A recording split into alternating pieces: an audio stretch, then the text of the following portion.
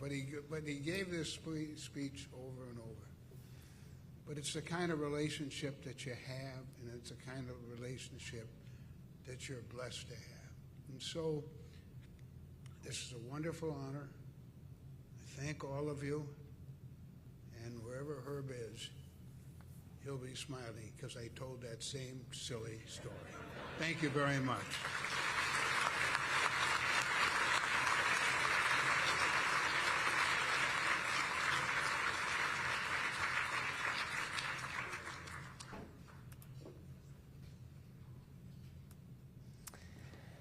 As we get you caught up to speed, you're seeing some of the other people honored there. 3 different prominent leaders in the Milwaukee community. The inaugural Herb Kohl Service Award winners announced this afternoon at the Economic Forum in Milwaukee. The other 2, besides former Commissioner Bud Selig there, Sheldon Lubar, the prominent businessman and philanthropist, and the man on the right, Stephen Marcus of course, the Marcus Hotels and Theater Group there, has done so much for the city as well. All of this tied into, as this award is being presented at the Milwaukee Jewish Federation's Economic Forum luncheon today at the Pfister Hotel.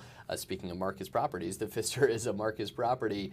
It honors the late Senator Herb Kohl, as well as some of the different things he did for the Jewish community in Milwaukee and in the state of Wisconsin as well. So the inaugural awards honoring 3 of the most distinguished leaders, and will continue to recognize different leading philanthropists and business figures overall after this inaugural debut here on this Wednesday afternoon. Don't get to hear from Bud Selig too often these days, so that was pretty cool catching the end of those remarks here. And as you can see, some shared smiles and laughs among those 3 luminaries here. The Herb Kohl Philanthropy is honored to partner with the Milwaukee Jewish Federation, they say, to present the award. It celebrates Senator Kohl's extraordinary life and legacy, as we listen to a little bit more of the applause there.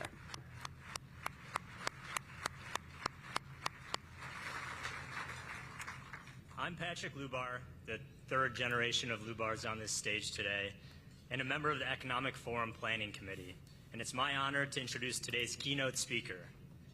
Yancey is a writer and the co-founder and former CEO of Kickstarter, and co-founder and director of MetaLabel.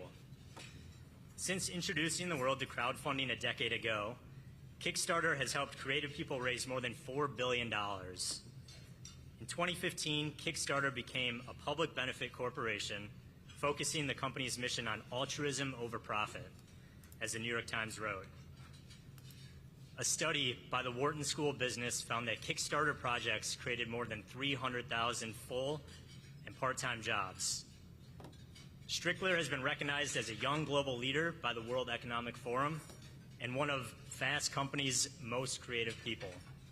In October 2019, Viking Books published Yancey's first book. While the luncheon continues there, honoring those 3 men, Sheldon Lubar, Stephen Marcus, and Bud Selig at the Milwaukee Jewish Federation's Economic Forum, the inaugural Herb Kohl Service Award winners from today's event. I want to switch you over as well to something happening in Washington, D.C. right now. This is the press secretary, Caroline Levitt, handling questions from the media. Certainly the protests in Los Angeles and around the country came front and center to the line of questioning. Let's see what we're getting from the media now. During next week UN conference. Right now, the president views the situation in Israel and Gaza as deeply unfortunate and needing to end. And the president is realistic about the current state of affairs in this region of the world. And that's why the president has said the #1 focus and priority of the administration is to release all of the hostages from Gaza and to end this conflict as soon as possible. The administration is still pushing very hard for the release of all the hostages. And as for what happens next, clearly Gaza is an uninhabitable place. It needs to be rebuilt with the help of our Arab partners, and the president wants to see that happen as well. Take a couple Just one on the G7 engagement. President Trump is traveling there on Sunday. Other presidents beyond the G7 leaders are also going. President Lula from Brazil, President Sheinbaum from Mexico, and President Zelensky from Ukraine are also going. Do you have confirmation if President Trump is meeting any other leaders on the sideline of the G7? Yes. To know about the Lula engagement in Lula. I can confirm there will be quite a few bilateral meetings between the president and other foreign leaders. The White House is still working very hard to finalize that schedule, and we will provide that for you as soon as we have it. Great. Thanks, Caroline. Just back to the China trade deal. Can you talk about the status of the export controls that the U.S. imposed? Are those no longer being imposed? We are fully complying with the Geneva Agreement. Go ahead. Sure. Thanks, Caroline. One foreign question for you and one domestic. The foreign, the president, of course, has said he would lift sanctions on Syria. Is there an executive order coming along soon to go do that? And is the president planning to try to get involved in any kind of a peace agreement between Israel and Syria that would disengage those two? To the best of my knowledge, the Treasury Department took action after the president made that announcement in Saudi Arabia. Okay. And then on the domestic side, you were just asked about the First Amendment rights issues. In the president's comments yesterday, though, he just said protesters would be strongly dealt with. In your list before, you referred to insurrectionists, rioters, and protesters together. Obviously, they're quite different from your earlier answer. I'm struck by the fact that the president has not at any point said the most important thing here is to protect the First Amendment rights of peaceful protesters. So I'm wondering, where in his hierarchy of interests does he place that? Is the First Amendment protection the most important? Is stopping violence most important? Why is he not out saying all peaceful protesters will be protected? I think two things can be important at the same time. And the president, as I just answered, supports the right of Americans to peacefully protest. He supports the First Amendment. But that is not the majority of the behavior that we have seen taking place in Los Angeles. We have seen mobs of violent rioters and agitators assaulting law enforcement officers, assaulting our federal immigration authorities. And we have seen, as I said, this goes back to what this administration is trying to do and accomplish, and that's enforcing law and order in our nation's communities. And it's removing public safety threats from communities in Los Angeles. You're saying the majority have not been peaceful, the majority have been violent. I just read for you the arrest numbers. We've arrested nearly 400 illegal aliens alone, just illegal aliens who have been arrested in these riots since June 6th, since they began. Thousands of people on the streets. Yeah, and we've had hundreds of people who have assaulted law enforcement officers. Are you saying that that's that's appropriate behavior? No, Are you no, saying I'm not that saying the that at all. president I'm shouldn't just take trying action? to figure out.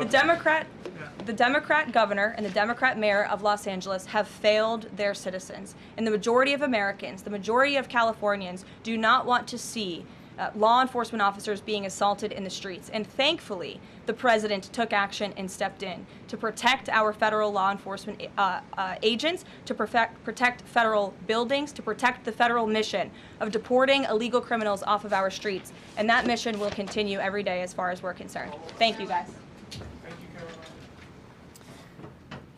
A wide range of topics there. Of course, first and foremost, the riots and protests that continue in L.A., including some violent clashes there, although the questions about just how many arrested compared to the large number of peaceful protesters that have been seen pushing back at immigration arrests around the country as well. Some of the other notable topics from that briefing with the White House press secretary right there, they continue to condemn the actions of Democratic leaders. You heard her mention both the mayor of Los Angeles, Karen Bass, as well as California Governor Gavin Newsom.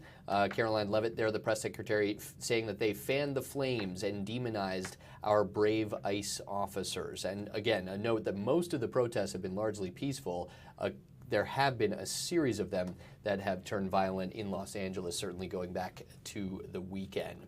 One other note from the Trump administration today, as we see the media members filing out of the White House press briefing room there, the president announced that the U.S. and China have finalized a trade deal saying that tariffs on Chinese goods are going to go down to a total of 55%. And under this deal, the United States is going to get things like magnets and rare earth minerals from China as the result of this deal.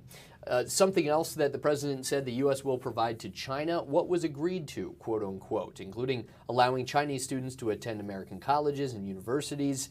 The Republican president had recently begun to clamp down on the presence of Chinese students at different U.S. college campuses. He described this deal actually as a framework to help the U.S. and China eventually negotiate a much sought-after trade agreement. So far, some of the details have still to be announced, but the framework that was announced today would have tariffs on Chinese goods lowered to 55%.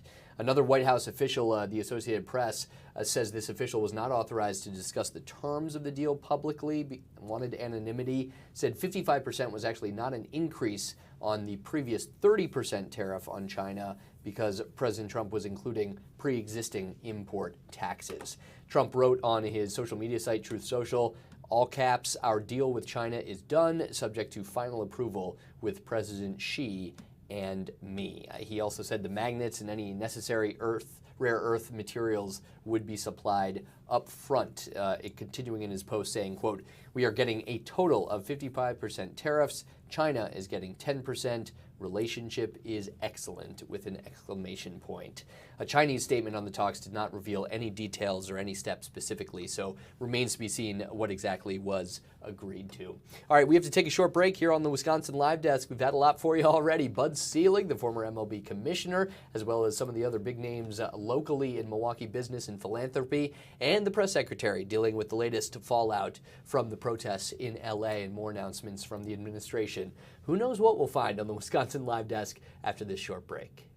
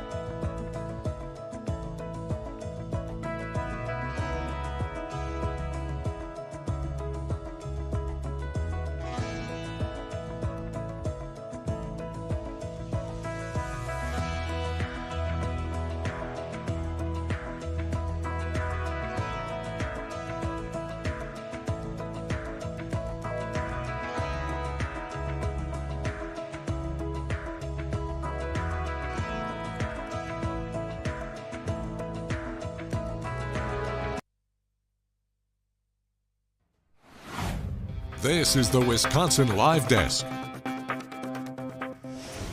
Good afternoon, Carl Leffenbaugh back with you here on the Wisconsin Live Desk. Already 80 degrees. I'm not sure if you guys are out and about watching us on your mobile device, perhaps on your cell phone today, either on Fox Local or the YouTube channel. Thankfully, the air conditioning is working here in our studio in Milwaukee. But man, 80, it's going to feel like summer out there. As we give you a live look, it's the Wisconsin Live Desk. How about we give you a live look at Wisconsin Avenue here? A nice shot showing a bit of the haze out there as well on this hot day. We want to get to a nice story of kind of rebirth and renewal for a local business in West Allis. If we look a little farther away down this camera, we bring in our Durante Matthews joining us today with this story. Durante, this is what you're covering for us here at Fox 6 today. Why don't you get people up to speed? Where are you, and why has this been such a journey for the business here inside? Hola, hola, hola, Carl. Nice. We are out here in West Allis. We're near 68th and Beloit. So we're at Elevate Coffee and Peace of Love Bakery. So it's been kind of, like you said, a story of rebirth, regrowth, if you will. Perseverance is definitely fitting with this. So last year in early February, I want to say February 3rd, this bakery suffered an accident. There was a hit and run. A car crashed directly into the bakery and also into the nearby business. Well, that business is no longer here, but for that entire year from last February until now, this bakery was just not here anymore. And we covered it last year, and we spoke to the owner, Ana Gonzalez, and she was just absolutely devastated, and rightfully so, because she said this bakery, Piece of Love, was her comfort place. It's her love. So fast forward to now, today is their soft reopening after a little more than a year of just being out of commission. And I just spoke with her, and it was just this glow on her face. She was just so happy to be back, and so have the community members. She said the community members have been a big part of why she is back, because the support has just been outstanding and truly fitting of that name, Piece of Love, because she wanted to give a piece of love to the community, and they in fact gave it right back to her. So that is what we're doing here today. Nice to see you smile on a good story in our community today, and getting to use some of your Spanish too. For people who are not familiar, Durante bilingual, and it's quite a talent. I love hearing you slide back and forth into some of the Bueno, Spanish. yo puedo hacer todo en español si quieres. See, and my kids go to a Spanish daycare, and I don't know a word, so yeah, you got to handle that for me today. Let me ask you this. So this goes back not just February of this year, but February of 2024. That's a long time for a business to be around, even if they're open and operating. The fact that they had to deal with such struggles over that span, what does she credit it to, her ability to stay in business and to get back to this point today? Again, it goes all the way back to the community. She said that the community has been her biggest motivation at this point, because after this happened, she said the community stepped right in immediately. They were here helping her clean up. Local businesses, other bakeries in the area have even said, look, don't come to us, go support Piece of Love, because they're the ones who need it right now. Even the mayor has been a big proponent for her. He was actually here this morning during their reopening. So it has been that community love, that community support that has kept her going this entire time. And although the actual bakery has not been here for that year and a half, she has been able to pivot, and she opened up sort of a mobile coffee business in the meantime.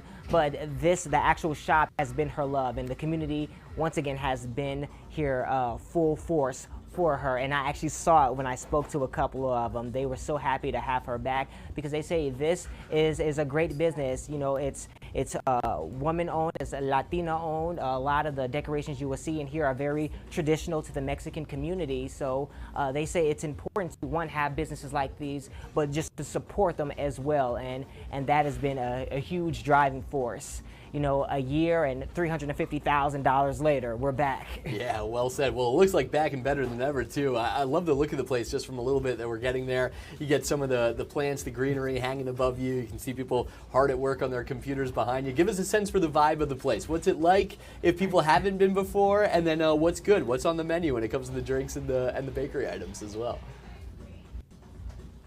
So today, it was a little bit of a mixed crowd. So earlier today, and I'll show you videos later on in my story, it was a big party here. You know, they had a whole DJ. People were here dancing. I asked the DJ to turn the music down a little bit so I can do this live shot so you don't hear it as much.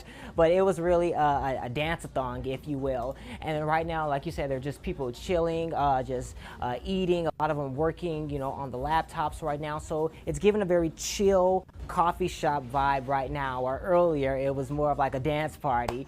And as the menu is kind of mixed as well. So of course, being a bakery, you know, she has her cakes. She has some chocolate cake, you know, tres leches cake, a lot of muffins as well on the menu. But she also has, you know, things like coffee, cappuccinos, and also sandwiches. So it's a little bit of everything here. I like it. That sounds fantastic. You're going to have to get over and try it, and hopefully there's a treat or two for you after a hard day working down there at Durante.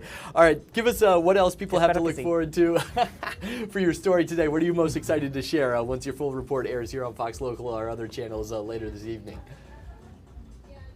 I'm just most excited for you guys to hear from Ana yourselves, just to hear her talk about what this journey has been like for her, you know, all the way back from the devastation to her journey here. And like I said, just the light in her eyes. She almost cried when I was speaking with her because this is her place. And just to hear the gratefulness and how humble she is to be open again and thank the community for their support. That is what I'm most interested for you guys to hear, just so you can see it yourself. And also things to look forward in the future. So today is just a soft reopening. There's a grand reopening this Sunday. It's going to go on from about 9 a.m. to 3.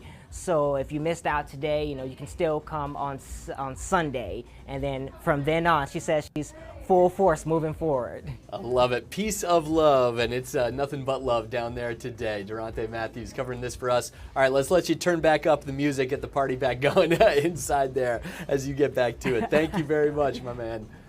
Gracias, I guess I should say, thank with you, my Carl. terrible accent. No, todos muy bien. Don't give me any credit for that. Come on. All right. Take care, my man. See ya. All right, Durante able to have a little bit of fun today. That should be a really nice story. And again, if you want to hear from the owner, Anna, that Durante mentioned there, sounds like it'll be worth your time later on here on Fox Local. If you're joining us on the FOX6 News Milwaukee YouTube channel as well, you can look for that later today in our evening newscasts. All right, we're going to take a short break here on the Wisconsin Live Desk. I'm certainly jealous of some of the drinks and some of the bakery items at Durante's fingertips there. We'll see what we have for you after this on the Wisconsin Live Desk.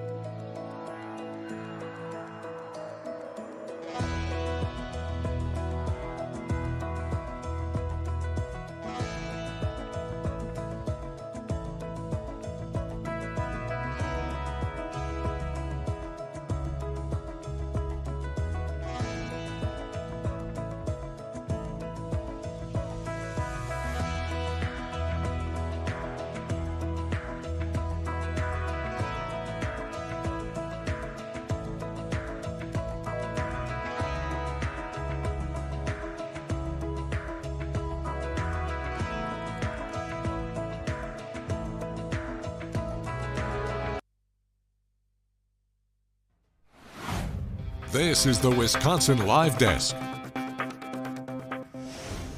Good afternoon, Carl Effenbaugh back with you here on the Wisconsin Live Desk, 12:54. We will see what we find for you over the next 36 minutes exactly that I'm with you here today, then changing things over to Ben Handelman, who handles the second hour of the Wisconsin Live Desk on these Wednesdays. We'll give you a look at a couple of things we're waiting on now. We got to hear from the press secretary, Caroline Leavitt, and the Trump administration's view on things in Los Angeles, certainly coming off of the violent weekend, and then some of the protests that have spread nationwide against immigrations and customs enforcement agent arrests in Los Angeles and elsewhere. This is a live look at what will be the latest press briefing from the mayor of Los Angeles. Karen Bass is scheduled to speak any minute now. We'll try to get you that for her side of things from the city where things are happening. So far, some of the numbers we've gotten from Los Angeles: 2 people charged with allegedly throwing Molotov cocktails toward police during some of those LA protests. And of course, it's not just LA. The New York Police Department reported it detained more than 80 people during a protest Tuesday night in Lower Manhattan. We also had a protest, a peaceful one, thankfully, here in Milwaukee that was in parts of downtown, including, let me get you a shot here real quick. This is Red Arrow Park. The protest march actually left from Cathedral Square a few blocks away and went to some of the ICE offices in Milwaukee as well. So we're seeing this growing, although certainly not to the degree of violence that we saw in Los Angeles, although the back and forth between Democratic leaders in California and the Trump administration shifting the blame on who's responsible for the actual violence. The National Guard, as we know, is in Los Angeles now. U.S. Marines were sent by the president as well, although so far they have not been engaged in any way with the protests in Los Angeles. As soon as Karen Bass steps to the podium, we'll try to bring that to you as well. The other really sad news from the music world today, this just happened moments ago. The family of Brian Wilson posted this to his official account. We are heartbroken to announce that our beloved father, Brian Wilson, has passed away. We're at a loss for words right now. Please respect our privacy at this time as our family is grieving. We realize that we are sharing our grief with the world. Love and mercy. Brian Wilson, of course, the Beach Boys' visionary leader, a genius, the sound of summer for so many people when you think about songs like Good Vibrations, California Girls, and more. So many different hits as we're getting into the summertime season. And Brian Wilson has died at the age of 82. Easily to say, one of the world's most influential recording artists. They posted this both to his different social media accounts as well as his website today. Other details on his death, how exactly he died, have not been released. Since May of 2024, though, so going back more than a year, Brian Wilson had been under a court conservatorship. That was to oversee his personal and medical affairs with longtime representatives in charge of that. He is the oldest and was the last surviving of three musical brothers. Brian played bass, Carl Wilson lead guitar, and Dennis Wilson the drums. And he and his fellow Beach Boys, so to speak, rose in the 1960s to fame. They were a local California band and then became national hitmakers, influencing an international audience, bringing that surf and sun from California all the way around the country, all the way around the globe as well. He did have certainly plenty of demons in his life, celebrated for his gifts musically, but also one of rock and roll's great romantics, though a tormented man. He embarked during his peak years, actually, on a steeper path to a different one, seeking sound as well. How about this for people not as familiar with the Beach Boys? They rank among the most popular groups of the rock era. More than 30 singles in the top 40. Worldwide sales, more than 100 million of those. The 1966 album, Pet Sounds, that was voted number 2 in a Rolling Stones list of the best 500 albums of all time. That was a list released in 2003. They were number 2, although falling just behind the Beatles, as Brian Wilson and the Beach Boys had done much during their heyday. The Beatles' Sgt. Pepper's Lonely Hearts Club Band took that top spot, according to Rolling Stone, again, about 22 years ago. The Beach Boys also featured Wilson's cousin, Mike Love, as well as a childhood friend. They were all voted in the Rock and Roll Hall of Fame back in 1988. Wilson had feuded with Love, with his cousin, over some of the songwriting credits over the years, but appears if the industry and certainly of the music world loved him. Elton John, Bruce Springsteen, Smokey Robinson, Carole King. The Who's drummer, Keith Moon, also at one point apparently wanted to join the Beach Boys, and Paul McCartney from the Beatles, of course, called Pet Sounds a direct inspiration for the Beatles and the ballad God Only Knows. If you know that song, you certainly can hear some of the characteristics. One of Paul McCartney's favorite songs, God Only Knows, saying it often brought him to tears. Again, Brian Wilson dead at the age of 82. That's according to his family, posting this on his website and other social media accounts. We still don't know the details of his death, more certainly to come out, but a music legend gone at the age of 82. All right, a reminder that we are watching this press conference. The mayor of Los Angeles, Karen Bass, supposed to speak at some point here soon. We'll try to carry that for you as well. But for now, 1 o'clock here on the Wisconsin Live Desk. We are going to take a short break and rejoin you after this.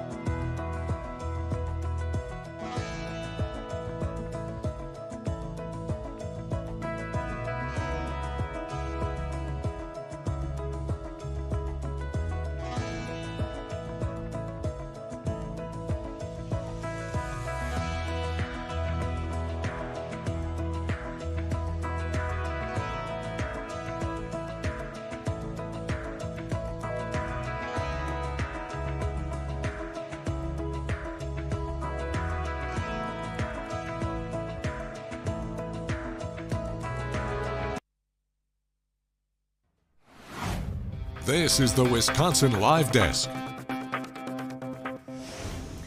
Hey, Carl Denbaugh back with you on the Wisconsin Live Desk. We're going to take a little bit of a wider view here from Wisconsin to the big issue around the country, and that would be some of the protests against immigration's enforcement arrests happening that started in L.A. certainly over the weekend and has spread throughout. I mentioned the press conference we're awaiting the mayor of Los Angeles, Karen Bass. Her latest update today could happen momentarily. In the meantime, we do have a live view of the National Guard in Los Angeles. This is a part of their mission, standing by and guarding a federal building in Los Angeles, although the decision to send the National Guard into LA against Governor Gavin Newsom's request has certainly drawn quite a bit of pushback for the Trump administration. President Trump saying it was a necessary move to get law and order back to the nation's second largest city. It is also a fairly unprecedented move, the first time since the civil rights era. I believe 65 years ago, the last time a U.S. president sent the National Guard into a state when the governor of that state had not requested it and was not in support of that move.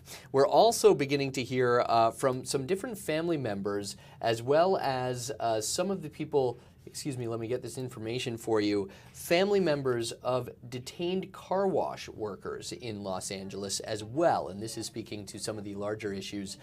These people clearly want ICE out of LA, as the signs say. Let's listen to some of the speakers here live for you here on the Wisconsin Live Desk.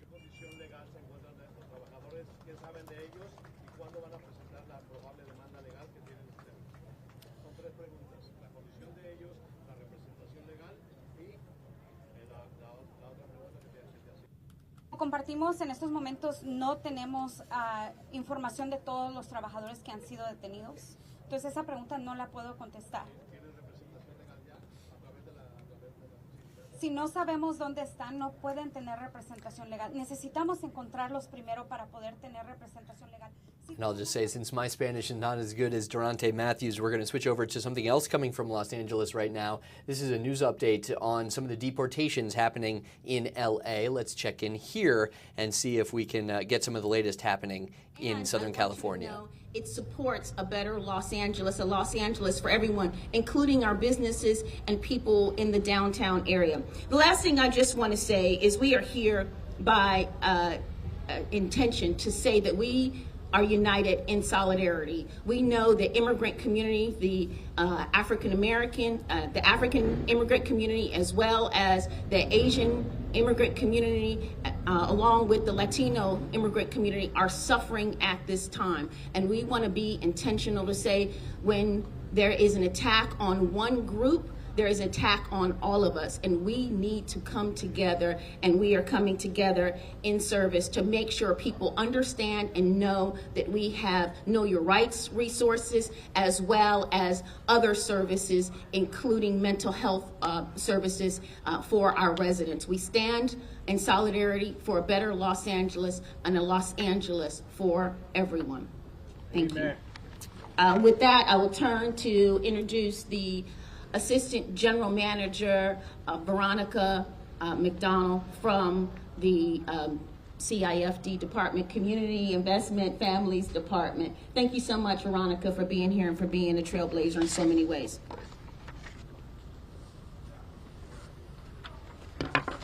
Thank you, Capri, and to all of the partners that are here today. It's this work that is so important and is leading this initiative. Veronica McDonald, I am the Assistant General Manager, as Capri said, for the Community Investment for Families Department, and it's really an honor to be here this morning. Our vision at CIFD is to break the cycle of generational poverty by creating community wealth, and we do this through a variety of programs and making sure our immigrant communities, as well as all Angelenos, are aware of the various services that the city provides.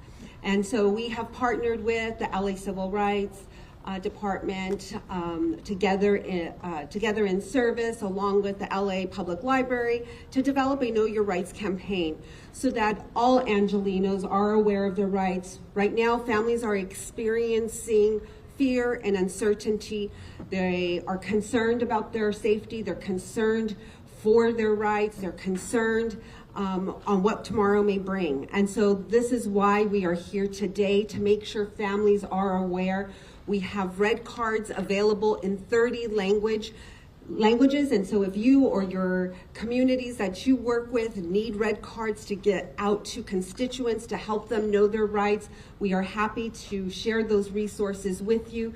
They are also available on our website at laforfamilies.org. We are again here, we have 19 family source centers throughout the city of Los Angeles, offering case management, immigration service, food access, and essential services that families may need during this time. I know sometimes our families are afraid to leave their homes, and we are coordinating home deliveries so everyone has access. So please feel free to reach out for our services. In addition to the red cards, our office operates the Office of Immigrant Inclusion and Language Access. This is a citywide initiative where we help coordinate the delivery of city services. And so we are working with our partners to make sure that all of this information is translated in all of the various threshold languages. So again, if you need access to any of these information, please feel free to reach out. We serve over 50,000 Angelenos each year with these services, and we are here to serve the communities that you all work with and are a part of, and for the families that need these services. So thank you again for having me here today and for just this such important, great work. Thank you, Veronica. Thank you. And let me just say that is Nikita out here? Nikita from the Family Sources on Premises? 1 second, sir. Sure. George, is this your stand as well? Yeah. Okay. So Nikita, we have a Family Source Center here located on the premises, and please, in Suite 105, if individuals need services here locally in Leimert Park. And let me tell you why this is so important. Just yesterday, we experienced only 25% of the people that come for food every week at this location provided by Family Source showed up for food because of fear and because of ICE driving through this particular neighborhood. And so we are positioning ourselves to continue to support community, make sure they understand resources that are available through Together and Service Partners. And to talk to us is Diana. Diana, if you could introduce yourself and then share a little bit about that. Thank you once again for the opportunity to speak before so many influential community leaders and individuals working together to support the powerful and resilient Los Angeles community. My name is Diana Alfaro, and I serve as the Associate Executive Director for Central City Neighborhood Partners, CCNP. At CCNP, we take pride in being a trusted organization and a beacon of hope for countless individuals and families across the city of Los Angeles, providing essential resources. Today, I'm honored to represent 2 of the 19 Family Source Centers working collaboratively across Los Angeles to deliver critical resources and life-changing assistance to communities. In challenging times like these, it becomes more important to recognize and uplift the organizations that bring comfort, unity, and tangible support to those who need it most. Today, we are gathered here with multiple organizations that do just that. As we stand before you, we want to emphasize the vital role that community-based organizations play. We are not just service providers, we are neighbors, connectors, and advocates. We remain deeply rooted in the communities we serve, offering not only resources, but a sense of belonging and trust. As our communities continue to navigate uncertainties, we, as a collective, are committed to providing a safe space that promotes healing, food, clothing, and other essential resources and information, education on know your rights, and opportunities to stay connected. We urge you to connect with any one of these organizations or any FSC during these uncertain times. Together, we will rise and be of service to one another. I'm going to say a little words in Spanish. Voy a decir unas pocas palabras en español. Me llamo Diana Alfaro, soy la directora. Well, that continues in Los Angeles. A reminder that we're still awaiting this update from the mayor of Los Angeles, Karen Bass, supposed to speak sometime soon. That happens during the next hour, 15 minutes of the Wisconsin Live Desk. Certainly something we'll bring you live here, as we also have that live picture, someone waving the flag of California outside of the federal building in Los Angeles, where National Guard troops are deployed in standing guard right now. I do want to tell you about something else that just dropped. Breaking news out of New York City when it comes to the Harvey Weinstein retrial. A verdict is in. Let's get you a live picture from New York City. This is not anywhere near the courtroom where the trial was happening, but a live look at New York City on this Wednesday afternoon. So here we go. The former movie mogul Harvey Weinstein was convicted today of one of the top charges in this retrial of his sex crimes case, but was also acquitted of another, and jurors, as of now, have not been able to reach a verdict on a third charge. So to get you some of the insight here into what this split verdict means as they still wait a verdict on the third charge, it's certainly vindication for some of Harvey Weinstein's many accusers and prosecutors in this case, but also goes a little bit to Weinstein's side as well after this case was thrown into limbo over the last few days. So his initial conviction came from 5 years ago. It seemed to cement the downfall of, at the time, one of the most powerful men in Hollywood. It was a pivotal moment for the Me Too movement at the time. But that conviction was overturned last year. Instead, the case was sent back for a retrial in the same Manhattan courthouse where it had first been tried. And here we go. The second time around now, a majority female jury convicted Weinstein of forcibly subjecting someone to a criminal sex act in 2006. That is one of the top charges he faced in this retrial. But they also continued and acquitted Weinstein of another criminal sex act charge going back to 2006 as well. And then the third charge that he faces is that he raped a woman in 2013. That third-degree rape charge actually carries a lesser penalty than the first-degree criminal sex act offense. So he was found guilty in this retrial of one of the more serious charges he faced, acquitted of the second one, and still to be determined from that third charge. He is 73 years old. He has denied that he ever sexually assaulted or raped everyone, but became the face of the Me Too movement when so many people in Hollywood came out with different stories of what he had done to them over the years. This has also been a difficult trial over the last few days because of what has happened in the jury deliberation room.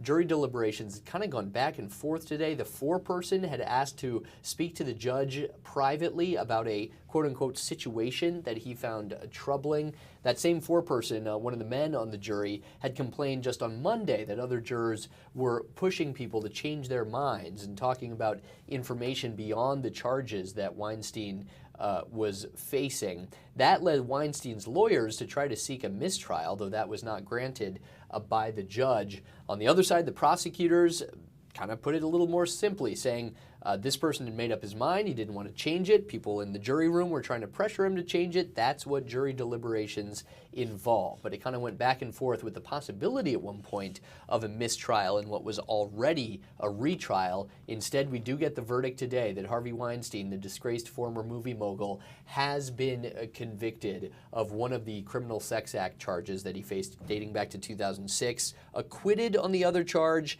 and still a third verdict to be determined on a third charge that he faces. Either way, Harvey Weinstein was going back to jail because of a separate trial in Los Angeles where he was convicted, but this New York case was a retrial after an initial conviction 5 years ago. So that's the latest from New York City that we can get you. Just happened moments ago, and wanted to make sure that we brought you that information here, even if it is the Wisconsin Live Desk. We are going to take another short break, still awaiting that press conference with the mayor of Los Angeles, Karen Bass. We'll let you know when that happens and what else we hear from the West Coast after this break.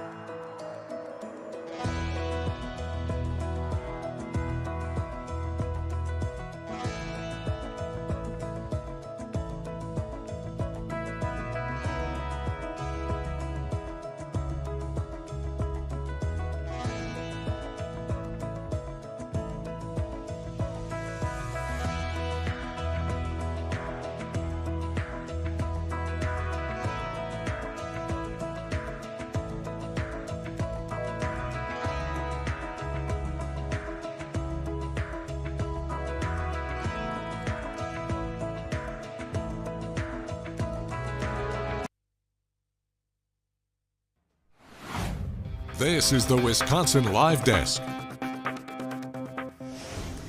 Hey, welcome back to the Wisconsin Live Desk, 118 on your Wednesday afternoon, and the temperature's creeping up, 82 degrees out there already. We've had a lot of stories that have brought national attention, certainly from Los Angeles, the Harvey Weinstein conviction that just happened moments ago, from New York City. But we want to get you back to some of the news here in Wisconsin as well on this Wednesday afternoon, kind of getting the shot of the hazy skies on a hot summer-like day here in early June. This just came in from the Milwaukee County Zoo. Quite the big news for some small animals at the zoo. The zoo just had a release saying that after careful consideration of the needs of animals, we've decided to close the small mammals building by the end of the year. So closure coming at the Milwaukee County Zoo. The small mammals building will apparently close by the end of the year. In April, this goes back to the Milwaukee County Zoo had announced a new strategic plan, the refreshed master plan, trying to focus on the future of the zoo and its work to lead as an innovator in 21st century animal care. One of the points emphasized, though, was the zoo's commitment to adding habitats that align with the more modern approach of animal care and adding animals and experiences for the community that were safe and healthy for both the animals and people. And from the release, it says, with that in mind, we have decided to close the small mammals building by the end of the year. The building had been a mainstay of the zoo, one of the original buildings, and though the animals are doing well, the building has outlived its prime when it comes to modernized animal care. So that's some of the reasoning behind this decision from officials at the Milwaukee County Zoo. The closure will be an ongoing process, according to the zoo's statement. Animal leadership has begun to relocate some of the different animals to other AZA-accredited zoos. That's the accreditation service that works with zoos around the country. Those new locations are secured. Once they are secured, the animals will be moved out, and then because of that, we do not currently, according to zoo officials, have an exact date for the building's official closure. The zookeepers, though, impacted by the building's closure will transfer to other animal care areas at the Milwaukee County Zoo, using those team members to continue their integral role in the operations happening there. All of that will also help the zoo, according to the official statement, in meeting its accreditation standards, providing zookeepers time to implement care for animals and keep that. And from, let me get this statement for you, Supervisor Sheldon Wasserman, a Milwaukee County supervisor, had a statement that read, quote, "I support the zoo's decision to begin closing the small mammals building. I recently toured the building with the executive director and had the opportunity to speak with zookeepers." From the supervisor's statement, he says, "I can see the dedication these individuals give to their work and know they're passionate about the care they give to animals, but the building does not live up to the modernized standard needed to continue that exceptional care." So there you go. If you've been a fan of the small mammals building at the Milwaukee County Zoo over the years, you only have a little bit longer to go and check it out, as that building will close by the end of the year. The news from the Milwaukee County Zoo, just announced moments ago, came into our inbox. All right, some of the other things that we're following for you here on this Wednesday afternoon, as we started you there in Milwaukee County, take you back to Los Angeles County. And the mayor of Los Angeles, the city of LA, Karen Bass, is supposed to speak at some point this afternoon. We thought this would have happened by now, but standing by, we still have the camera feed. When she steps to the podium, we certainly will take that for you, discussing the presence of the National Guard as we give you a live look at some of those National Guard members in downtown Los Angeles, as well as the protests in Mayor Bass's city that she has dealt with, and so many have dealt with and seen nationally in coverage over the last few days. Now, as a counterpoint, we're also getting words from other parts of the country, including Chicago's mayor, Brandon Johnson, from just down south of us here in Milwaukee. He says the city's police have responded appropriately, managing crowds at different immigration protests over the recent days. Those demonstrations have been in response to what we've seen in Los Angeles, but the largest gathering downtown Chicago Wednesday, in fact, when thousands gathered in the downtown plaza and some of the surrounding streets. So far, some incidents of vandalism reported. A 66-year-old woman was injured when she was actually hit by a car, but according to Mayor Johnson of Chicago, quote, "the vast majority of protesters remain peaceful and organized," he said. So that's a bit of comparison. Other places, Denver had a series of arrests. I believe it was 17 people arrested, from their protests during some of the demonstrations that were happening. You're seeing some of the crowd building here in Los Angeles as well. Some of the other areas of the country, New York police said they detained more than 80 people during Tuesday night protests in Lower Manhattan against the efforts of immigrations and customs enforcement agents, whether that was in New York City or certainly recognizing what's happened in Los Angeles over the last few days. Some of the other live updates we can give you here on the Wisconsin Live Desk as we give you a look at the White House on this Wednesday afternoon.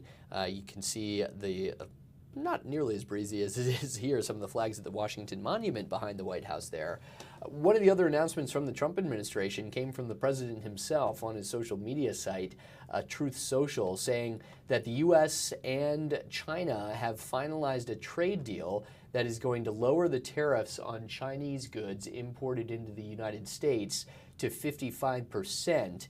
And in return, the U.S. will apparently get magnets and rare earth minerals from China under this trade deal. We are still waiting to hear from Chinese officials on this and get their perspective. But some of the posts from President Donald Trump on his Truth Social account saying, quote, "Our deal with China is done, subject to final approval with President Xi and me." All of that in all caps. And the president continued in his post, "We are getting a total of 55% tariffs. China is getting 10%. Relationship is excellent!" Exclamation point. And the numbers will certainly be dove into by economists over the next few days as more details come out, because we're still waiting for the public terms of this deal. But a White House official that spoke to the Associated Press on condition of anonymity said the 55% number the president is throwing out is actually not an increase on previous 30% tariffs on China. That's because the president was including other pre-existing import taxes. So could total of 55%, but that gets you into some of the numbers there that the president announced today from the White House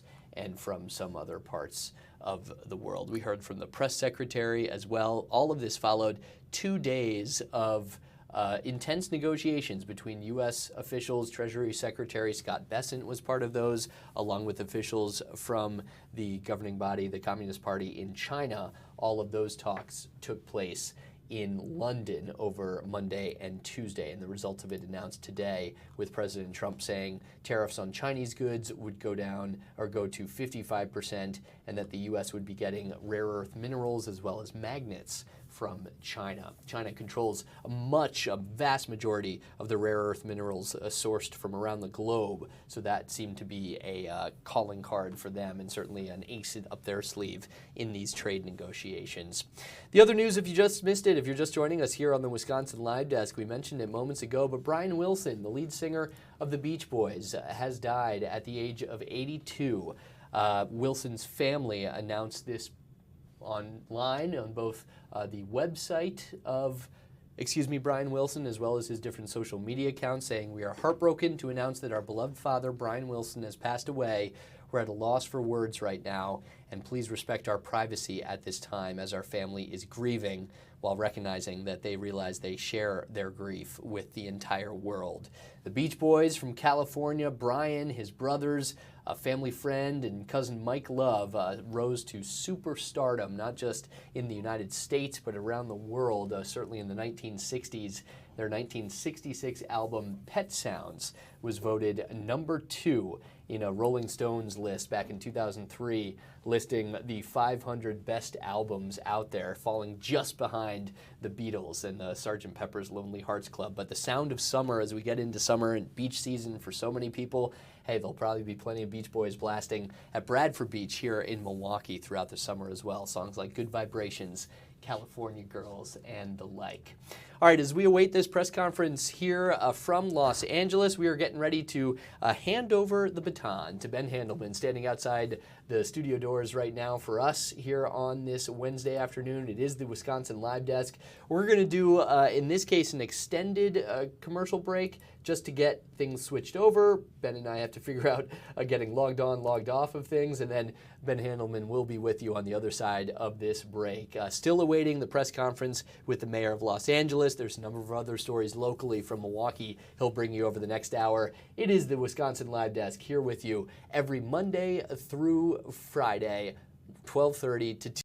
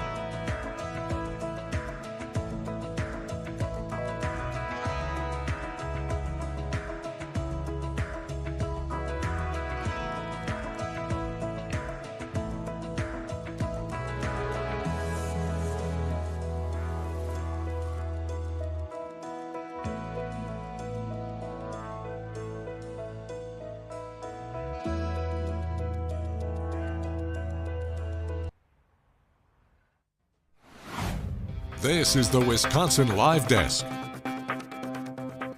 Oh, hey everybody, Ben Hanlon from the Wisconsin Live Desk. You ready for another exciting hour of live television? Because that's what we do here on the Live Desk. Carl did a great job. We're following lots of different things happening all around the country right now. I want to show you what's going on in LA. Quick shot here. The National Guard is standing kind of side by side with police officers there protecting federal buildings because of all the protests. We are watching this press conference that's just begun with the Los Angeles mayor. We're going to get back to this press conference in just a minute, but I do want to bring it closer to home. We got some smog that we're dealing with in the city of Milwaukee, but first, I want to go out west because there is some drama with our parades, and Christina Van Zelst is joining us live in Oconomowoc. Christina, thanks for being here on the Wisconsin Live Desk. Okay, we've got drama. What's going on out there?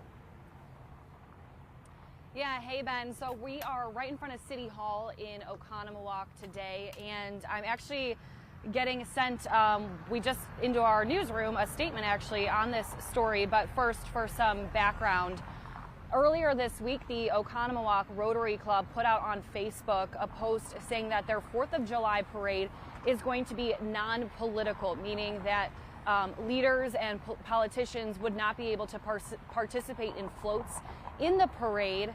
And I want to read you, we just got actually a statement from the Rotary Club in response to this because there was a lot of people talking. It created a big discussion and a lot of people were not happy with that decision. So let me, Ben, I'm going to bring you this statement. Yeah, we can just read it live here right out of your inbox because, I mean, this is what the Wisconsin Live Desk is for. So I'm seeing it on my phone as well. But why don't you read it for us here because this is a pretty lengthy statement here. It is long, so I'm gonna, let's see. Okay, so I'll just read you the whole thing. This is from the Rotary Club of Oconomowoc, and it says, we're reaching out today to offer a sincere apology and clarification regarding recent communications about political participation in our upcoming 4th of July parade. The Rotary Club, we are a fundamentally non-political organization dedicated to service above self and to fostering unity in our community. Our commitment to this year's celebration has been to host, and this is in bold, a non-political parade, a true community celebration. It was never our intention to exclude or restrict any individuals or groups from being part of this important event.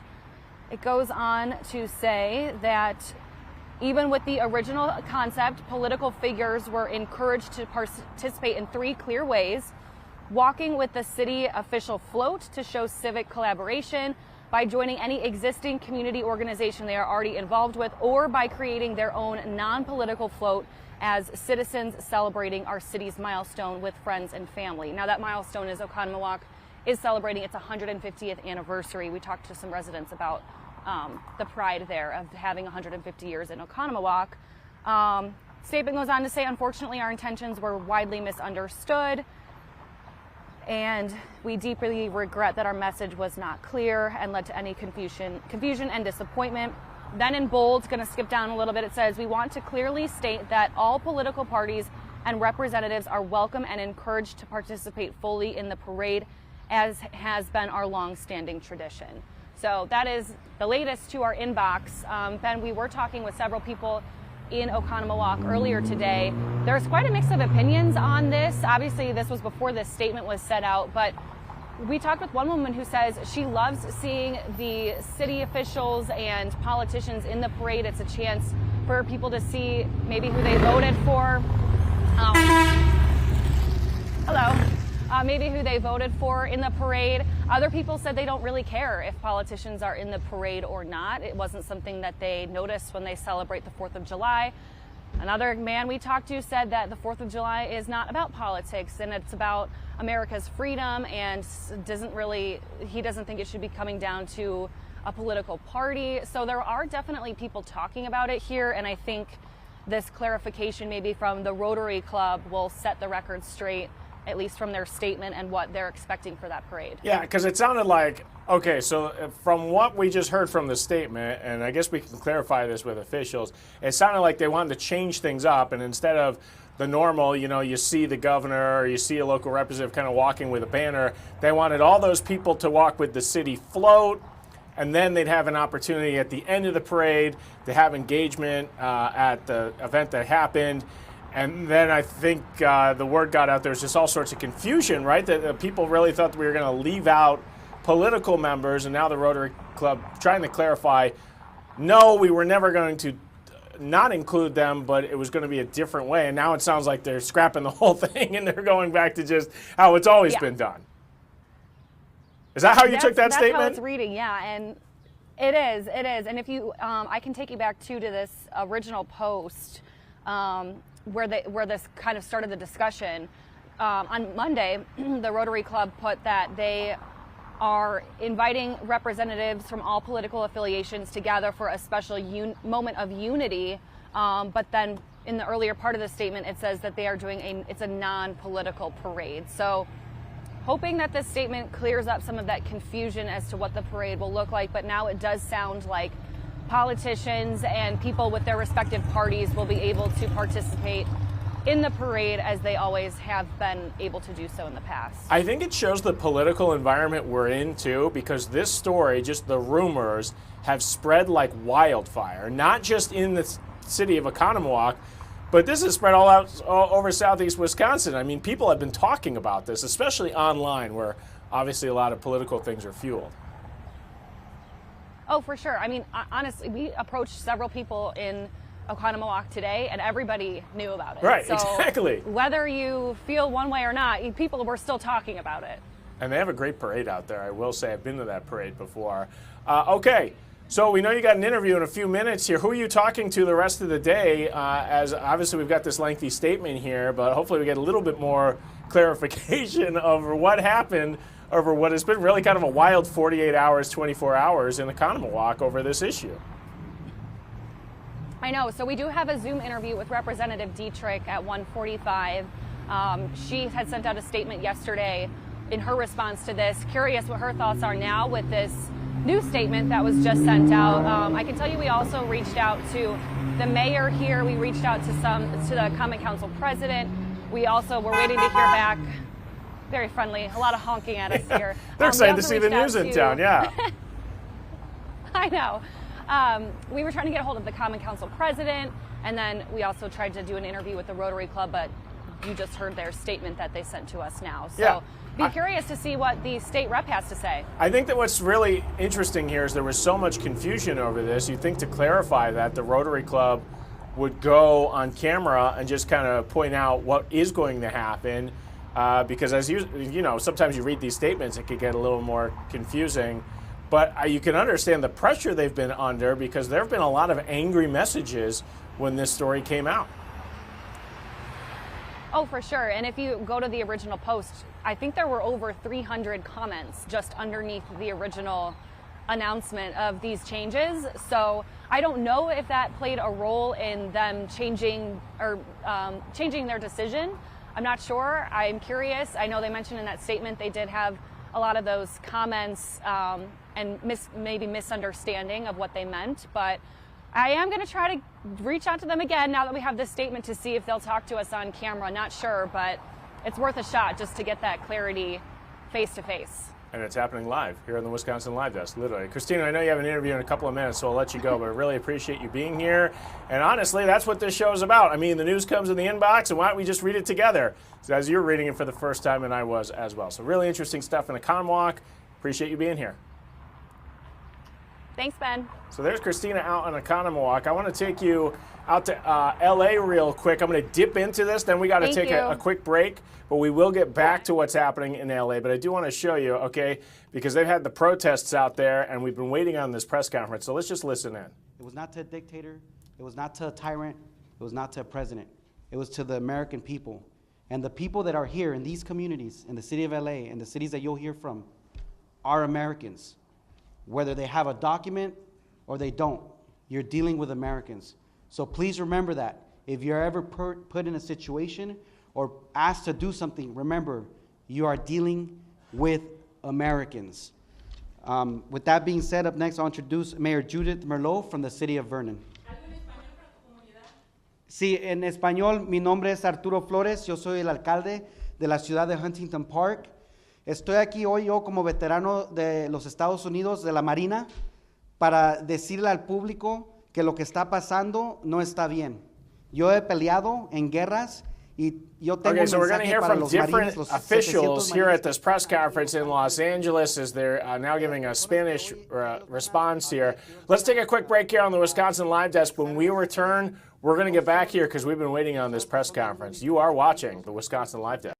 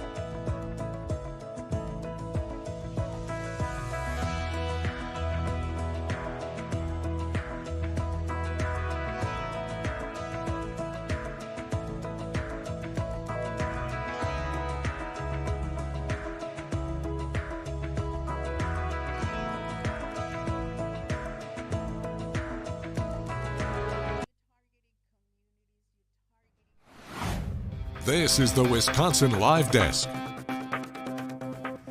What up, news nerds? Ben Handelman from the Wisconsin Live Desk. You know the rules around here. It's got to be live for us to bring it to you. We're not going to edit anything. We're not going to show you anything that's not happening right now. And there are things happening right now. Here locally, I'm going to just bring you a live shot at the Milwaukee County Zoo. There's a blood drive underway, and we are expecting LA's officials to speak soon on the protests. We'll get to that in a second. But we're bringing you this blood drive that's happening at the zoo. And we've got a photojournalist out there, but there's other news happening at the zoo about a closure of one of their oldest exhibits, the small mammal exhibit at the zoo. They're going to close it at the end of the year. So we're going to get more information on that, but our photojournalist right now, he's picking up a blood drive that's currently happening at the Milwaukee County Zoo. That's Jeff Rings. We're on board with there. We got to get you out to LA because this press conference has been going on and we've been waiting for it. This is the mayor of Southgate. This is a suburb of Los Angeles. But Karen Bass, the LA mayor, has brought all these mayors from the region together to hold this press conference after they've had a lot of political unrest, obviously, there in Los Angeles, and it has spread around the country to other cities, including in Milwaukee. So let's listen into this press conference that is now underway. I'm an immigrant myself. I came to the United States, and I am working for our community. The current action of ICE treats immigrants as criminals. We are not criminals. We are hardworking people. We came to the United States to work, to better our families. The humanizing and targeting people who often a threat, Southgate stands with our surrounding cities and to all our community. The people of the city of Southgate, I'm talking to you. You are not alone. We are here with you, and we are going to be helping and also making sure that everyone is safe. So with that, I am going to be calling up Mayor from Ventura, Jeanette Sanchez Palacio. Good afternoon or good morning still, everyone. Thank you for being here. Thank you, Mayor Bass, for inviting us. Thank you to all the mayors who are here throughout California. And while you may see many of us, there are many more who are not here, who could not be here with us today, but who support this effort in being united together. We are outraged and heartbroken by the recent and ongoing ICE activities targeting immigrant families in our community. These actions are not only inhumane, but they are also an affront to the values we uphold in Ventura, but also throughout the state of California. The city in Ventura in our region is an agricultural region. They are sustained by labor, resilience, and cultural richness of immigrant communities. And when our workforce lives are in fear, the fields will go unharvested. The impact is felt not only at the local level, but it will also be felt at the national level. Everything will be affected, and every American who is here and relies on the labor of these individuals will also be affected. These same individuals are also the community who held up the large portion of essential workforce while we were in the pandemic. These are the very workers who kept the state running, who kept our families fed, and who kept our lives safe. But most importantly, let's not forget that these people are also human. At the basic level, they are our friends, they are our family, and they are our loved ones. And as elected officials representing various cities across the state, we have come here together to condemn the separation of immigrant families. No one deserves to live in fear, simply for seeking a better life or for seeking a better life for themselves or their loved ones. And so we call for a swift and coordinated action by our federal officials to put an end to these destructive practices and instead focus on a comprehensive immigration reform. We call on our fellow elected leaders to raise their voices with courage and to center humanity in every decision they make. Ahora en español. Soy la alcaldesa Janet Sánchez Palacios de la ciudad de Ventura. Y estamos aquí junto a la alcaldesa Mayor Bass. Gracias por invitarnos, también con otros representantes de diferentes ciudades del estado de California.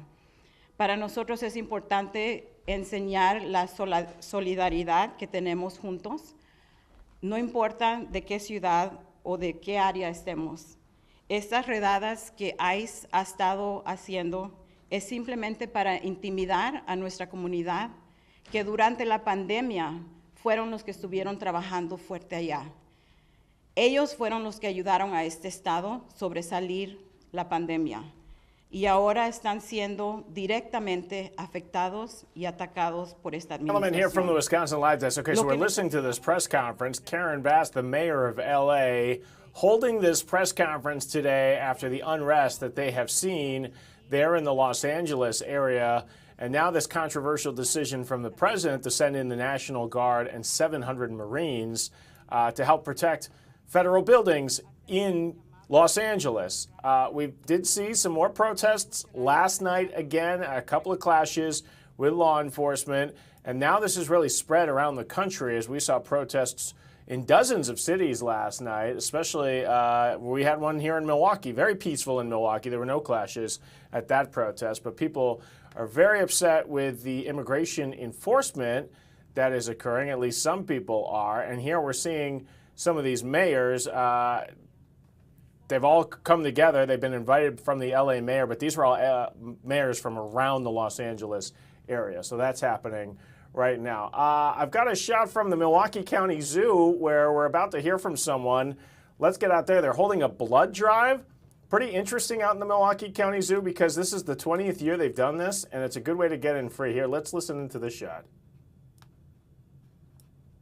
Yep, I'm an account manager with the American Red Cross. All right, tell me about what's happening. Sure. We're having our 20th annual Milwaukee County Zoo blood drive today. It is on Tuesday, Wednesday, and Thursday.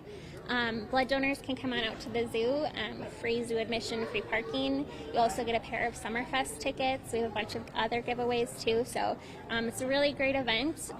There's quite a need for blood during the summer. We usually see a decline. About 25% of the blood supply comes from high schools and colleges, and when they're out of session, we tend to see a dip in giving.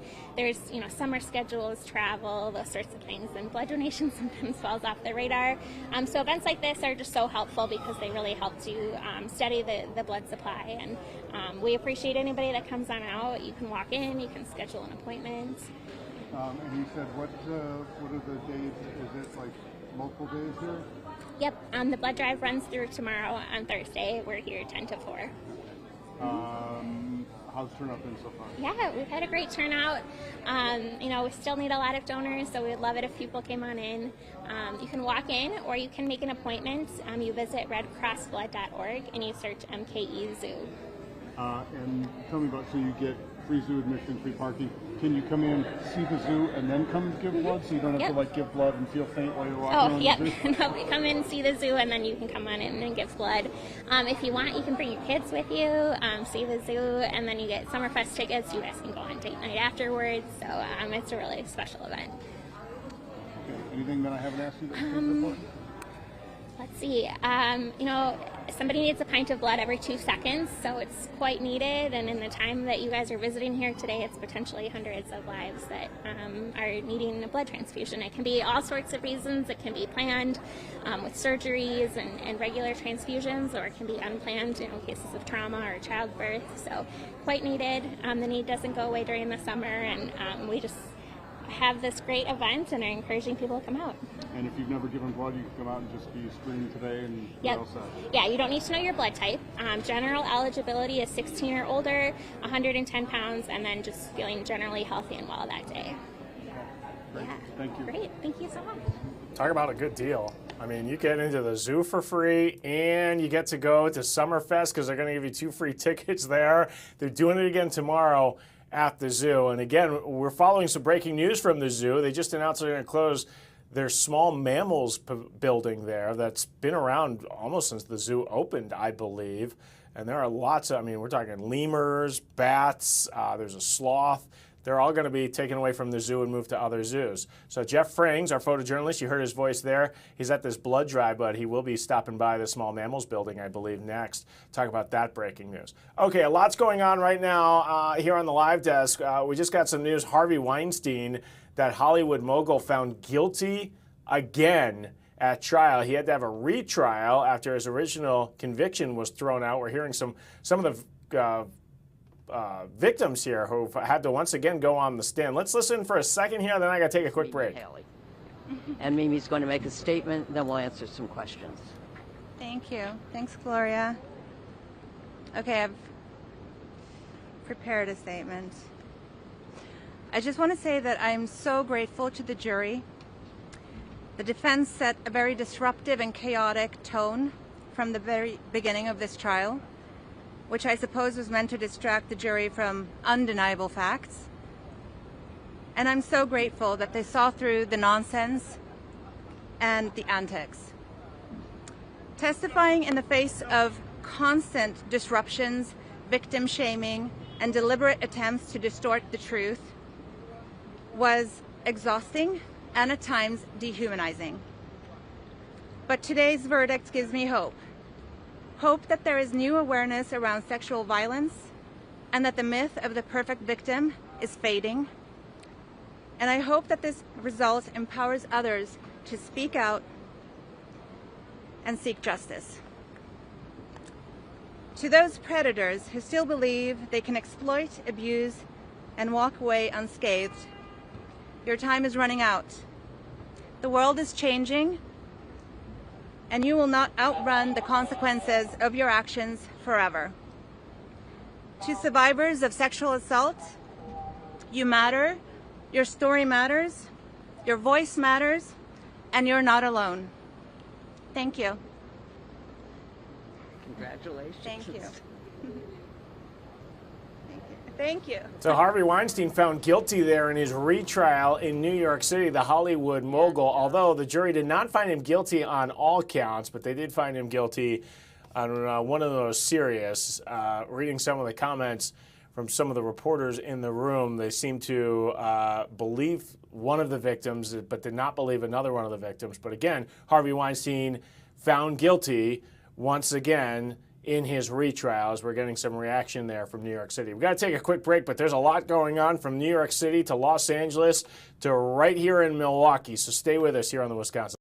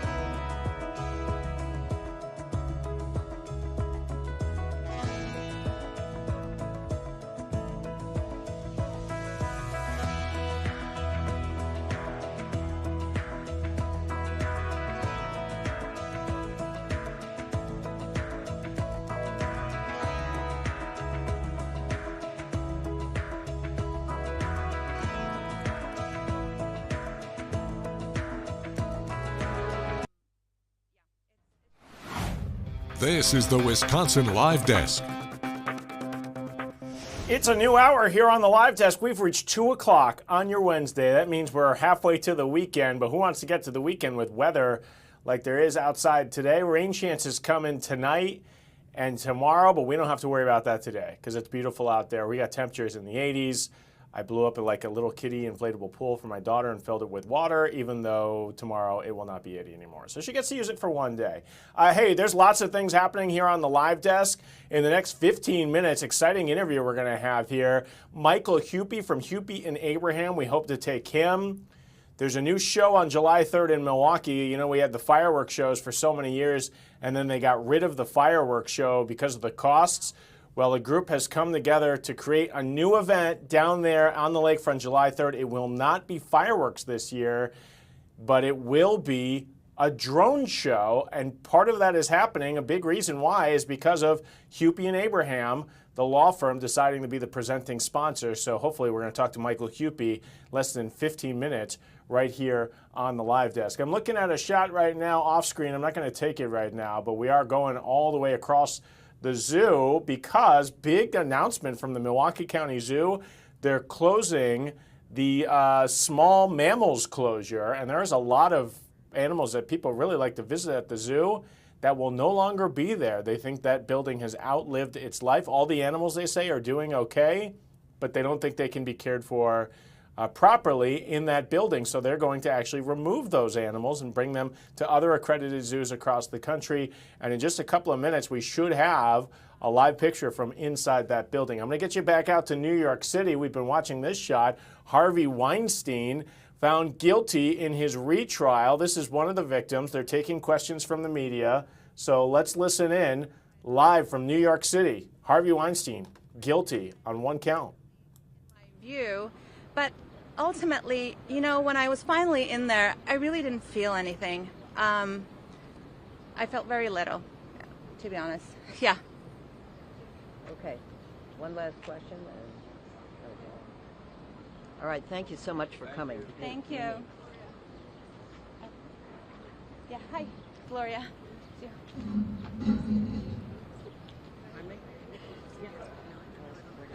Lori Alstead there on your screen, that is that super high-profile attorney who has taken this case and once again getting another guilty verdict against Harvey Weinstein, who was his lawyers fighting some of these accusations of sexual misconduct against that Hollywood mogul. So that's a live picture from New York City. Let's go coast to coast here. Let's go to L.A., where there's a press conference underway with mayors. They've joined the Los Angeles mayor talking about the immigration enforcement and the unrest in that part of the country. Let's listen in. We are working together to share information to quell the anxiety in our community as much as we can. So thank you for having us here.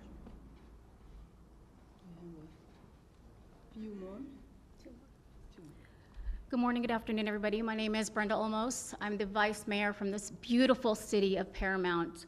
On Saturday morning, myself, along with Assemblymember Solache, we were gassed and we were hit with the rubber pellets or whatever they were shooting at us. I'm asking you, please listen to me. Stop terrorizing our residents. You need to stop these raids. We were at a council meeting last night where members of our community were crying to us.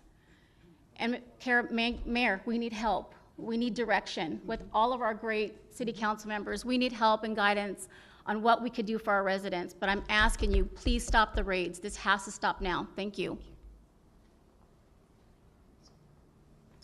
Good morning. I'm Doug Halter, Deputy Mayor of the City of Ventura. And this is absolutely unconscionable, what's going on. I had never thought in my life that I would be seeing this sort of disruption and this sort of terrorism attack on our citizens, on our community, on our residents, our friends, our family, our neighbors, our workers, our employers. Everything that impacts one part of our community impacts all of us. And to see this coming from our own country, the country that I was raised by my Italian grandparents to love and be so proud of, and to see this happen, it's just unconscionable. This has got to stop. We've been asking for comprehensive immigration reform for at least 30 years. Now, if he really wants to be a hero, get on it and get it done. And leave our people alone, because we will fight and we defend them. They're part of our community. They will always be a part of our community. Thank you.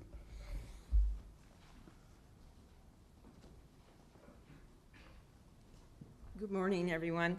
I'm Councilmember Velma Cuellar Stallings.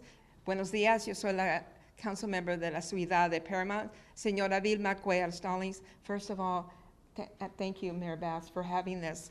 And on behalf of Paramount, I just want you to tell all of you that we're standing together. And together, we're going to get this done. Please, please, Paramount, know that we're here for you. Thank you.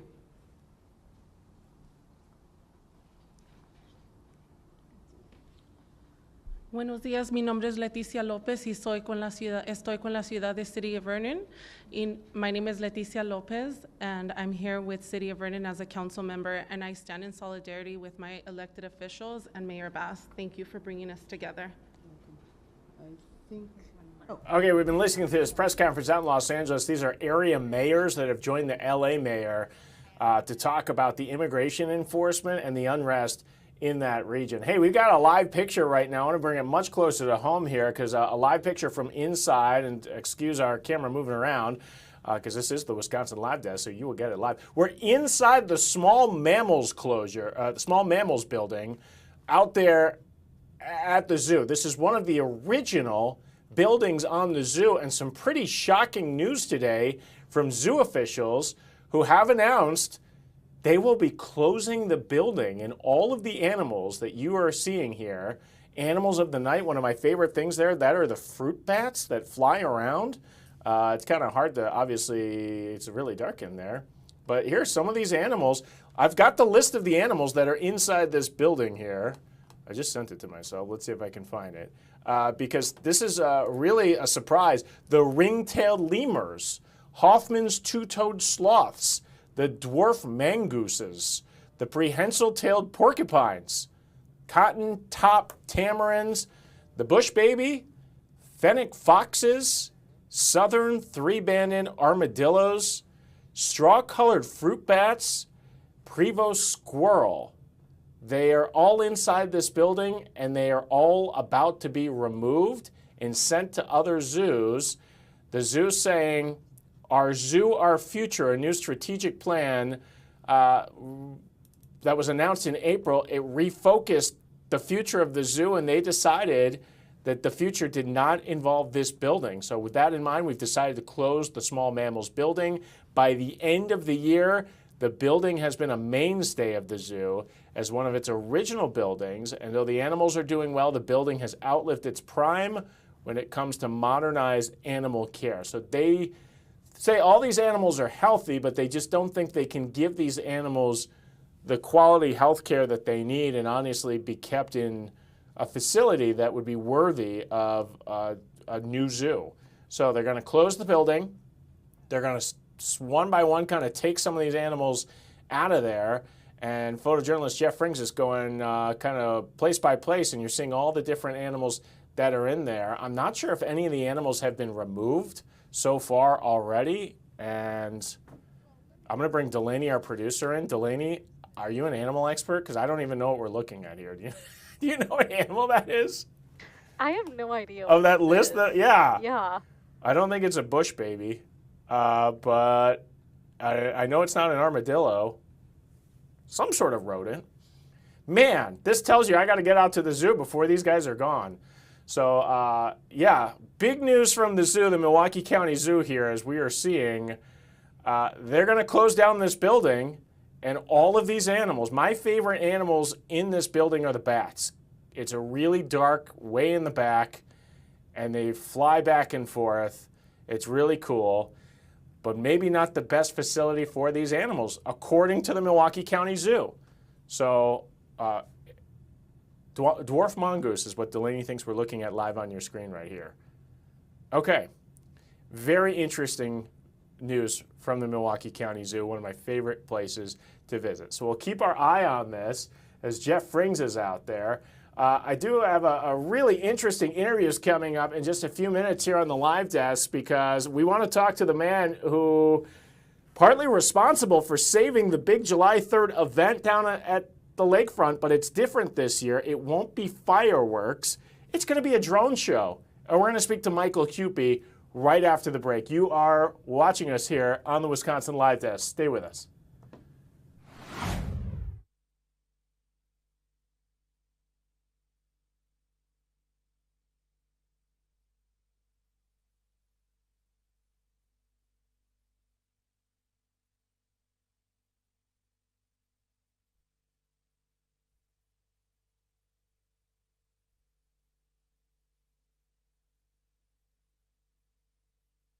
Don't see him anymore.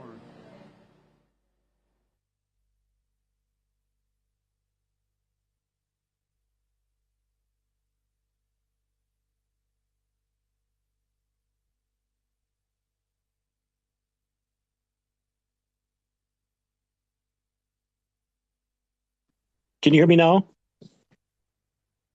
Okay. Yeah, I think it was muted. I'm not very good at these things. I'm not the expert. How long will the interview go? It's going to be about a 5-minute interview. Does that work for you? Can you hear me, Michael?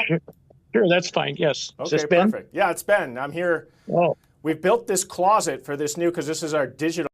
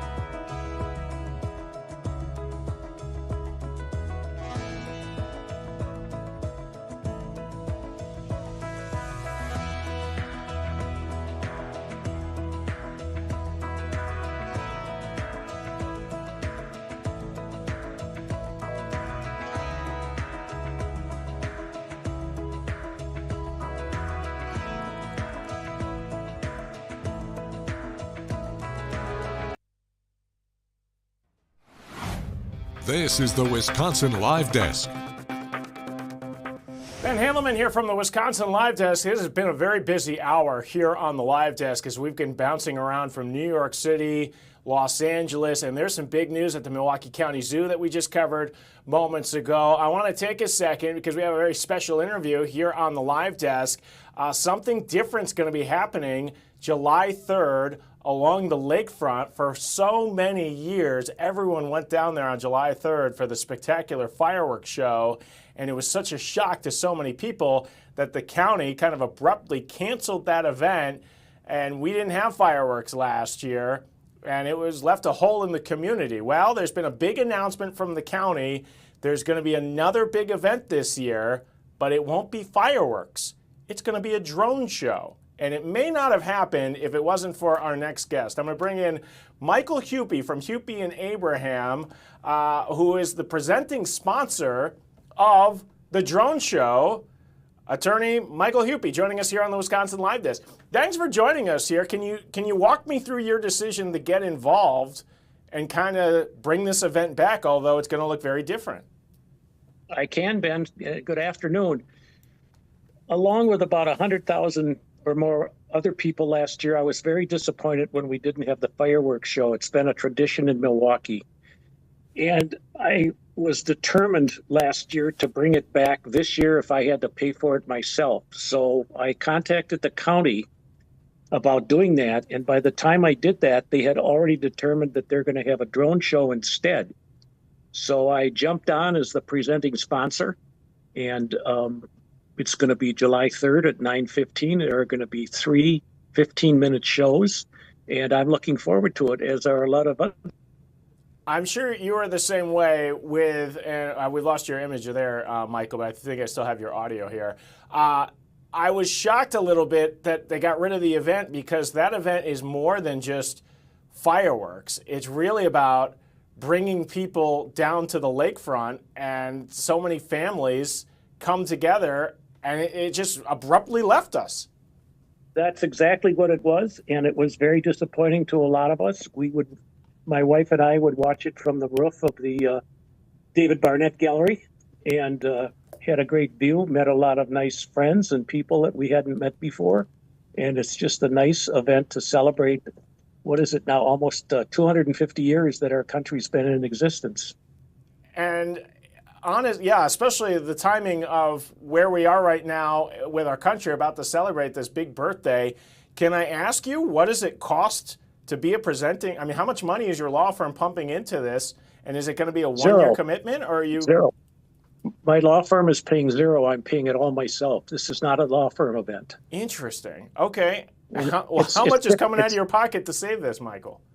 It's already gone out, but it's $50,000. I don't know what drone shows cost. Will that cover most of the expenses for this drone show?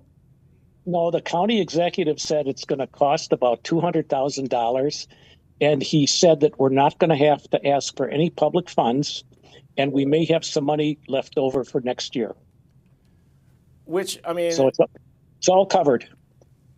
It's still so expensive. I mean, we're hoping, obviously, with our lakefront, that we have an event there every year, and you hope the county can find a way to make this an annual thing, to have something down there to bring families. Have you been reaching out to some of your contacts, too, to try and rally the troops here to make this more consistent, that the county doesn't have to go begging people every single year to try to make this event happen? I have contacted the county and said I'm in for next year as the presenting sponsor again, and they said they'd get back to me after they have a meeting and let me know if that's going to happen. Wow. Okay, so even there are 8 other sponsors, lesser sponsors like Northwestern Mutual, for example, and I hope they all come back. I hope so too. They come back and do this. Have you ever personally seen one of these drone shows? I saw a drone show on television done by the company that's going to do our show this year, and it was really great. I've never seen one in person, but it looked really fantastic. I mean, for people who don't know what a drone show is, it's not like a couple of drones just flying around. These things are amazing. They are. They have flags, and they have numerous drones flying at the same time with a picture or a symbol. They're really nice. Do you have a preference if the county goes back to fireworks or a drone show, or to you, does it not matter? It really doesn't matter to me. I think the question is what the public wants, and I have had so much positive feedback on it being a drone show this year that I think it could continue as a drone show. And again, I can't hit this home enough that as someone who would spend a lot of my July 3rds down there along the lakefront, it's more than just when it was a fireworks show. There are few events in our city that bring everybody together.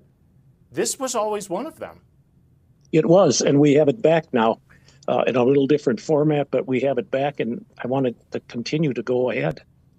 I don't know if you've been part of the planning. I know we've kind of moved locations because the center of all the activity used to be at Veterans Park. This has moved up the lakefront a little bit. It's moved north, yes. No, I wasn't part of the planning. This was all done before I signed on. Yeah, do you know why? I mean, are you happy with it being at McKinley Marina, or you hope they move it back to Veterans Park? I assume you'd still be able to see it to some extent anywhere kind of along the lakefront within a couple of miles here. Yeah, I think it's fine either place. Yeah, I think, the drones go high in the air and they can be seen a long distance. This is a huge personal financial commitment for you. Why do you do things like this? I want to help the community. I've been practicing law for a long time. I own a multi-billion-dollar law firm, and frankly, I can afford it, and I want to do it. Well, I know you've opened up your coffers for next year as well. Interesting to hear that the county hasn't really even committed to an event next year, and I know you've been kind of talking with them behind the scenes. You think they're just kind of waiting to see how it goes this year? I think they're waiting to have a meeting to decide what they're going to do next year. I don't think that there's hesitation. I don't think they're waiting to see, because I know it's going to go well. And the public, I think, demands this, and the county doesn't have to pay for it. Yeah, that's when they've got people like you opening up your wallet here to make this happen. Where will you be on July 3rd when this show happens? I don't know yet. I might be at David Barnett's. I might be down closer to the lake. I haven't discussed that with the county executive yet. Well, we appreciate you coming on here and giving us kind of a little bit of insight into what will hopefully be a spectacular show down there with this new drone show. Michael Hupy from Hupy and Abraham. Thanks for coming here on the Wisconsin. Thank you for the opportunity. Thank you for the opportunity, Ben, and have a good afternoon. Appreciate it. So that's Michael Hupy from Hupy and Abraham. Again, says a $50,000 check that he wrote from his personal checking book there. And he says he'll do it next year if they want to have another one of these shows. So good stuff there from Michael Hupy. Okay, we're still following a lot of breaking news here on the Wisconsin Live Desk. We only have a few more minutes, so stay.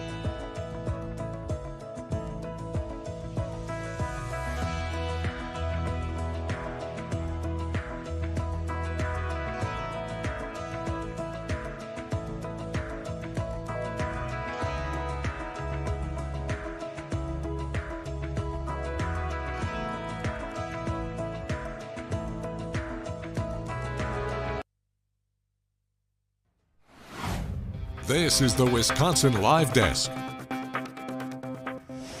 Well, now you know how much it costs if you want to have your own fireworks show. $200,000 according to Michael Hupy, who's picking up 25% of the bill. $50,000 check he's written to make sure this happens this year, this drone show.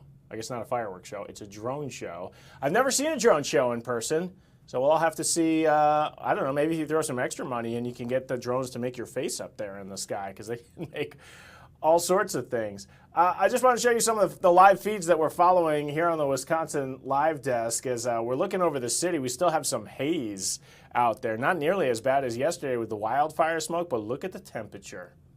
83 degrees here in Wisconsin. I've got the inflatable pool out. I instantly feel like grilling something because that's what we do as Wisconsinites. We just got that news from the Milwaukee County Zoo that says they will be closing their small mammals building. That is a building that has been here since really the start of the zoo. So big news there coming from Milwaukee County Zoo. Again, the small mammals building closed, and actually Jeff Rings is still out there at the zoo. We just got his shot back. Take that for a little bit. So very interesting news from the zoo, because this is a building that if you ever go to the zoo, it sticks with you because it is the building where all of the bats are in the zoo. But there are a ton of animals, and the zoo has announced with this building's closure, all of the animals will be out of this zoo as well, like the ring-tailed lemurs, the Hoffman's two-toed sloth. I can't believe that's gone. Dwarf mongooses, the prehensile-tailed porcupines, cotton-top tamarins, the bush baby, the fennec foxes, the southern three-banded armadillos, the straw-colored fruit bats, that was my favorite, the Prevost squirrel. We were seeing images of a rodent earlier. What did we think it was, Delaney? We thought it was the dwarf mongoose. Okay. As someone who has no idea what a dwarf mongoose looks like, I'm going to take your word for it. And now I'm going to put it on my bucket list to go out to the Milwaukee County Zoo before we don't have these animals there anymore. Interesting to see. I mean, we've got the rhino exhibit that has no rhinos in it right now. So we know the zoo's kind of transitioning some of their what's out there. And they're going to bring in new animals, but all these mammals will be out at the Milwaukee County Zoo. Looking on the live feeds, we've got a little bit of a lull here on the live desk as we're kind of in between a couple of different things. I'm going to bring up the stock market real quick just to show you how your 401k is doing on this Wednesday, because again, we're still waiting for some of the news coming out of London from how talks are going between China and the United States. They're meeting in London to talk about these tariffs that will go blisteringly high if they don't come to an economic deal. So you're seeing a pretty nothing burger as far as ups and downs on the Dow today. Pretty much flat, only down 26 points. Was up higher during the day, but it got spooked a little bit in the last couple of hours, and now it's back closer to even as we're getting closer to the end of the day. I don't know if you were tuning in to Carl, but he had a lot of coverage on the news from the very sad news with Brian Wilson passing away from the Beach Boys. As you're seeing this message coming in, we are heartbroken to announce that our beloved father, Brian Wilson, has passed away. We're at a loss for words right now. Please respect our privacy at this time as our family is grieving. We realize that we are sharing our grief with the world. Love and mercy. Brian Wilson from the Beach Boys, who went on to inspire so many artists, the biggest names in music. Kind of shocking news. Dead at the age of 82. We're not sure right now what the cause of death is, but that will certainly come out in the coming days. I do have a new live picture I'm going to bring up here on, I think this is coming out of Los Angeles. Let's see if I can pull this real quick as we've been watching some of the scenes out there. I believe this is LA on one of our Edge Live channels here as, Los Angeles. We've got the National Guard that is in town. There have been some curfew in some parts of town as there have been some clashes. Looks like business as usual in Los Angeles right now, although we have seen there are literally a lot of National Guard members outside of some of these federal buildings. So, yeah, I'm not sure what the members of the press are gathered here for, but a live picture from Los Angeles. So you can keep following this here on the live desk. Live Now is going to join us right after this. As we're wrapping up our hour here, it was an exciting one. Really, we went from Oconomowoc to New York City, Los Angeles, Milwaukee County Zoo out there in Tosa, and here you're looking live again in Los Angeles. So we'll keep following everything for you here from the Fox 6 newsroom. We'll have newscasts at 4, 5, 6, but that's the joy of this show. Everything that happens, you just saw happen live on the Wisconsin Live Desk. Thanks for joining us.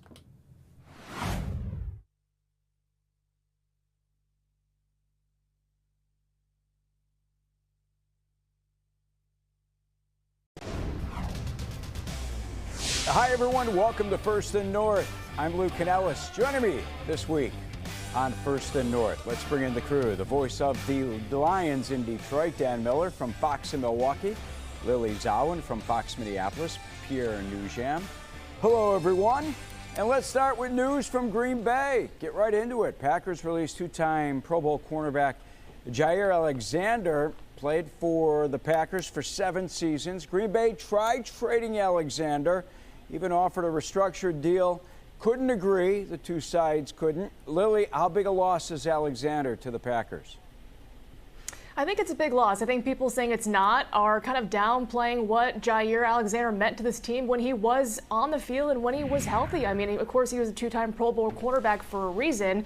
When he was on the field, he was good. But unfortunately, the last couple of years, after signing a massive deal with Green Bay back in 2022, he just hasn't been on the field because of various injuries. It was a shoulder, a groin, a knee, just kind of left and right, just injuries out of nowhere. And so the last couple seasons, only played 14 total regular season games. And when you're paying a guy that amount of money, the Packers really wanted to see him on the field. So the injuries there really cost him his chance to stay in Green Bay. But of course, the restructured deal reportedly was the fact that Jair did not want to take less money. So understandable, but now he's going to try and fetch that or even better on the open market. But when the Packers do look at their cornerback room, you have Keyshawn Nixon, you have a free agent addition in Nate Hobbs and Carrington Valentine. And after that, there's a lot of inexperience. And so cornerback now kind of is an interesting concern because the Packers knew that Jair might or might not be with the team. They only drafted a 7th-round corner in Micah Robinson. So will he kind of fill that hole or will they go out and get somebody? That's the big question now. But, you know, the team, they really like Jair. They like what he brought to them as well, but couldn't stay healthy. And now I think a big issue, not a big issue, but something they have to address moving forward is cornerback. All right, Dan, I've seen 10 teams named as possible destinations for Alexander. Detroit's on that list. Number one, do the Lions need him? And number two, they're not thinking of paying him anywhere near what he was getting in Green Bay, are they? I'd be very surprised. Just doesn't seem to make sense for what they're doing. They picked up DJ Reed during the offseason. They've already got some young guys that they drafted. Meek Robertson left over from last year. I just don't see where he fits here for the kind of money that he'd be looking for. I think they feel very good about their secondary right now. I think there's some other things they might be looking at. If somebody comes available in the interior offensive line, maybe an edge rusher. That is probably the number one topic in Detroit and has been all offseason. I'm sure Brad Holmes is sick to death of hearing about it. I just don't see where he fits here. All right, Priya, let me bring you in. Vikings have been linked to Alexander as well. Now that he is set to be a free agent, what do you think? Do you see the Vikings pursuing him? Well, I think it's certainly interesting because they have one member of the coaching staff here in Mike Pettin that is certainly familiar with Jair Alexander's game. I believe Pettin's first year as the defensive coordinator in Green Bay was Jair Alexander's first year as a corner in Green Bay. So they have some familiarity there with Mike Pettin's point of view. But I do think it would be an interesting move for Minnesota. When you look at the opposite corner outside of opposite Byron Murphy, you're looking at guys like Jeff Okudah, who they just signed, Isaiah Rodgers, who they just signed, and Mekhi Blackman is making his way back from an ACL tear in last year's training camp. So there's a little bit of an unproven commodity at the opposite corner spot of Byron Murphy. So I certainly would be intrigued by the opportunity to see Jair Alexander in a Vikings jersey. However, I'll ask the same question that I've been asking my fiance for the past 6 months when it comes to our wedding. How much How much is it going to cost? If it's 10 to 12 million, okay, fine. I'm okay with that. If it's north of 12 million, I mean, what's another couple million, I guess, at this point? But I think Jair Alexander would be an interesting possibility for Minnesota. That's something I would keep my eye on for sure. I'll tell you what, if you're thinking of dropping 12 million on your wedding, I hope that you're inviting Dan, Lily, and Lou to the wedding as well. Yeah.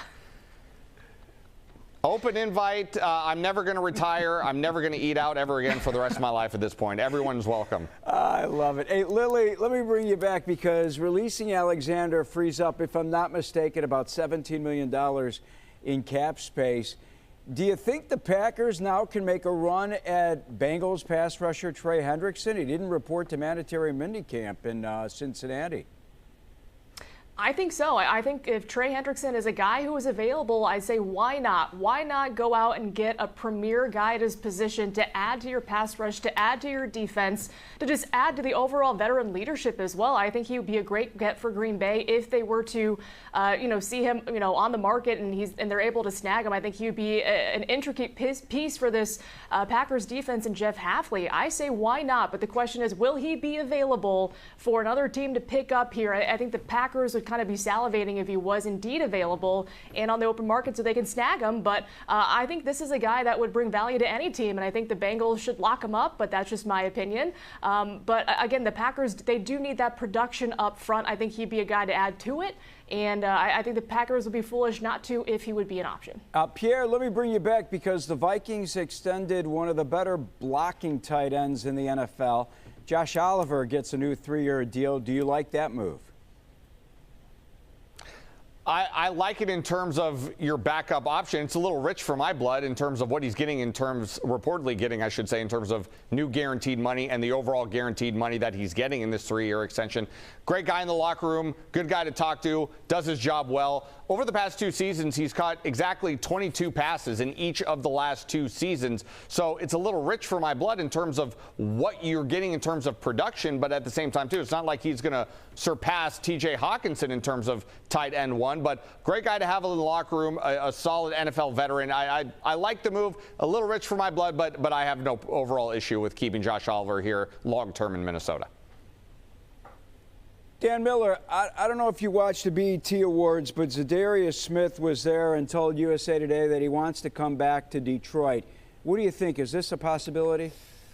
Yeah, I think it is. I felt like it was ever since they let him go, and the fact that they haven't brought in another veteran at a defensive end position or an edge rusher kind of has had me thinking all along that maybe they're just waiting until the time is right to see whether or not Zadarius is still a fit here. I don't know if they want to look at the guys that they have projected to play on that edge with Derek Barnes coming back, Josh Paschal being out there.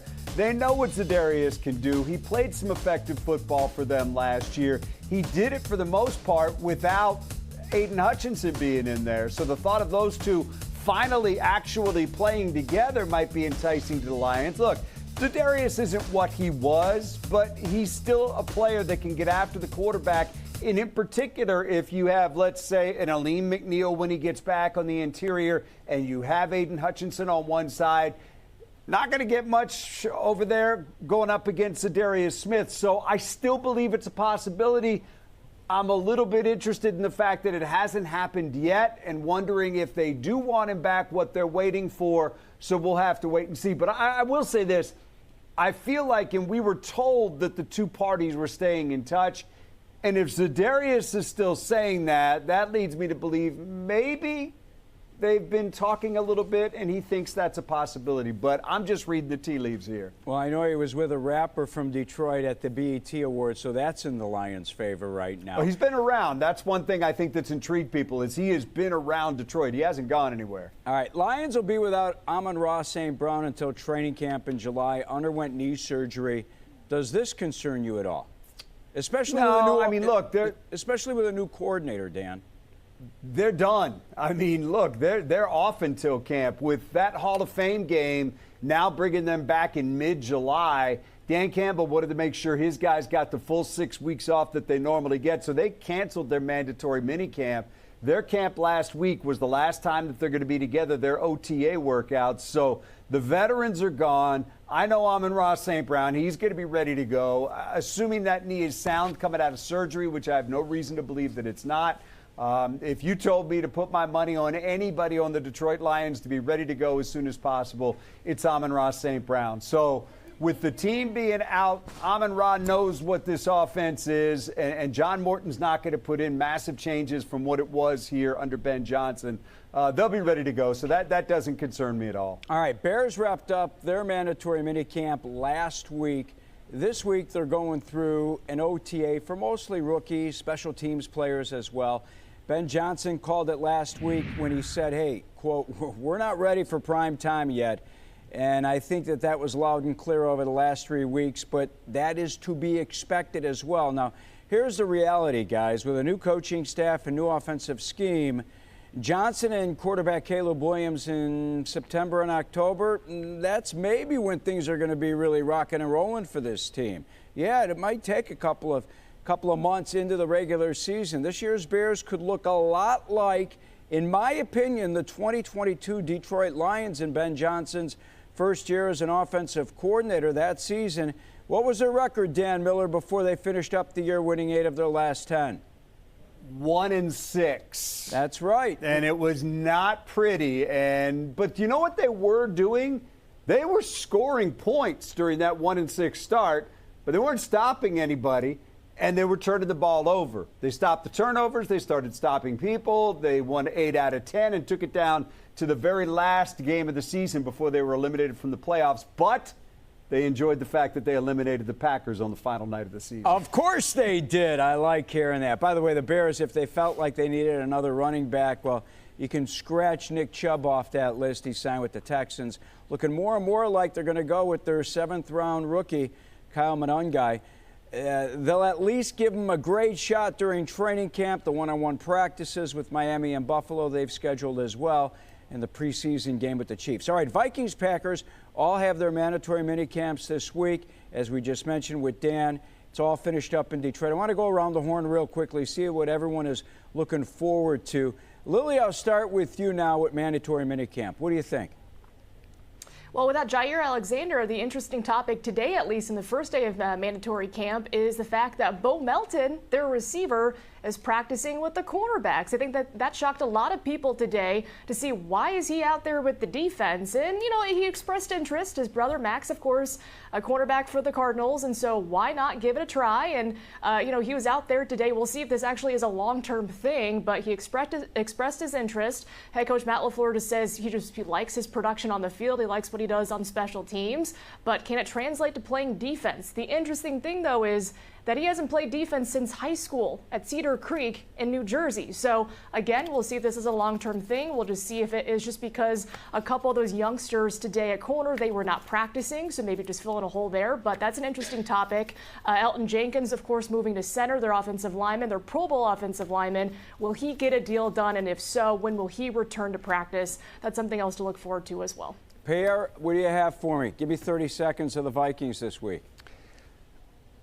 Yeah, I was out there today, Lou. The most intriguing part from what I saw so far, it's a great sign to see Christian Darrisaw back on the field. He had a big brace on his left knee, but he had his helmet on, going through the individual drills and the drills with the offensive line. Remember, he tore his ACL in last year's game in Los Angeles against the Rams on a Thursday night. We haven't seen him since, but we're not sure how much we'll see of him in training camp. We don't know if he'll be ready for the start of the regular season. I'm still a little pessimistic about it, but today was a great sign for Christian Darrisaw, seeing him out there doing the drills with the guys and going through the motions with his offensive line and teammates. J.J. McCarthy look good? Was picked off today in 7-on-7 drills from Byron Murphy. He had a fumble exchange on the snap as well with his new center Ryan Kelly. So a little bit of a bumpy ride today for J.J. McCarthy. Overall pretty good, but those two things did occur today. All right, we need to take a timeout. Aaron Rodgers, finally a Pittsburgh Steeler, and he is set to play all NFC North teams this season. And which quarterback in the division do you think is under the most pressure this year? We're going to discuss when we come back here on First and North.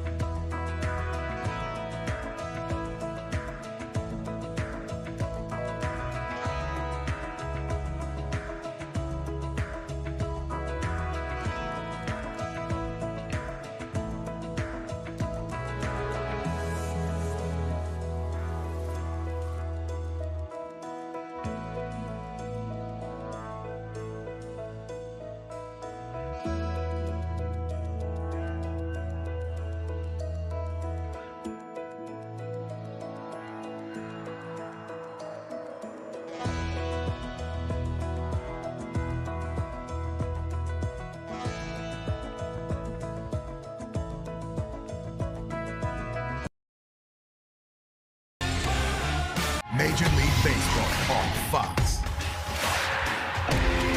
What I'm doing, getting right to it. The money is talking, I'm flowing, it's coming in just how I do it.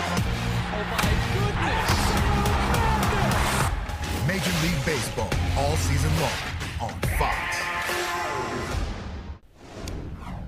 Welcome back here to First and North. Lou Canellis with you at our Fox 32 studios in Chicago. Dan Miller, voice of the Lions, is in Detroit at Fox. Lily Zhao, Fox Milwaukee. Pierre Nugent, Fox Minneapolis. Worst kept secret is out. Aaron Rodgers finally signed with the Pittsburgh Steelers. One-year deal. He was at mandatory minicamp earlier today, set to play against the entire NFC North coming up. Bears fans, we are ready for Rodgers. Week 12, November 23rd at Soldier Field. Lily, I'm anxious to talk about the return against the Packers. Packers fans, I'm sure they've had Week 8 on that Sunday Night Football schedule circled for a while, right? Absolutely. Even before it was announced that Rodgers was going to be a Pittsburgh Steeler, I think a lot of people were anticipating that could potentially be his destination. And so I'm hoping a lot of Packers fans have their tickets and they're going to be in the Steel City for that game. Prime time, Sunday Night Football, Week 8, Jordan Love, Aaron Rodgers. Couldn't have asked for a better storyline outside of it being, of course, played in Green Bay. But alas, it's going to be a phenomenal game. And of course, Rodgers has a chance to kind of make history, be one of only 5 quarterbacks in the NFL to beat all 32 teams. He joined his predecessor, Brett Favre, in that achievement if he were to beat the Packers.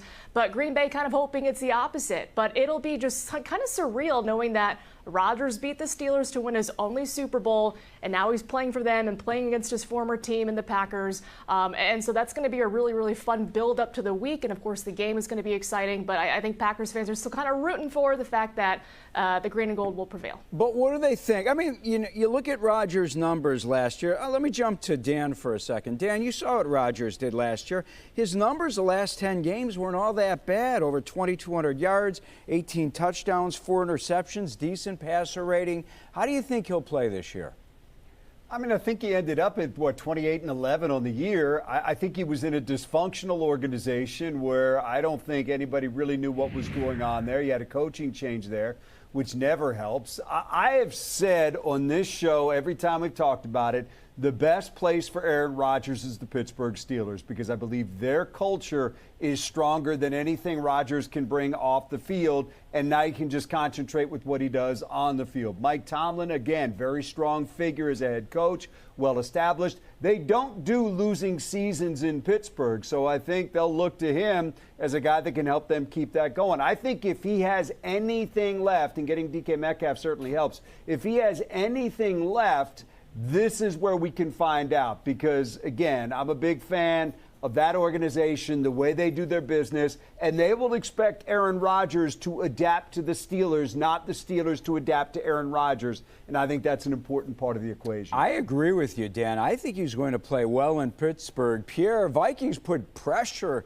on Rodgers last season when the two teams played in London, and now they'll play in Dublin, right? Yeah, that's right. We'll see Aaron Rodgers not in Minnesota for the second year in a row. It's out in Europe, and whether it's London or Dublin, last year they didn't make him look all that good in London, so they're hoping to have similar success in Dublin this year. Never been to Dublin before. Maybe I'll try to stow away on the Vikings plane, get a first-hand look at that, but let me run that by our general manager first. We'll see if they'll let me do that. You know, it was crazy because everyone was beating him up about taking so long to sign, and then I looked back at some history. Boy, Aaron Rodgers signed with the Vikings August 12th when he went from the Jets to the Vikings. So I'll tell you what, Rodgers wasn't doing anything that was abnormal. Jordan Love and Rodgers already talking about swapping jerseys. Is that what I saw, Lily?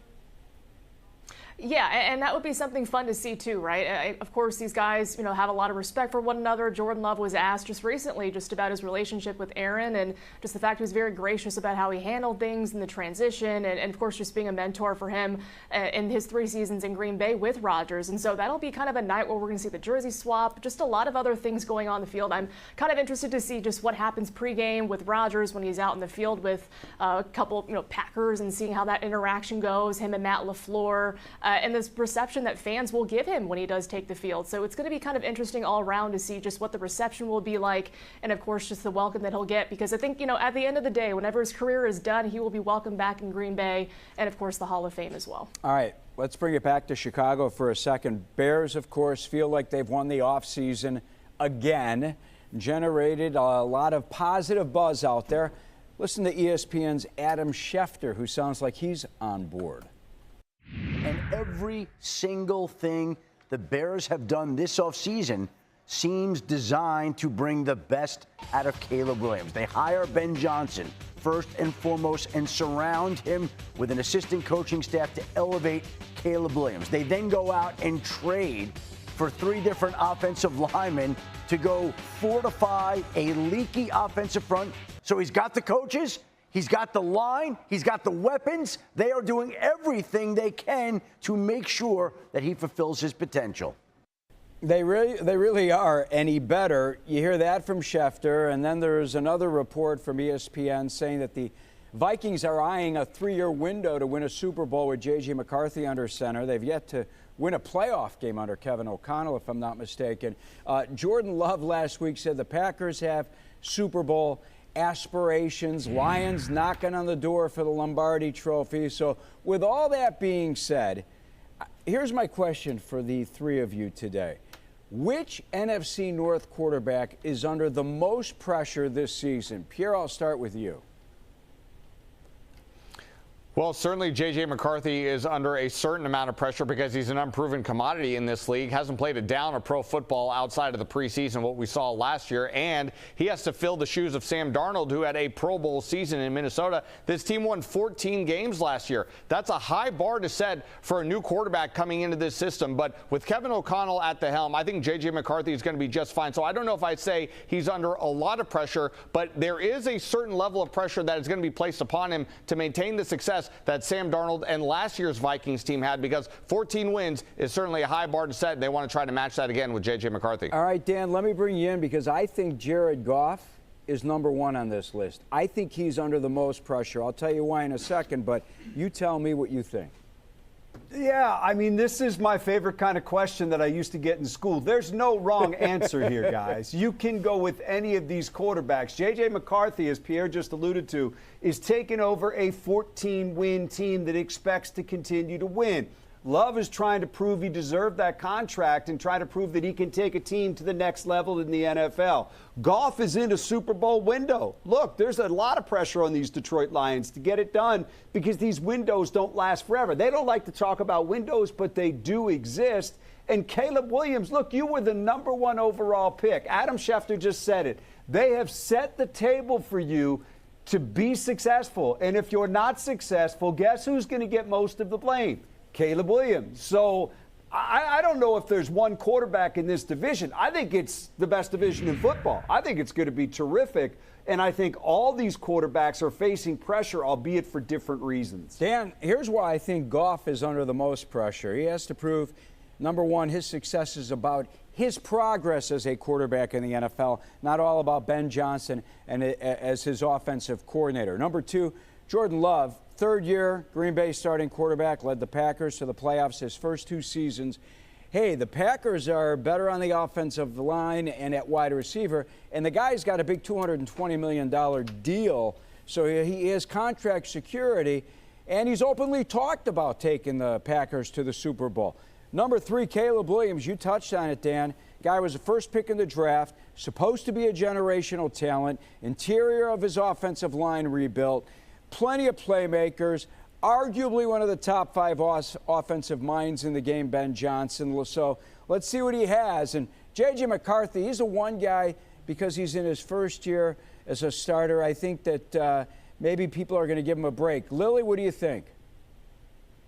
Yeah, there's pressure on all 4 quarterbacks, but I'm going to go with Caleb Williams. I just think, in his rookie season, everything was analyzed, every throw was analyzed, every expression on the field was analyzed. If he did this, he didn't do that, he should have done this, should have done that. So I think, with the new head coach, just what will he do? Of course, the expectations are really high for Caleb Williams to perform in Chicago and, of course, be that generational talent, Lou, like you mentioned. And so can he live up to the expectation with a new head coach and be a better quarterback this season? I think a lot of pressure is on him to perform. And if they don't, I know Bears fans will let him hear it, but I think a lot of eyeballs remain on Caleb Williams, and rightfully so. I think the pressure this season, it will be high on him. Yeah, Bears fans will let him hear it, that's for sure. All right, one final timeout. We all know Ben Johnson loves his trick plays. Will he?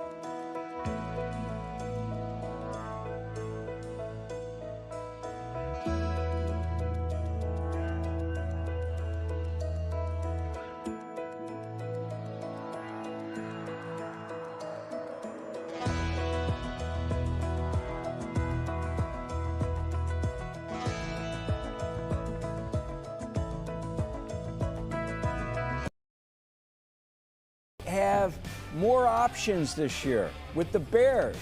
We'll show you when we come back here on First and North. The UFL is history in motion, built one story at a time. It's the gunslingers, the burners, and the cold-blooded. It's a dynasty that went back to back to back. This is the UFL. The stories continue. Welcome back. Dan Miller, you saw your fair share of trick plays from Ben Johnson. How about this last week at Bears camp?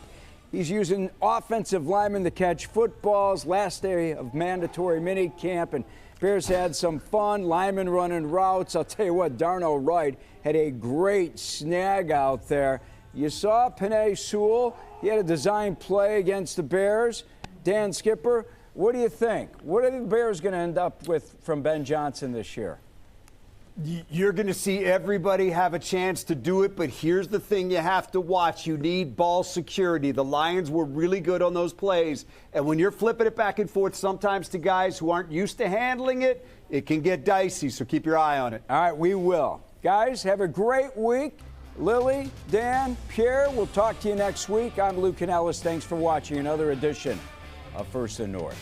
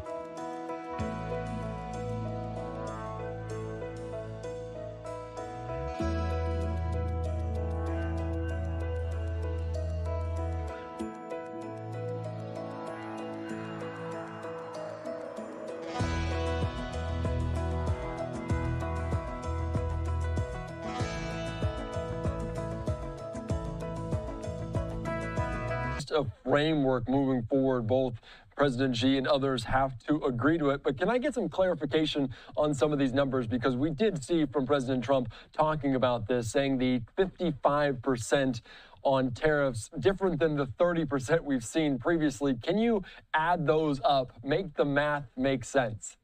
Yeah, absolutely, Andy. And there was a lot of confusion about this because these talks and tariffs have ping-ponged really back and forth. There's been lots of numbers thrown out there. So I did ask the White House about this morning, and they replied by telling me that yes, it's a 55% total. No new tariffs at the moment, but what we're seeing here, the components are the 20% tariffs on fentanyl. A 10% reciprocal tariff, what they call reciprocal tariff, and then an average of 25% that was already in place before this year, really. So it's a combination of things, and those tariffs are still comparatively high. After all, the U.S. imports a lot of goods from China, particularly furniture. In one case, in particular. Lots of toys, sneakers are made in China as well, in addition to other Asian countries. So there's still a lot of concern out there, and I think that dragged down market sentiment as we went into the close here. Yeah, and as you mentioned, that 55% higher than some expected, but obviously lower than some of the previous terms. We saw greater than 45% previously. I want to ask you, because China was the big one that the administration was trying to work on. Does this open the floodgates, so to speak, for other deals to really come together in their frameworks? I mean, certainly you're seeing a furious bout of attempted deal making here. And I would think that having gotten this agreement to the extent that it's moving the ball forward, having gotten it out of the way, is going to inspire the administration, and it may inspire some other trading partners like Japan or India or the European Union to come to the table and try to make deals. This is really topic A here in Washington, at least on the economic front. So I would expect certainly more talks to commence if they're not already happening, just without our knowledge. But certainly I think this does provide some momentum for getting more trade deals done. This is really President Trump's signature economic policy in addition to his tax policy. So I think he wants to make as much of a mark here as he can. Yeah, that is a very good point. And I want to come back to something you also mentioned just a little bit ago, saying these tariffs, they aren't nothing. They're still at 55%. Will Americans still feel the impact potentially of these? And this also comes as we're seeing that consumer price inflation number come in lower than expected. Do Americans still feel the impact of these 55% tariffs on Chinese goods? It's quite interesting because, as you mentioned, we got the consumer price index today, in other words, inflation. Inflation still, as my colleagues reported, isn't showing much of a tariff-related spike. Now, that's not to say that it won't. Tomorrow, for example, a big furniture maker, RH, reports, you may know them as Restoration Hardware. And certainly their stock price has been impacted by the threat of tariffs. I believe it's down for the year, about 55%. And they have warned about this. So this is not an idle threat. This is not a theoretical thing for importers and consumers. But we have not seen it quite yet. And I think this is due to the on-again, off-again nature of these tariffs. As you know, President Trump put a pause after what he called Liberation Day. And there's a real chance that those tariffs at high rates may go back on. So I think there's reason for consumers and businesses to look out there with some trepidation that these could bite worse than they are now. Yeah, we don't know what the future holds, but today, potentially some good news in terms of that inflation number coming back. I know you're on Washington, D.C., and we seem to be talking about it so much. That big, beautiful bill passed through the House, now awaiting the Senate. Where does it stand? Where are Republicans trying to work to come together to make sure their slim majority can push this thing through? Where does it stand right now? Yeah, absolutely. They do want to get this done before the July 4th recess. It's now June 11th. I don't know that will come to fruition or not. They don't necessarily have to do this. It's more of a self-imposed deadline. But there is still quite a bit of wrangling going on over numerous areas in this. And one of them would be the overall cost of the bill and what it does to the deficit. There are several fiscal hawks, particularly in the Senate, who don't like the impact on the deficit. We're talking about the cost of extending the tax cuts, the standard deduction, the child tax credit. All this, if you put it in budget terms, costs money. So they're looking for ways in the Senate to save money and try and get that overall price tag down. So that's one of the things that we're wrangling on. The state and local tax deduction is another one of those, very popular in some states, and they want to get as many deductions as they can. Other states don't like that so much. So it's a big competition, even within the Republican Party, for some of these provisions in the bill. So I'd say it's all over but the shouting, and there's a lot of shouting to come. Yeah, a lot of shouting left, and we've heard some Speaker Johnson saying they don't want the senator to change it too much up because they'll have to go back through the House before potentially landing on President Trump's desk. I do want to ask you, and if you can speak to it, because we saw an event inside of the Oval Office with President Trump talking about those Trump accounts, giving out $1,000 to American newborns to really set them up. And of course, parents can also contribute to that. Can you shed some light on this initiative? It's a part of the big, beautiful bill, what it entails and how much they're leaning into this. Yeah, that's right. It's an initial $1,000 investment. The idea is to grow and, of course, as you want your investments to do, to tap into the capital markets. I should say that there are some mixed reviews on this idea from the left and from the right. There are some who say, well, it might be better to just give cash payments up front to help new parents afford expenses for their children, for their babies, and so on. And also they point out that you can't tap into this money until later on. Now, it may grow, it may not grow. That is the risk, of course, with investing versus cash. You never know what your investments are going to do over time. But the Trump administration is leaning into this. And it's not necessarily just a Republican idea. There have been similar ideas from Democrats like Cory Booker over the years. But this has not advanced, and I think there are still too many questions about it for it to be an extremely popular thing. However, it may wind up being a part of the Senate bill as well, or rather what passes the Senate.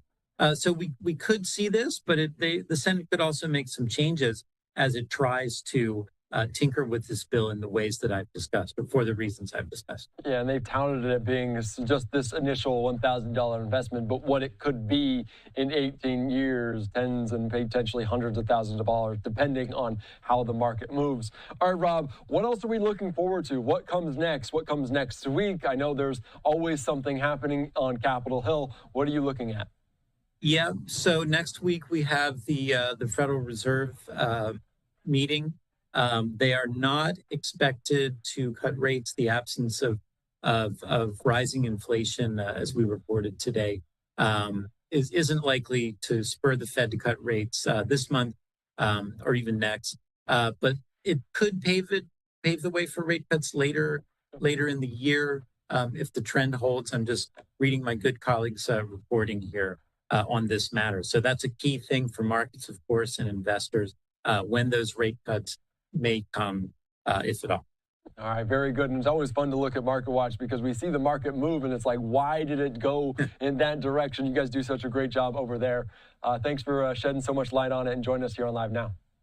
Thank you. Take care. All right, thank you so much. All right, great conversation. Rob Schroeder, one of the best there. As you can see, the market's moving up and then down today after that initial done deal between the U.S. and China on tariffs, and then ultimately potentially some reporting from the Wall Street Journal about those rare earth minerals, that deal potentially setting a 6-month limit for U.S. businesses. I'm Andy Mack. We're back after this.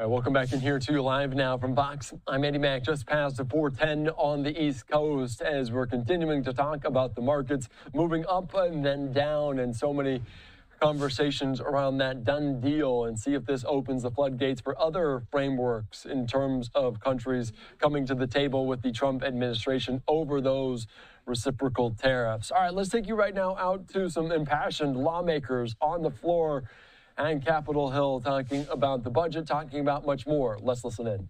Relief, gut UNICEF, and stop investing in global AIDS prevention, but we're fine with Donald Trump throwing himself a birthday party with tanks, missiles in the streets like it's, North Korea. What the hell are we doing here, Mr. Speaker?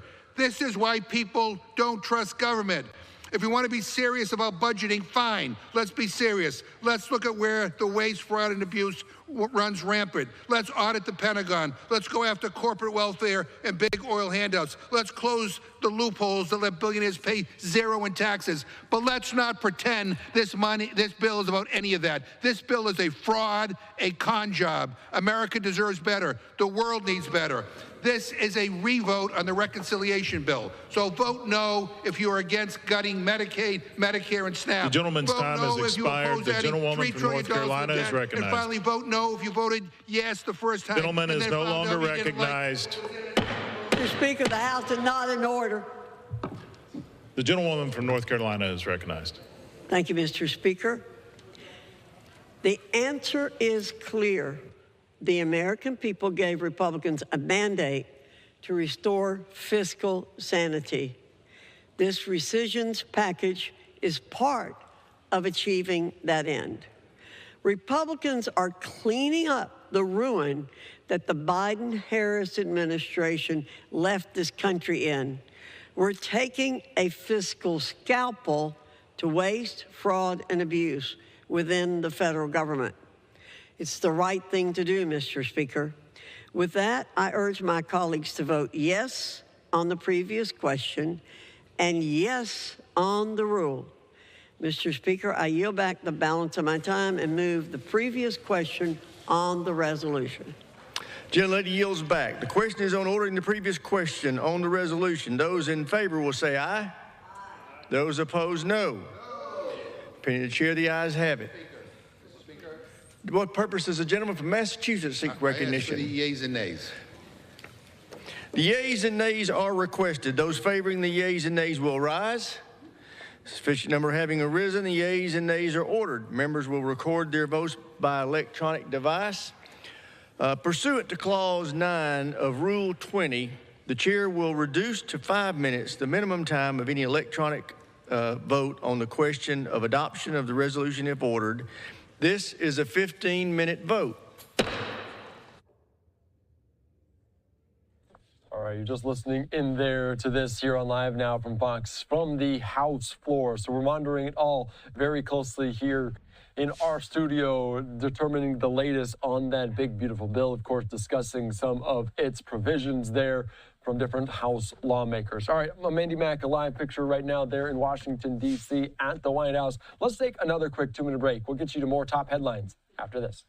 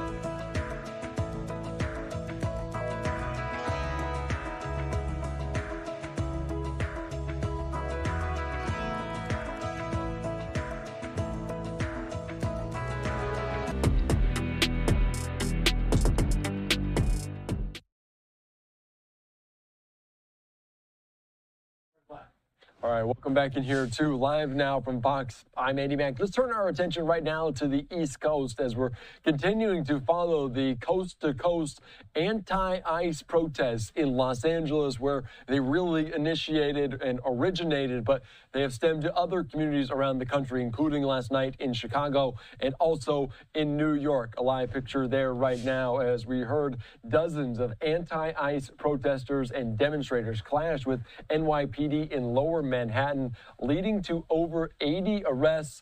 Demonstrators were armed with signs, face coverings, and flags. Some were led away by NYPD buses and zip ties, while others were wrestled to the ground and pepper sprayed by officers dressed in riot gear. Those arrested were taken into custody after breaching metal barriers that were set up by police to keep them on sidewalks and prevent them from spilling into traffic. As the chaos in Federal Plaza followed a planned demonstration in Foley Square near a large government building that houses federal immigration offices and the city's main immigration court. Dozens of migrants showing up for hearings have been detained at the courthouse this month, prompting pushback and drawing activists to the area. The first day of local demonstrations happened earlier this weekend on Saturday. All right, we're going to continue on here on Live Now from Fox. I also want to turn our attention right now to New Jersey as we're hearing the announcement of charges in a drug trafficking scheme. And I want to put up a post from the U.S. acting attorney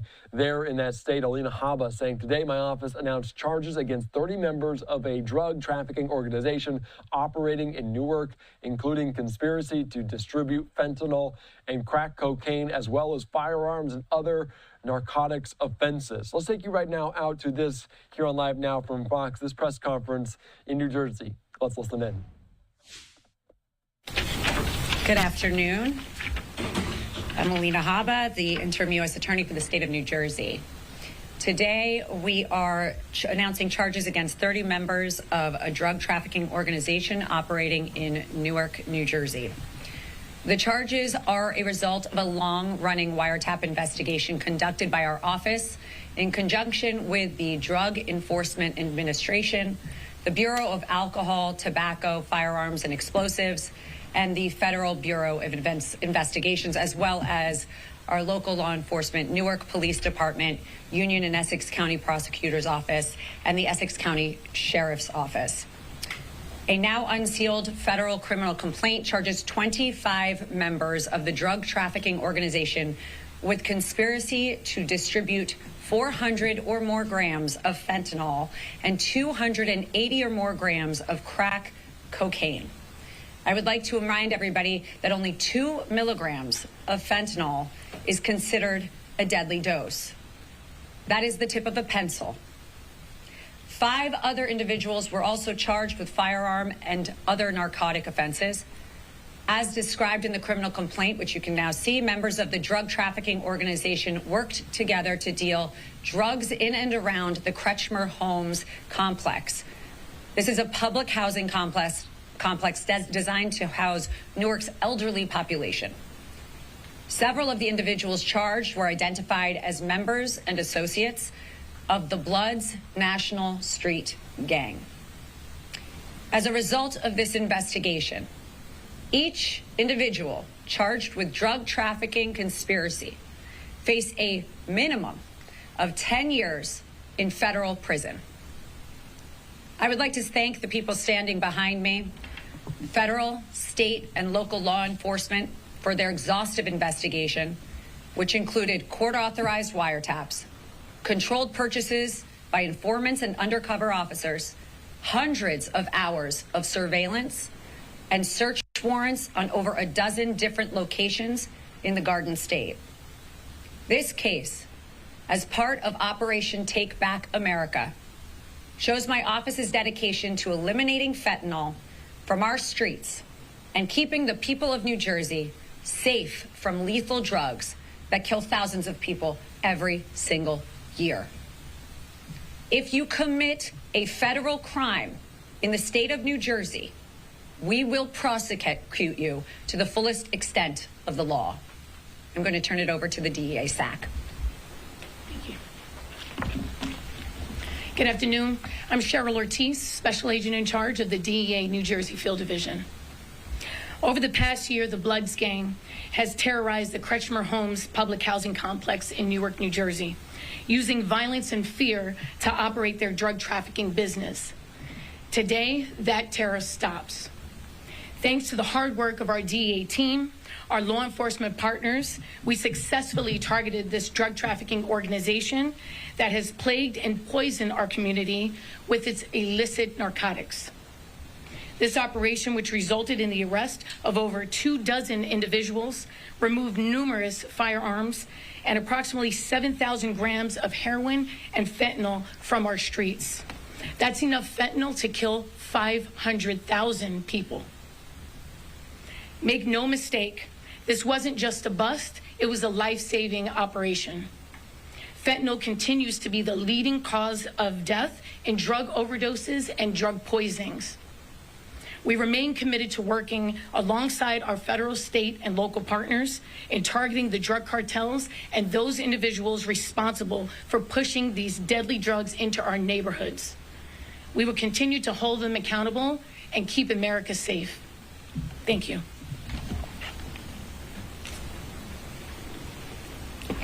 Good afternoon. I'm LC Cheeks, the Special Agent in charge of the Bureau of Alcohol, Tobacco, Firearms, and Explosives. ATF is committed to working with our federal, state, local partners, and prosecutors. We have unwavering determination and steadfast collaboration to dismantle these very dangerous drug trafficking organizations that threaten our neighborhoods. Today's arrests hold criminals accountable for the drug-related activities along with their gun-related activities to protect their drug-related crimes throughout our neighborhoods. We appreciate the dedication of our personnel and our partners who will continue to work tirelessly to protect and safeguard our neighborhoods.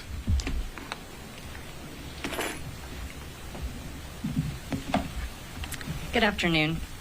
So I'm Stephanie Roddy. I'm the Special Agent in charge of the Newark FBI office. Our operating theory of violent street gang investigations is to go after the leaders of the enterprise, to dismantle it from the top down, so it takes a very long time to reconstitute.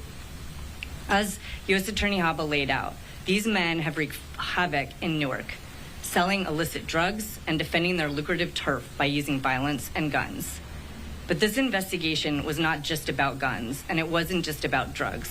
It's about removing violent criminals from a community that has been terrorizing and leaving in the wake a trail of addiction and potential death for their customers, whom they care very little about. We allege that they market fentanyl, the deadliest drug in our country, and cocaine, the most addictive drug in our country, by stamping wrappers with names like Scarface, Cocoa Puffs, Purple Rain, to make the content inside the package less scary and more attractive.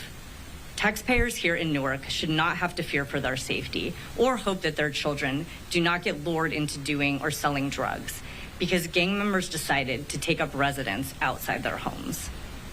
Our partnerships with DEA, ATF, the U.S. Attorney's Office, Union and Essex County Prosecutor's Office, Newark Police Department and Essex County Sheriff's Office, and several other state and local agencies, it is indispensable.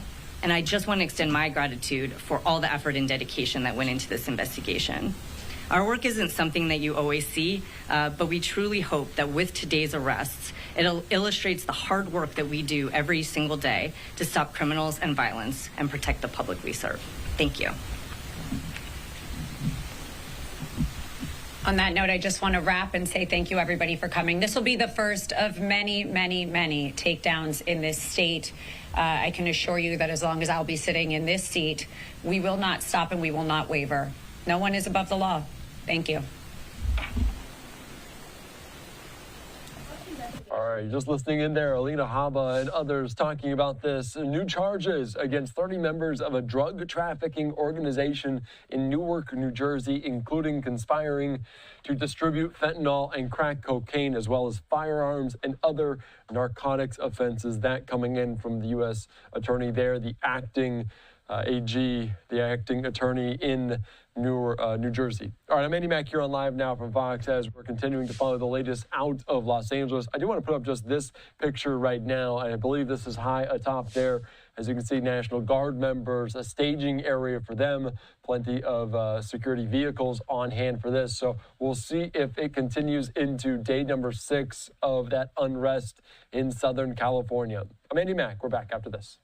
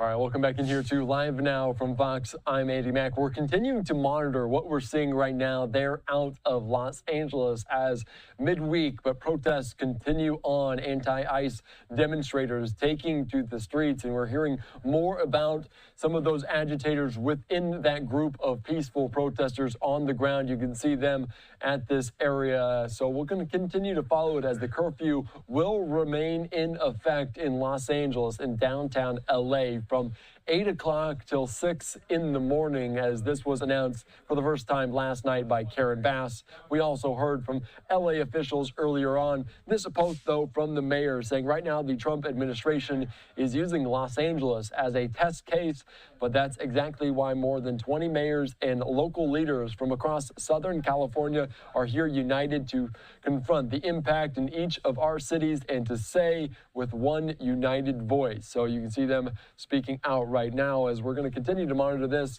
Our Sky Fox team was zooming in on some National Guard members as several thousand of them are on the ground being deployed by President Trump. Of course, it will be inside of the courtroom in the coming days as Governor Gavin Newsom filed an emergency request to restrain those, a restraining order there to potentially move them out as he says this violates the state's sovereignty. So following it very closely here on Live Now from Fox, we're going to continue to monitor everything that's going out of Los Angeles and beyond. Until then, let's take you right now out to Capitol Hill in our nation's capital, just days ahead of this military spectacle and parade for the Army's 250th birthday. Let's listen in, though, to senators, including this one from Oregon here on Live Now from Fox.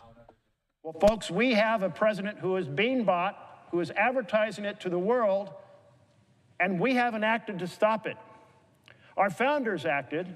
They put a clause into the Constitution that said, no person holding any office of profit or trust under them, that of course included the President of the United States, the Vice President of the United States, all of us here who are elected, shall, without the consent of Congress, accept any present, emolument, office, or title of any kind, whatever, from any king, prince, or foreign state. Well, MGX, the head of MGX, is the National Security Advisor of the United Arab Emirates. This company is absolutely intertwined with this foreign government. Our Constitution forbids this type of gift to a president or a vice president or any one of us. So here is the fact. We are right now debating a bill dealing with cryptocurrencies. So this is the time to debate and vote on an amendment that bans these corrupt practices. And for that reason, I ask unanimous consent that when the Senate resumes consideration of Amendment 2307, post-closure, that the pending Amendment 2310 be set aside so I may offer my Amendment 2349, which would stop the corruption in stable coins for any elected official, federal official of the United States of America. Mr. President. Objection? Mr. President. Senator from North Carolina. South Carolina, sorry, brother. No problem, brother. Reserving the right to object. I think it's pretty rich for the party of Biden to talk about improprieties. I object. Objection, sir. Mr. President, I hear an objection from my friend and colleague, the head of the Banking Committee.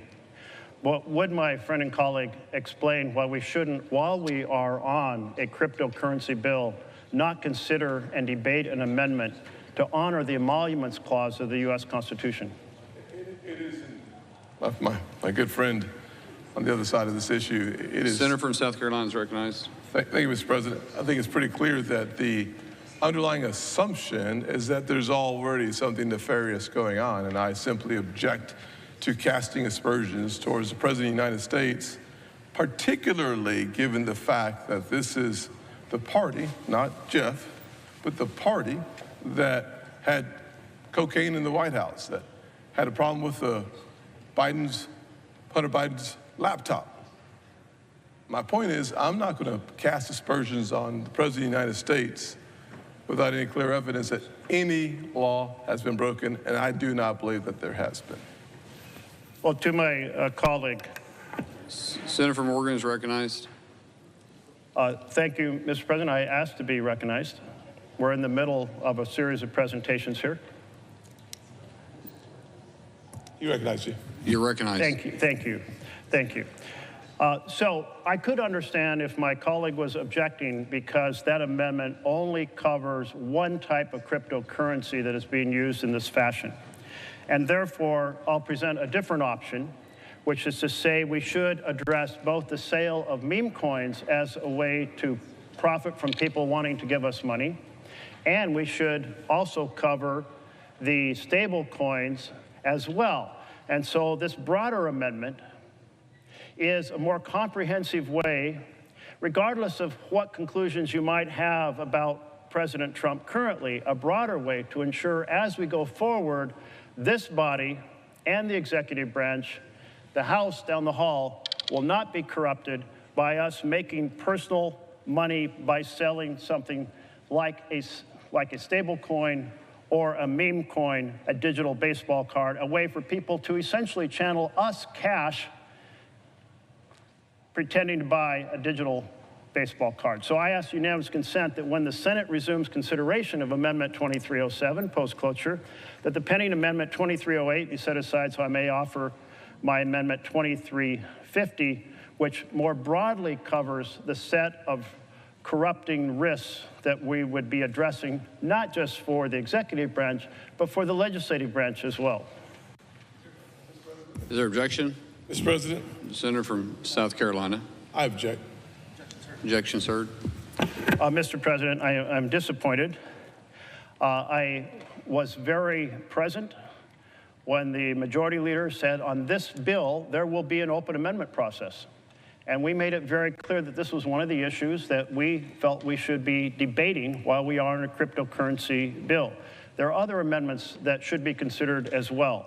One of them is to stop a form of scam that bypasses a bank teller by getting older folks to think they're wiring money to perhaps a nephew or grandchild in distress, but instead of wiring the funds, they go and get digital coins at an ATM as instructed, but in fact, they're just giving the money to crooks overseas. that amendment should be considered.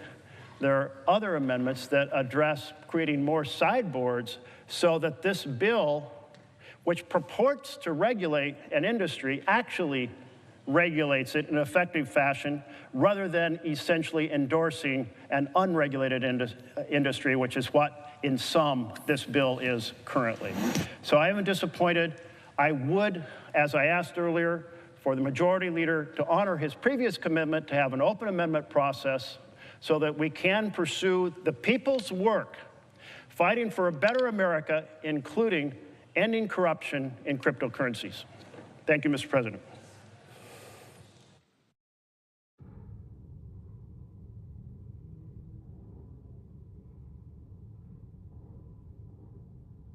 All right, you're just listening in there. Different senators are making remarks here on the floor. We were just hearing from the Democratic senator out of Oregon, a rebuttal from the Republican senator from South Carolina just a little bit ago. Let's hang with this shot and see if we have any other lawmakers talking here on the floor, as we are also watching different live shots out of Southern California. You can see National Guard members, vehicles moving through the region as the curfew remains in effect in downtown Los Angeles. We're hearing from Mayor Karen Bass. More lawmakers speaking now. Let's listen in. Two resolutions that we are about to vote on. What they are is they have to do with arms sales to Qatar and UAE. These flawed resolutions aren't really about arms sales to our allies in Qatar or UAE. If they were, the discussion would be about how Qatar is one of our designated major non-NATO allies, how it hosts the largest U.S. military base in the Middle East, and how it is our 12th largest foreign military sales customer. It would be about how the UAE has fought alongside the United States in Afghanistan and Iraq, is a participant in the global coalition to defeat ISIS, and is working against Iran and its terror proxies. And the debate would mention that the UAE was the first Arab state to join the Abraham Accords when it normalized relations with Israel in 2020.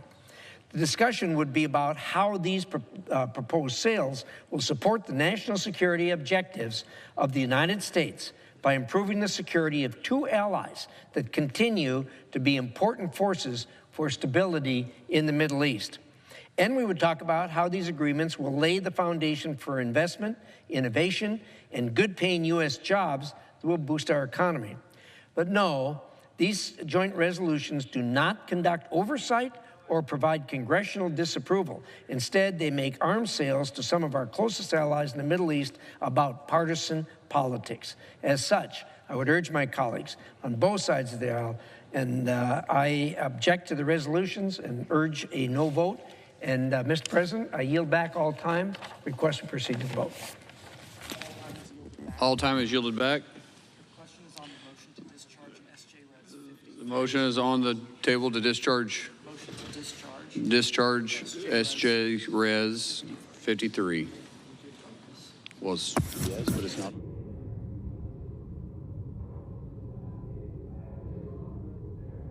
A second. There appears to be. The clerk will call the roll. Ms. Alsobrooks, Ms. Baldwin, Mr. Banks, Mr. Barrasso, Mr. Bennett, Mrs. Blackburn, Mr. Blumenthal, Ms. All right, you're just listening in there to different lawmakers make remarks here on the floor there in our nation's capital. All right, we're just diving into that to have a sense of what's going on in Washington, D.C. right now. A live picture there in Los Angeles, though, as we're continuing to monitor more of these movements, these developments out of Southern California as the National Guard has been deployed. You can see different Army vehicles moving through, National Guard vehicles moving through some of these side streets of the major metropolitan area that is Los Angeles. And we're learning more information about some of the arrests right now, as this is day number 6 of potential protests. We'll see if they spark into tensions, clash between law enforcement. Again, more here on Live Now from Fox. We're learning from our Fox 11 team that more than 220 people were arrested in downtown LA on Tuesday. That includes one person accused of pointing a laser at an LAPD helicopter. 1 assault with a deadly weapon on a police officer, and 3 people illegally in possession of firearms. So big development in terms of that. We're going to take you out to Los Angeles here in just a matter of moments. Let's first slide away for a quick 2-minute break.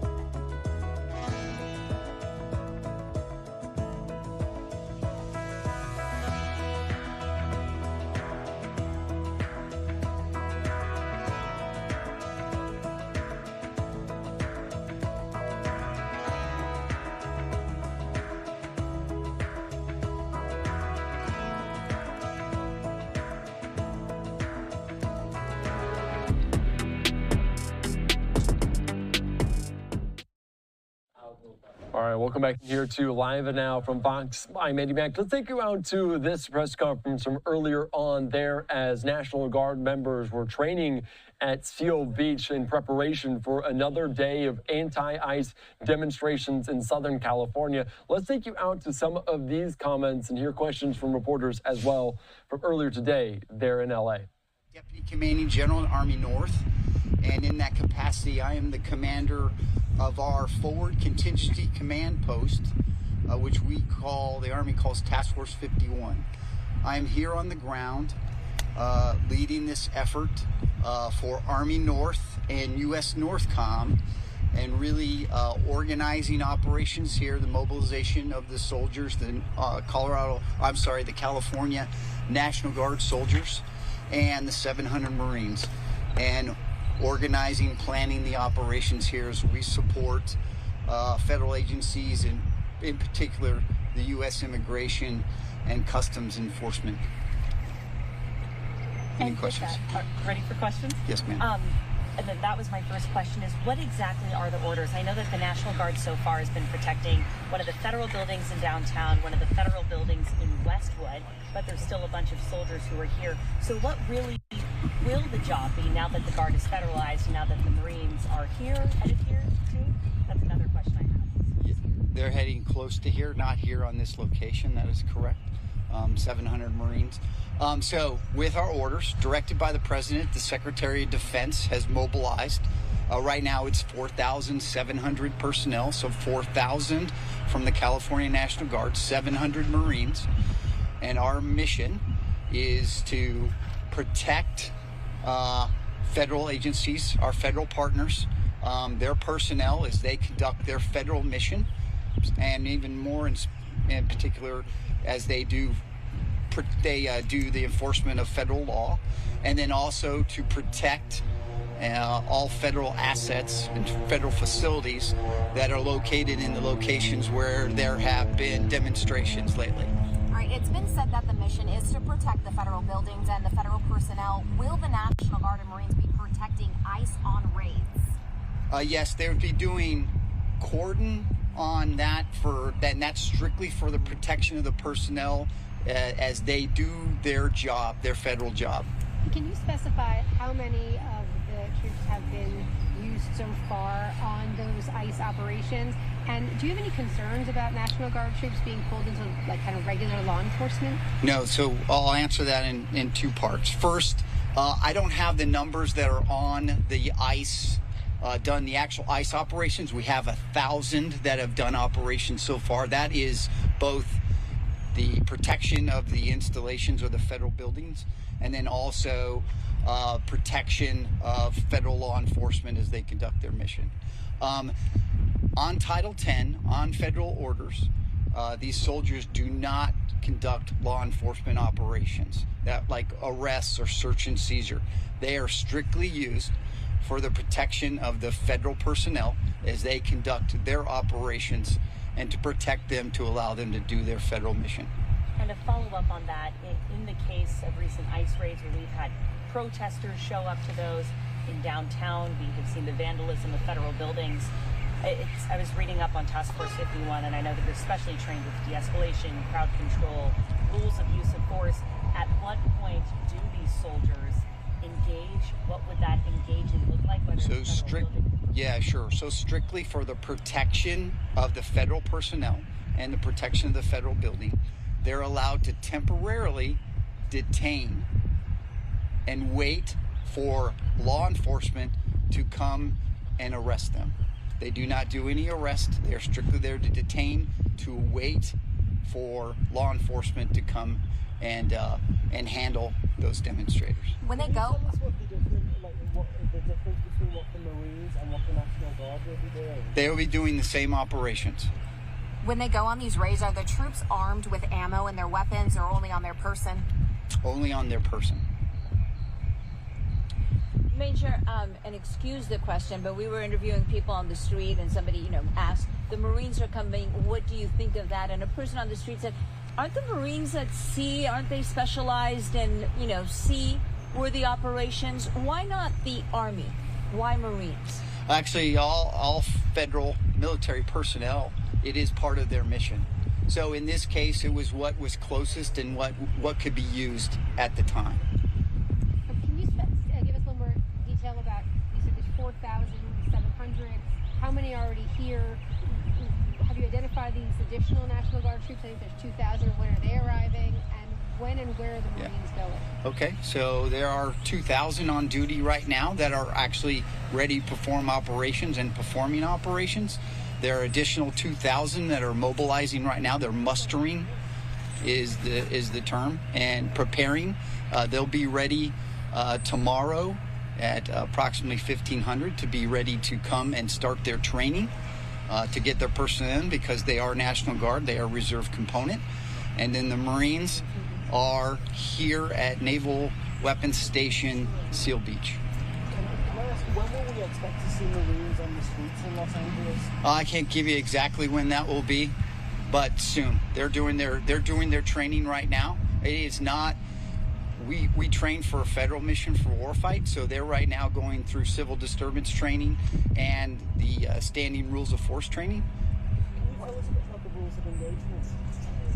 Well, so really for rules of engagement, we are strictly here to protect federal facilities and to protect federal agencies and their personnel and allow them to do their job. We are strictly there to help them do their job and to protect them. What happens if there's a use of force or a shooting? Who investigates that? That will be law enforcement. I know you can't say when the Marines will be on the street. Is it safe to say they won't be on the streets today? They will not be on the streets today. At what point does military aid stop? When protests slow, or if ICE feels satisfied with their raids? It's strictly to the officer, to the agent in charge when they're doing the operations. They do that, so we have worked out coordination with them. We meet, we do rehearsals, we totally understand their operation, conduct the operation, and then we leave.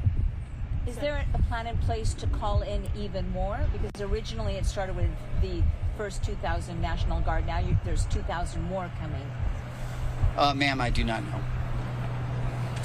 A question on, and I think it's a follow-up from Carly's question. So right now, is there a date where for sure Task Force 51 will still be enacted till, or is it a day-by-day situation? It's a day-by-day situation. we've been ordered to temporarily protect both buildings and federal personnel.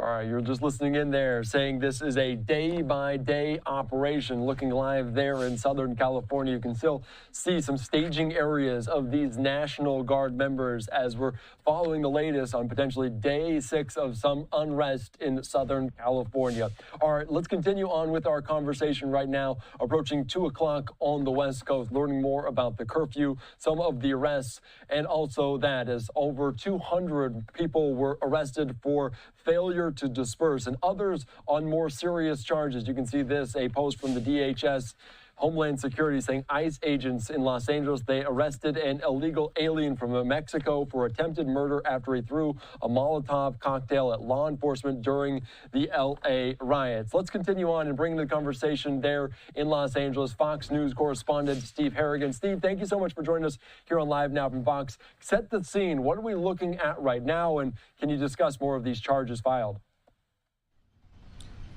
Sure, you can take a look at this detention center behind me, and it's a lot quieter so far today. That first night of curfew from 8 p.m. to 6 a.m. going into effect, it's really knocked out a lot of the looting, despite the couple of hundred of arrests maintained to get that curfew into place. A lot of flag waving, a lot of people out in front of the National Guard here, but no violence, no big crowds, and that crowd has not been pushed back.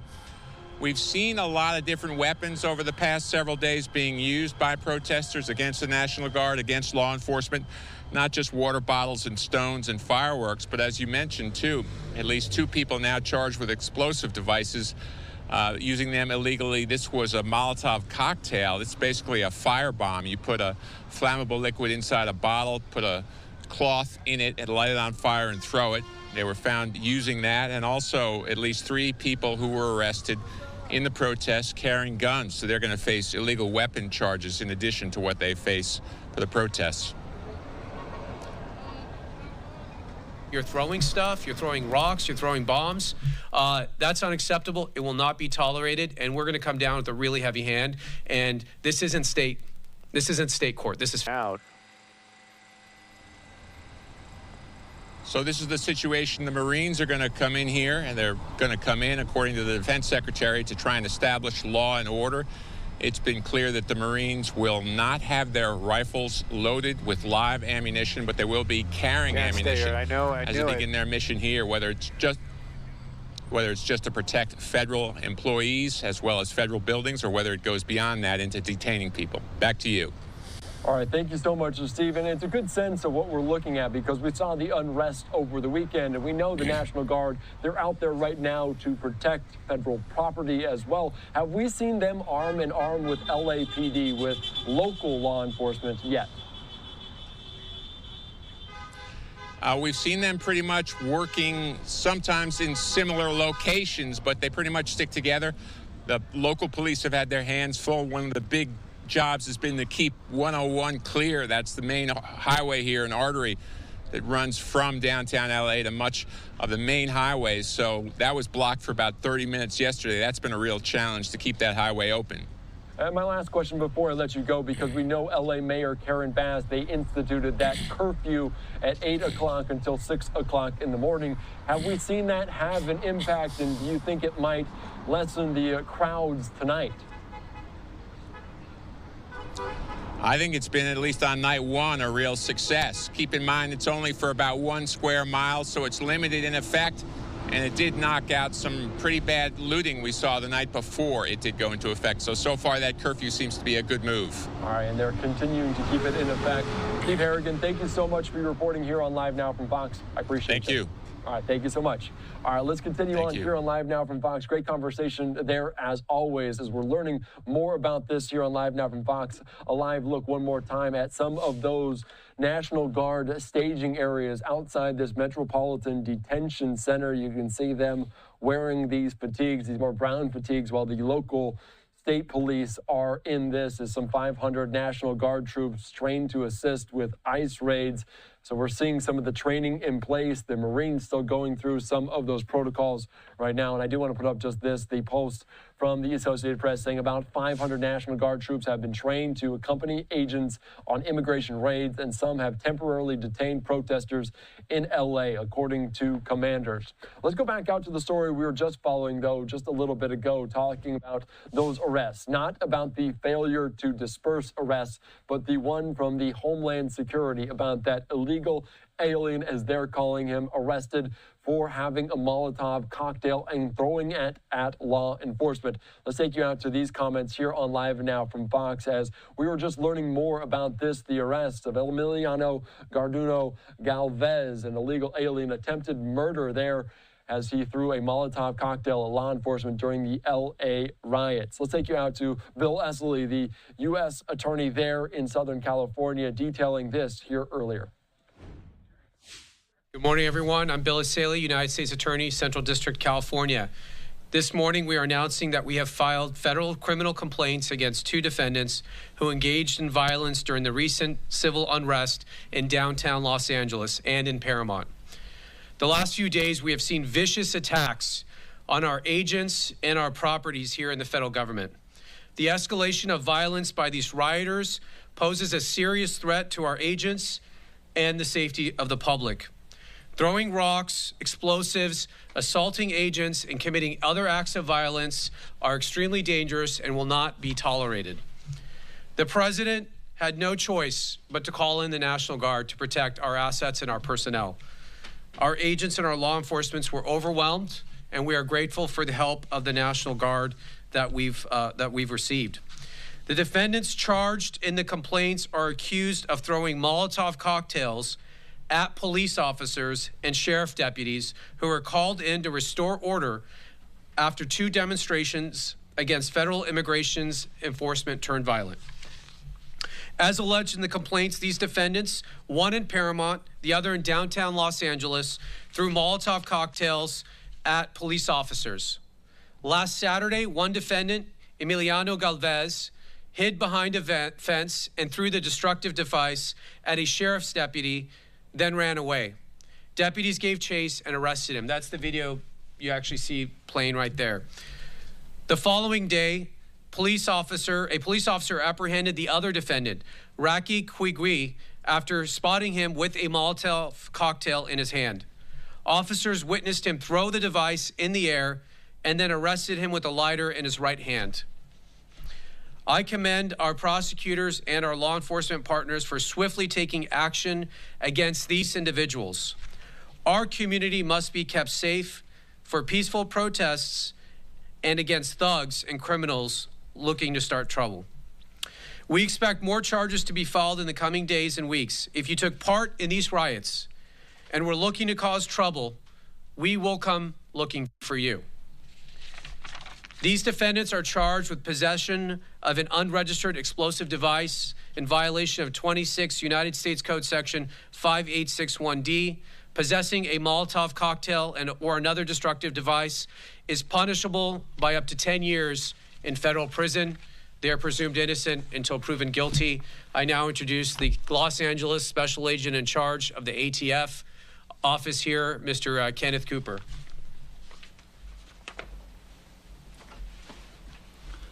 Good morning, everybody.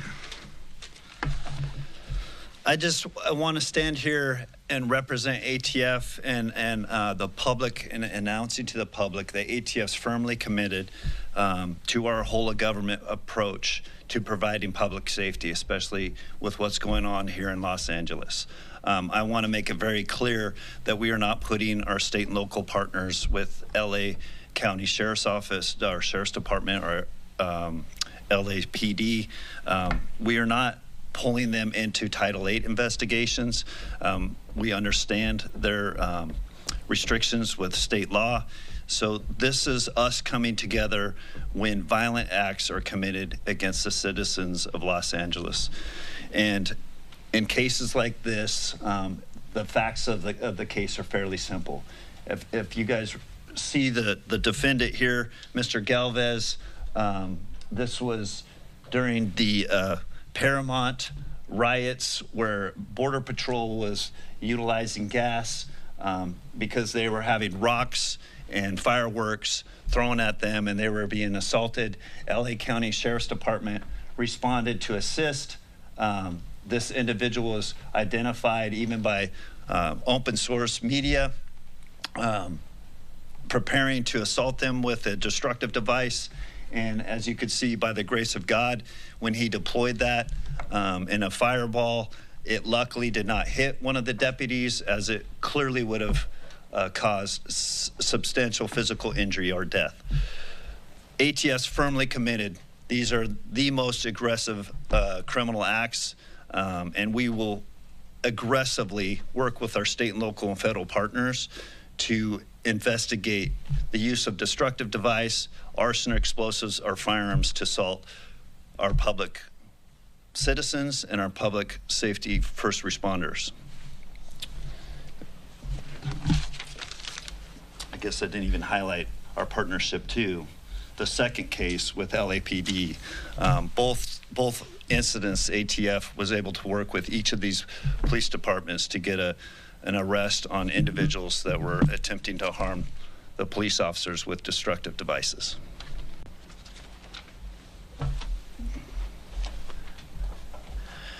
The Los Angeles Police Department appreciates the partnerships with both our federal, state, and local law enforcement agencies, especially during this time of unprecedented civil unrest.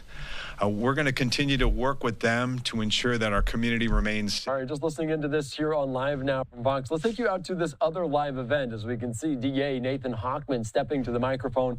Also, there is LA County Sheriff Robert Luna. Let's listen into this press conference here on day number 6 of potential protests in downtown LA. Curfew remains in effect from 8 o'clock at night till 6 in the morning. Let's just listen into what they have to say here on Live Now from Fox about this. I will be joined. My name is Nathan Hochman. I'm the District Attorney of Los Angeles County. You will hear after myself from Sheriff Robert Luna of the Los Angeles County Sheriff's Department, and then Jim McDonald, the Chief of the Los Angeles Police Department. Before I announce the charges, the state charges that have been brought that are tied to these immigration protests, let me first put an overview about the charges. The complaints and the information you will hear about the charges today are not evidence. Evidence has to be presented in a court of law. An individual is presumed innocent until and unless they are proved guilty in that court of law beyond a reasonable doubt. So the discussion of the charges today is just that. It's a discussion of charges and not ultimately, or it does not ultimately constitute evidence of the crimes that will be presented in a court of law. So I first want to start out with a thank you. On behalf of the District Attorney's Office, I want to thank the hundreds of law enforcement officers from the LAPD, from the Los Angeles Sheriff's Department, from their related law enforcement agencies that have come to Los Angeles to help out in this situation. It is not a situation, certainly, that law enforcement intended to actually have happen. Both the District Attorney's Office, the LAPD, the LA Sheriff's Department, and local law enforcement do not participate in federal civil immigration enforcement. I want to make that crystal clear. We were not alerted ahead of time that this was going to happen. We were not involved in the participation of it or the staging of it. We are not involved at all with respect to federal civil immigration enforcement. What happened, though, is that though the law enforcement has done its absolute best to protect individuals who wanted legitimately to protest, to use their First Amendment rights of speech, to peacefully assemble.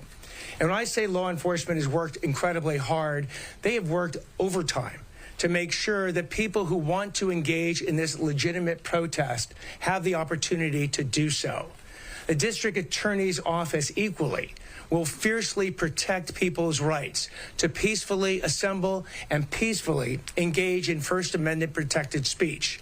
However, when that speech crosses over from protected speech into illegal conduct, the people who engage in that illegal conduct will be prosecuted. They will first be arrested, they will be prosecuted, and they will be punished to the full extent of the law.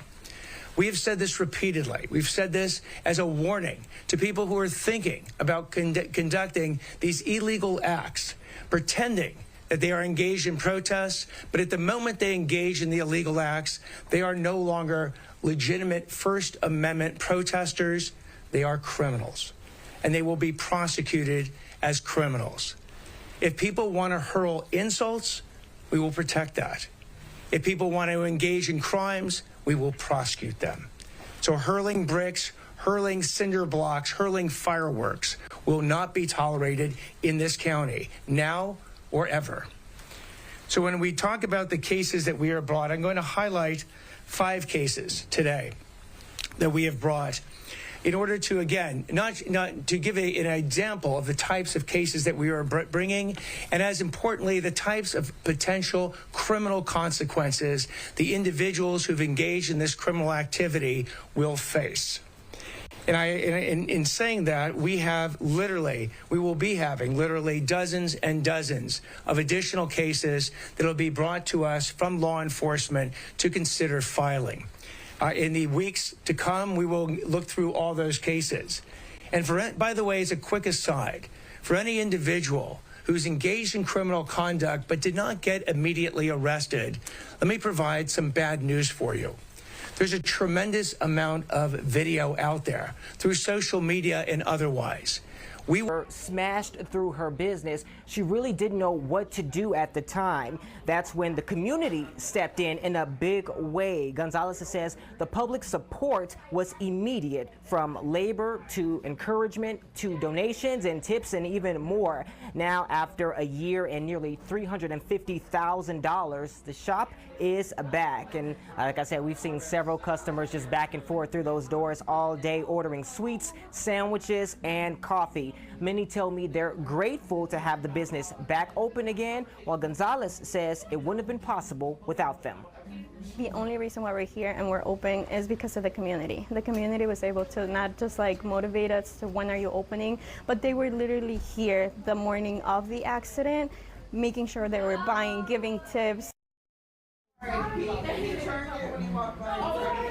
Yeah, she said that support it came through in a huge way, and she actually says today is just the beginning. Gonzalez tells me that they're going to have their grand reopening this Sunday from about 9 to 3. So if you missed it today, you can always come out for that. And she also says she hopes to have a drive-through location in the coming years as well. Reporting live in West Allis, Dorante Matthews, FOX 6 News. What a beautiful paper. Isn't it? Yeah. Unbelievable job. All right, we're happy for her. Thanks, Dorante. The time on the field is fleeting for the Packers, especially for the guys who are new to the organization. And that's why every drill and every snap matters so very much. During the offseason, Tim Van Voren takes a closer look at one of the new receivers trying to make his mark. Rather than Devontae Adams or DK Metcalf or T. Higgins, the Packers' offseason wide receiver free agent acquisition was Mecole Hardman. Much less accomplished individually, but much more of a winner team-wise with the Chiefs. Oh, yeah. Hey, I ain't gonna lie. I didn't know I was going to be the oldest in the receiver room.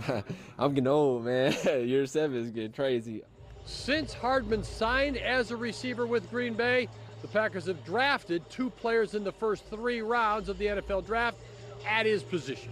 Just, put good things on film and be true to yourself and do what you do. Don't try to, be Superman or try to do extra things. Just come in, learn, be willing to learn, be willing to be coachable. You count other guys, what they're doing? Nah, you focus on yourself, At the end of the day, we are brothers and we all, we want, everybody to do well. Hardman ended Wednesday's mandatory minicamp session with a 74-yard touchdown catch from Jordan Love. Certainly the biggest moment so far of the offseason. He hopes to have some Packers moments in the regular season. Outside Lambeau Field, Tim Van Voren, FOX 6 Sports. A big change is coming to the Milwaukee County Zoo. This shocked me today. The zoo announced the small mammals building will close for good before the end of the year. They say it's all part of the zoo's new strategic plan to add habitats offering immersive experiences. They say the small mammals building has outlived its prime when it comes to modern animal care. So all of the animals that you are seeing right there about to be out of here, they're all going to be relocated to other zoos.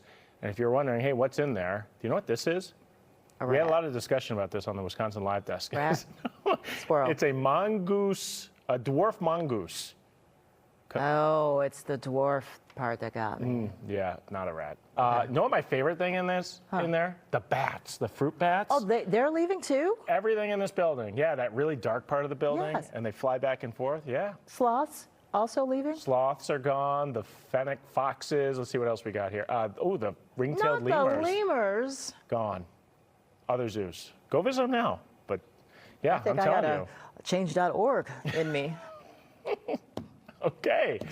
How many quick trips could you hit in a 30-mile trip? A lot. In your car, but what about this way of doing it? Oh, you mean running? Okay. Not so many. It's taking place in Waukesha. We'll talk with 2 organizers of this fun run that is in their 2nd year. We'll find out how many Glazers they will eat during that 50K run.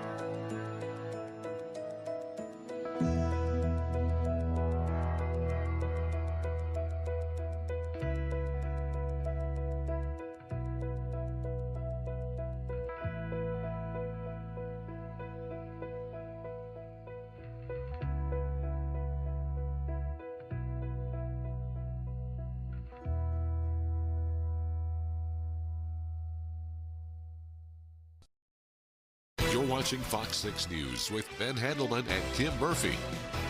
If you love running, and if you love Quick Trip, and who doesn't love Quick Trip, have an event for you. The 2nd annual Quick Trip 50K is coming up this month, although you don't have to run 50K this year. Joining us to talk about the run is John Christ and Jenna Barris.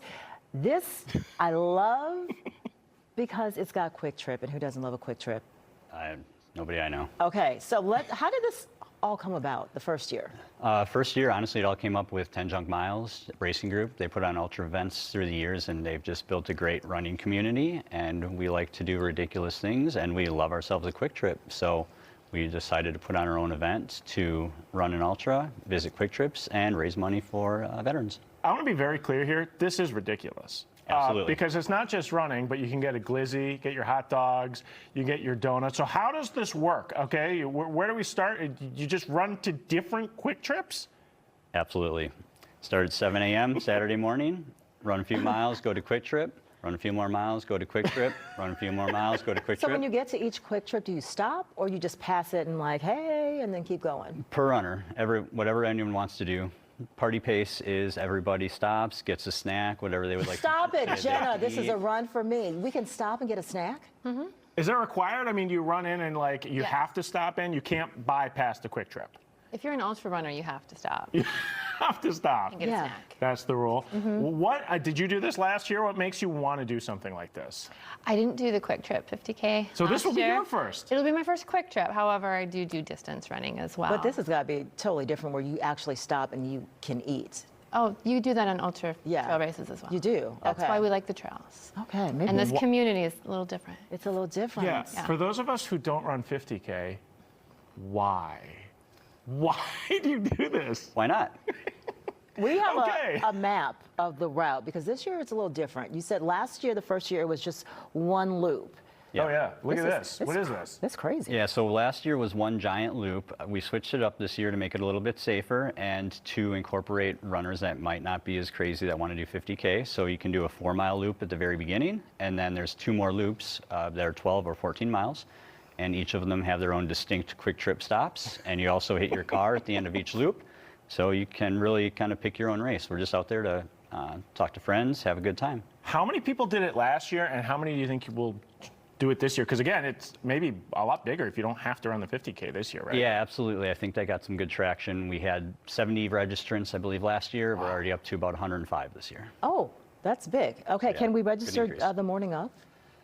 Yeah, it is just a social group run. You So could I can basically just just show show up. You could just show up if you wanted to. Absolutely. So there's no cost associated with this. It's just correct. 10 Junk Miles sponsored the race shirts. So when people register, they select a T-shirt and you make a donation to Band of Runners. So 100% of the proceeds are getting donated to the Band of Runners. This is like a commercial where like you show up to a place and you're getting gas and you see all these people running down the street and then you just like leave your car and you just start running down the street with them. Absolutely. That could happen. So with the ultra marathoners, like when you guys, like the donuts are actually good for you guys because you're burning so many calories. I mean, I've never run a 50K, but it's important to make the stop and eat your beef sticks and your. Absolutely.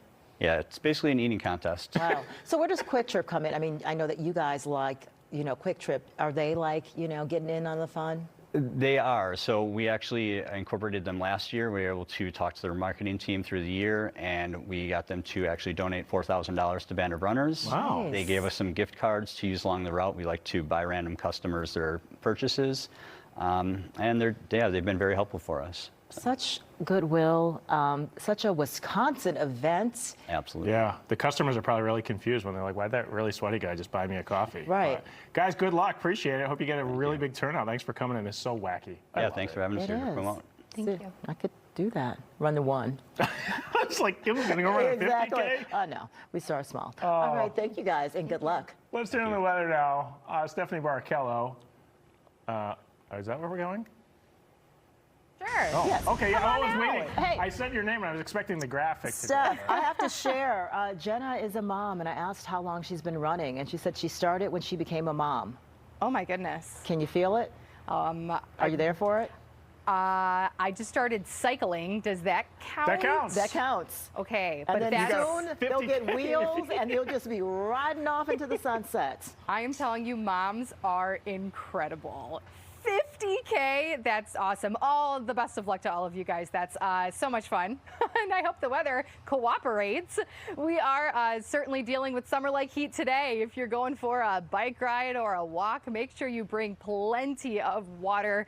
Hydration is key on these hot, sunny days, right? It's 87 degrees, just an incredible number. Dew points have actually dropped a little bit too, so it's a bit more comfortable right now, despite the fact that temperatures are higher and the wind is out of the west about 5 to 10 miles per hour. I mean, check out some of these temperatures well above our seasonal normals for this time of year. 86 in West Bend, 84 towards Waukesha. Look at Burlington, it's 88. Racine, 89. Right on the lake, usually a little cooler. 91 right now in Kenosha. Rockford, Chicago, both in the low 90s right now. Even parts of Minnesota and Iowa in the 80s and 90s. It's just a bit cooler the north you go because that's where cloud cover and some rain is located at the moment. Now, if you are going to be out and about throughout the remainder of the the evening, maybe heading to a pool. You know, some are open now.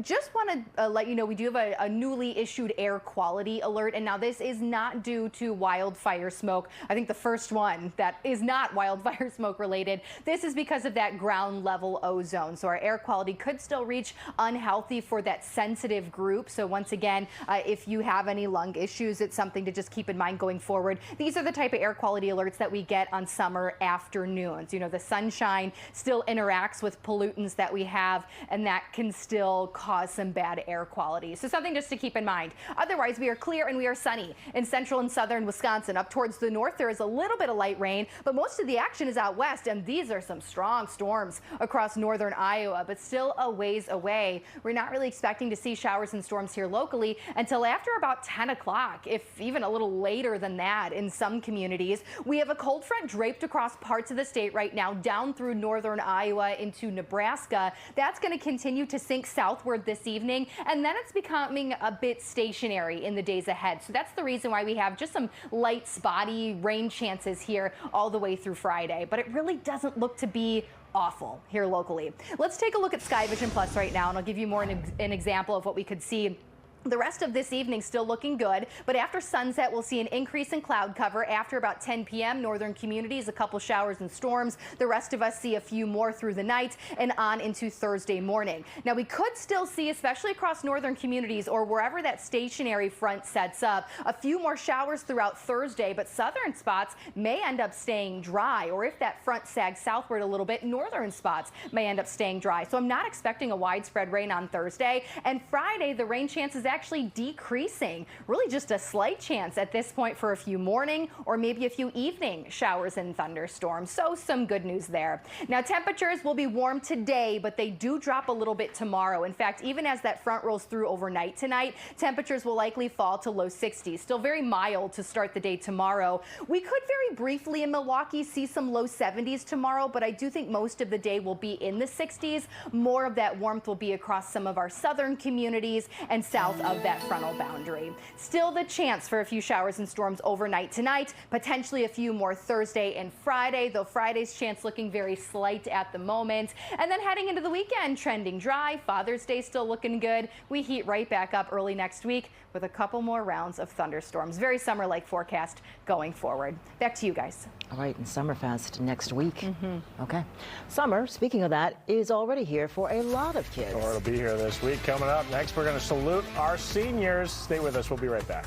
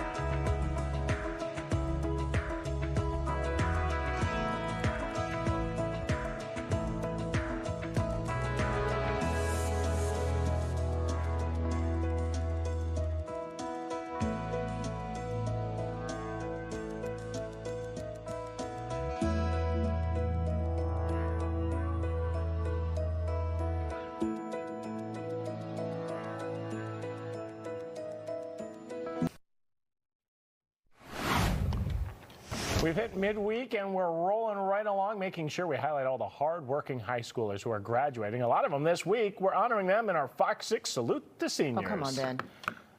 So, let's back it up. Okay. Okay. We're Take honoring them. 2. In our Fox 6 Salute to Seniors. Okay, kicking things off. Milan Sanchez and Rufus King. Up next, Milan will attend MATC for business management and continuing her drumline career. Heaven Tanner earned a diploma from St. Catherine's. She will attend Carthage College to study nursing and theater. Zaya Haywood at Wisconsin Lutheran plans to go into elementary education. Peyton Williams is a senior, not for long, because she's graduating from McGuanago High School. Peyton plans to continue education by studying radiology. Congrats to Stephen Thomas at Green Tree Prep Academy. Stephen plans to attend UW Milwaukee. Owen Lang graduating from Verona High School. Owen plans to major in aviation management and play lacrosse. Andrew Dodge is a senior at St. Thomas More. Andrew's post-grad plans include studying to become an electrician. Congrats to Bryce Tenfist graduating from Sheboygan North. He'll attend UW Lacrosse to major in business finance. Madeline Williams earned a diploma from Greenfield High School. Up next, she will study nursing at Carroll University. And Jacob Trotter graduating from Horicon High School. Jacob will attend Fox Valley Tech in the fall. And if you want to give a big salute to the special graduating high schooler in your life, head on over to fox6now.com and click Salute to Seniors. That's at the top of our homepage. Well, help is on the way for those who help us during emergencies. A look at the extended program supporting first responders and their mental health.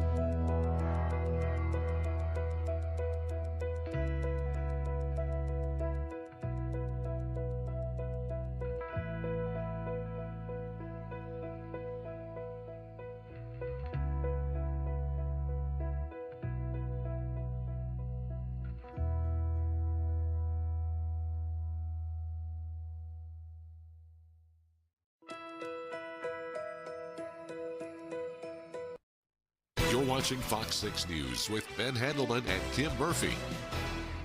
4:30 on Wednesday. Here's a look at the big stories we're following today. Former movie mogul Harvey Weinstein has been convicted of one of the top charges in his sex crimes retrial, but the former movie mogul was also acquitted of another charge today. And on a third charge, the jurors were unable to reach a verdict. Weinstein was initially convicted 5 years ago. He's pled not guilty to all charges. Police detained more than 20 people on the first night of curfews in downtown Los Angeles. The restrictions followed days of protests over President Trump's immigration crackdown. Mayor Karen Bass called the raids in Southern California a provocation by the White House and urged the administration to stop them. As for the overnight curfew, Bass says it will remain in effect for downtown indefinitely. Israel says it has recovered the remains of 2 more hostages held in Gaza. One of the hostages, Yair Yaakov, was killed on October 7th, 2023. His body was taken into Gaza. The identity of the second hostage, whose body was recovered, was not immediately released. The Gaza Health Ministry says more than 55,000 Palestinians have been killed in the 20-month Israel-Hamas war. And it is warm out here on the weather deck this late afternoon, early evening. Temperatures are in the upper 80s in some southern communities here in Wisconsin. The sun is shining for now. Overnight tonight, we will have the chance for some showers and storms, but the rest of this evening, it's just going to be those temperatures that we'll be watching. A little bit of haze out there, otherwise some good sunshine. A look at those temperatures again, everybody well into the 80s with the warmest spots down south, 91 right now in Kenosha, and even some low 80s up towards the north for Fond du Lac as well as Sheboygan. So going forward this evening, still expecting sunny skies. Late tonight, we'll eventually see those clouds increasing, but it may not be until after 9 or 10 p.m. Temperatures fall into the 70s, especially lakeside. We could see a lake breeze kick in after sunset or closer to sunset. Still going to be a really nice evening. Overnight tonight and then tomorrow, a chance for a few thunderstorms. I'll take you through a latest look at sky vision and talk more about the holiday weekend coming up. That's just a few minutes away. Steph, thanks. Veterans and emergency responders are often first to run into the line of fire, and now a virtual program is giving them support to work through the trauma. Abril Preciado gives us a closer look at how this all works. Some people are like, oh, tell me some cool stories. Well, they're not always cool stories. And when you're telling somebody, they don't understand all the stuff that goes along with it. When he came back from serving in Iraq and Afghanistan, Chris Swift says he had to learn some lessons the hard way. I drank a lot. When I came back, I ended up getting 3 DUIs. I went to rehab at the VA for about 4 months. Then I went to jail for about 7 months. Swift says he's now 6 years sober and a peer specialist for the Fire Watch program at Rogers Behavioral Health. The goal is to provide help and mental health support for veterans and first responders. The program first launched in September 2024. We can do a wide variety of things within this program. We focus on moral injury. Moral injury is the guilt and shame that can come from trauma. Organizers say addressing that is an important part of the 8-week, 100% virtual program. Participants go through therapy, learning practical coping mechanisms, and connect with others going through the same thing. We've seen a lot of patients come in just with a lot of stigma, possibly thinking that maybe this won't work for them. And I think we've seen a lot of people be surprised. Swift says his goal is to help others who were in his shoes for their sake and the sake of their loved ones, like Swift's daughter. Why do I get up? And, you know, is it the people around you? Is it there's something significant in your life? For me, it's her. Abril Preciado, FOX 6 News. Organizers say insurance covers the program Fire Watch. Medicaid is also accepted. You can find more details about this on our Fox Local app.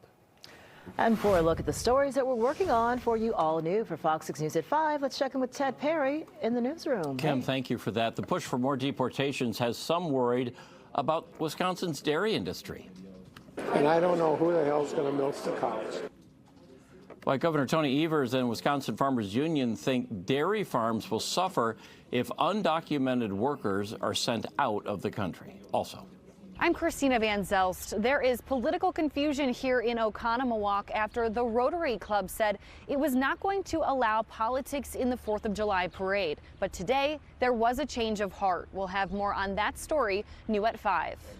And the new push to reopen a Milwaukee County pool, those stories and more coming your way when Mary joins me for Fox 6 News at 5, guys. Thanks, Ted. From Titletown to the Big Apple to Steel City, He's had quite the ride. We're talking about Aaron Rodgers, and he has a new home. And a new wife, apparently. Yes. A secret one. For the first time, Rodgers donned the Steelers uniform amid plenty of optimism. Lily Zhao takes us beyond the game. In his 21st season in the NFL, Aaron Rodgers will play for his third NFL team. Rodgers made his black and gold debut on Tuesday on the first day of Steelers' mandatory minicamp, and that garnered some positive reactions from his former team. It's going to be fun. It's going to be very fun. I'm excited about that.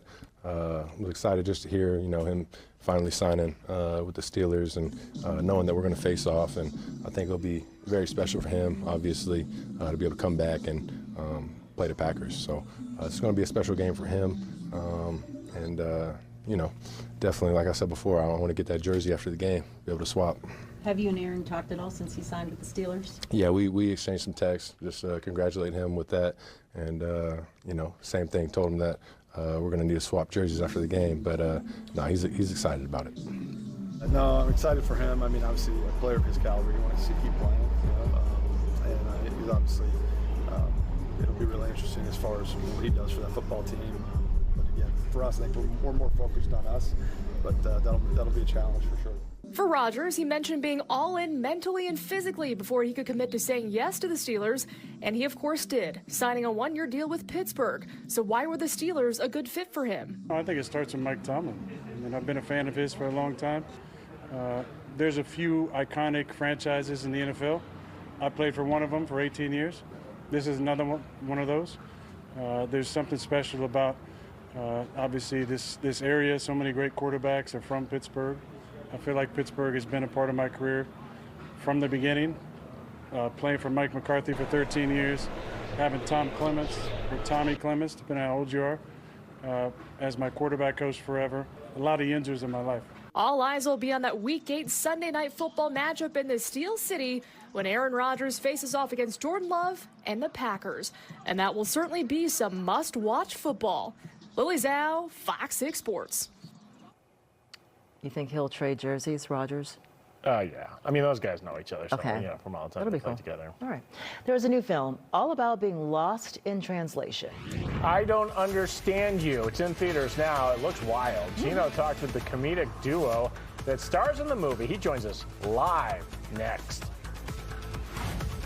I'm Aaron Maben in Cudahy. It was a case that captivated the city and consumed a Milwaukee County detective. It's hard to get in someone's mind that's capable of doing something like he did to her. Days after a jury convicted Maxwell Anderson in the murder of Sade Robinson, the lead detective reflects on the case. The missing evidence that still haunts her. That's all new coming up at 6.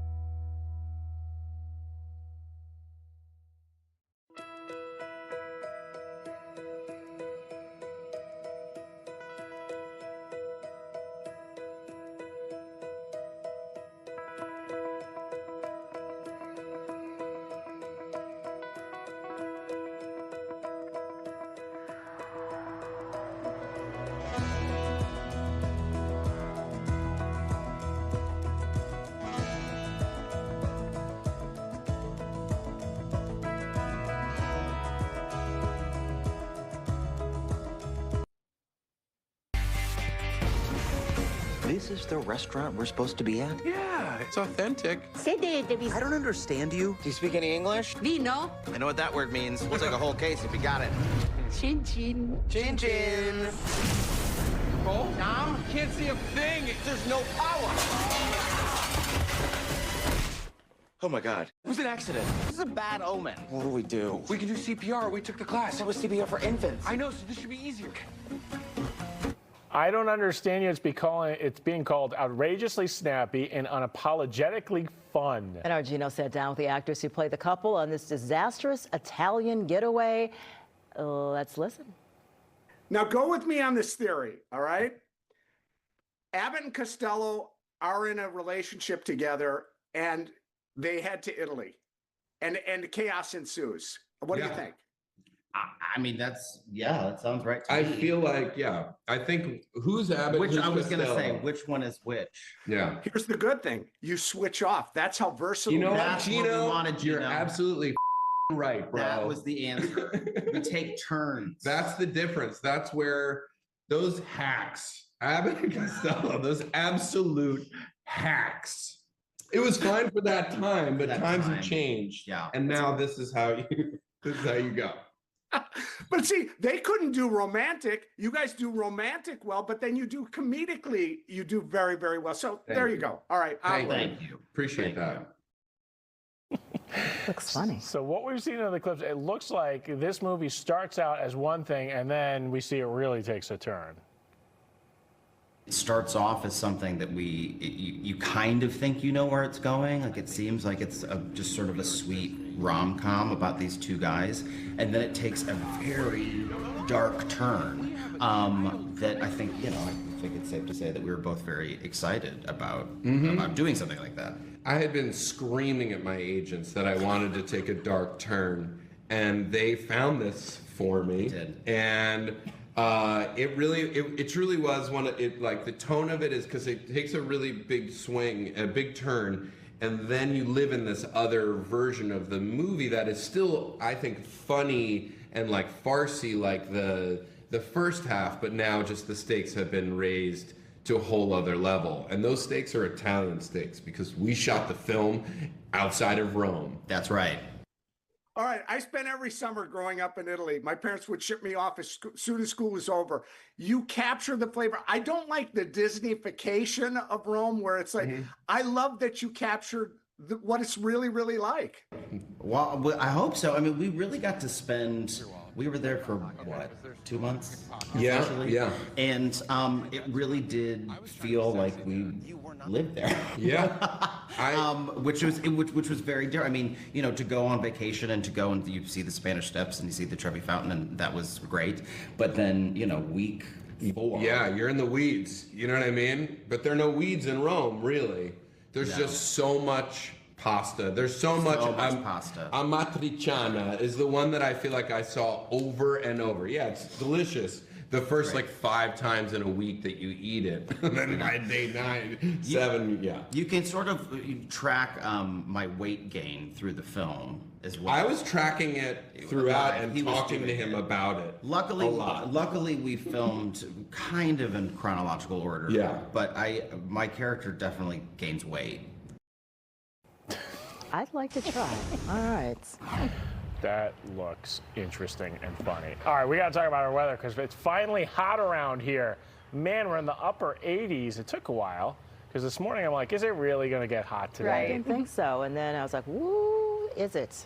Then you were like, oh, I should trust my meteorologist. I should. We always trust We do. you. It's I know, I'm Mother kidding. Nature that I don't trust. We did have a little period of cloud cover right around midday, so that kept temperatures in the 70s for a period of time. But once the sun came out, we jumped about 6 degrees in an hour. So we really, really climbed quickly. High temperature for today so far is 87. It's very possible in the next hour we still warm a little bit more. Well above the seasonal average, that's 76. The record today is 95, so not quite to record territory, even though this feels like a very hot day. It is a very hot day, not quite to our records here in southern Wisconsin. Even Madison is in the mid-80s. Look at down towards the south. Rockford, Chicago, both 91 degrees. Waterloo, Iowa in the mid-90s. That's also out west where dew points are a little bit higher. Now, as you get farther towards the north, there's been more cloud cover, a little bit more rain, so that's where temperatures are in the 70s, but still 70s, not too bad this time of year. Our averages once again are in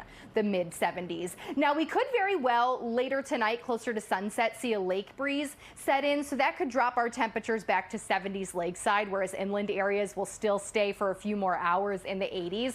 Regardless, overnight tonight we will slowly fall through the 70s and really only drop to maybe upper 50s by morning, but more so looking at low 60s for low temperatures. So it's still going to be pretty mild overnight tonight and to start things out tomorrow. Another reminder that we have that air quality alert for parts of southern Wisconsin. This is for ground level ozone, not for wildfire smoke. So we get these often on summer afternoons. It's all thanks to sunshine, warm temperatures interacting with pollutants that we already have here at the surface. So if you are sensitive, if you're in that sensitive group, just try to limit your time outside this afternoon. I know that's hard to do, but it is something we will have to deal with going forward this evening. That air quality alert goes until 11 p.m. Also out towards the west, there are severe thunderstorm warnings as well as a severe thunderstorm watch for far southern Minnesota and northern Iowa. So that's where storms are really on the strong side right now, approaching Mason City, Iowa. There are a couple of severe thunderstorm warnings, as I just showed you. These cells are very juicy. No, but they're still a ways away. So we are still expecting dry conditions through sunset. We may not see any storms arriving in some of our communities until closer to 10 o'clock tonight. It is all thanks to a frontal boundary, a cold front right now that's going to continue to sink southward but then stall out a little bit. And that's still going to keep at least the chance for a few showers and storms in Thursday and potentially into Friday. Let's check in with Sky Vision right now.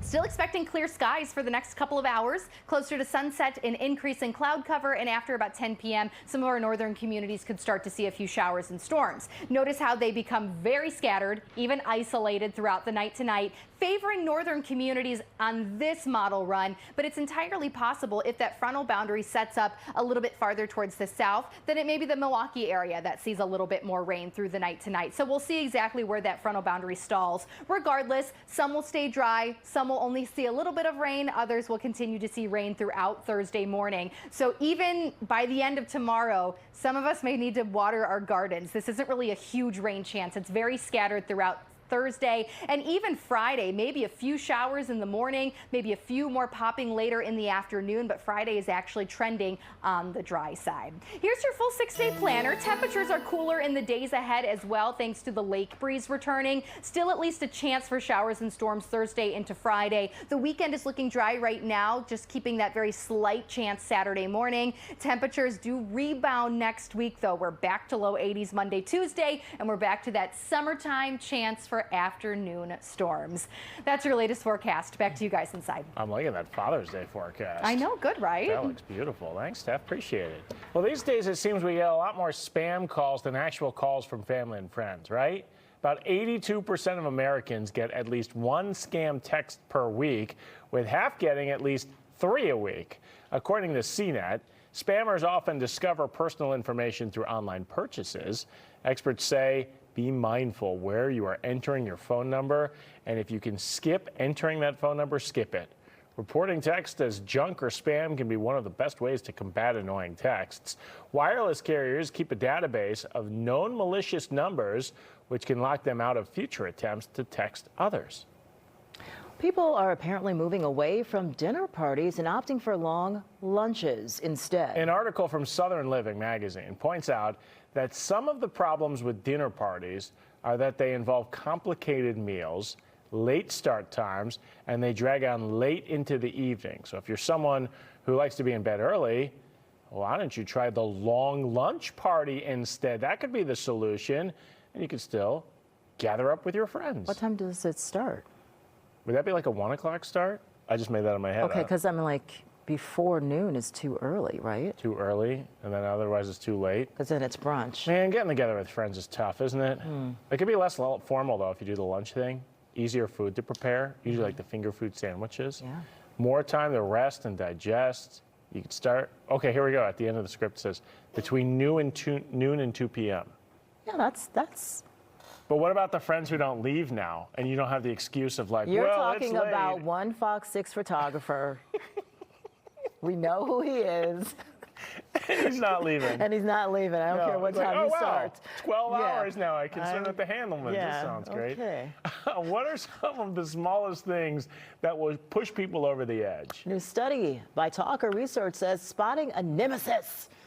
Loud chewing and heavy breathing lead the way. If that nemesis is breathing, that's up there.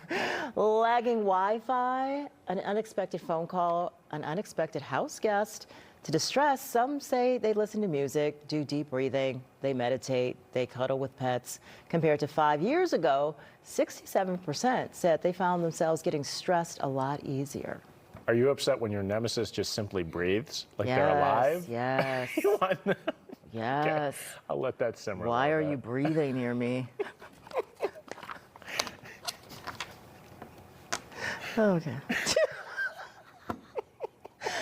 Maybe having a fake boy or girlfriend is annoying to you too. But is having an AI boyfriend or girlfriend considered cheating? Oh, that's a question. According to a new poll, 40% of people say, yeah. Yeah. Match's annual Singles in America report found 26% of people use artificial intelligence to help land dates. 16% say they've used AI as a romantic partner or side piece for emotional support they weren't getting from their real-life partner. And I think that is considered cheating, even if they're not real, right? There's a whole series called Black Mirror, and it talks about just our unhealthy connection to technology and all the ways that's connecting to something that's not real. If you're not connecting to the person who you're supposed to be connecting with, then that could create problems, right? Hey, if you're thinking about a road trip this summer, a new survey looked at when is the right time to take the kids on their first long drive. What age? Yeah, I think so. Okay, good to grow. Asking 2,000 parents under the age of 13. They found 3.5 years old is the worst age for road trips. And parents say they're bored, the kids are, they dislike travel. Those are the main issues. Parents say they hear, are we there yet? About 22 times. They also say they deal with 14 tantrums in a 7-hour time span on average. Turns out 6 years old, rated as the easiest age for road tripping. I remember the worst flight I was ever on was Amelia almost turned 2, because it's free till you're 2. But by the time they get that age, like they should have their own seat because you just get kicked in the face. I feel sorry because of the air pressure and it, sometimes they, Don't feel sorry. Don't. They'd be awful. And that's your child you're talking about. Imagine the others on that. They're like, that demon child belongs to that news anchor guy. Here's a real underdog story. A major promotion for a talented dog. We got details on his upcoming major league debut.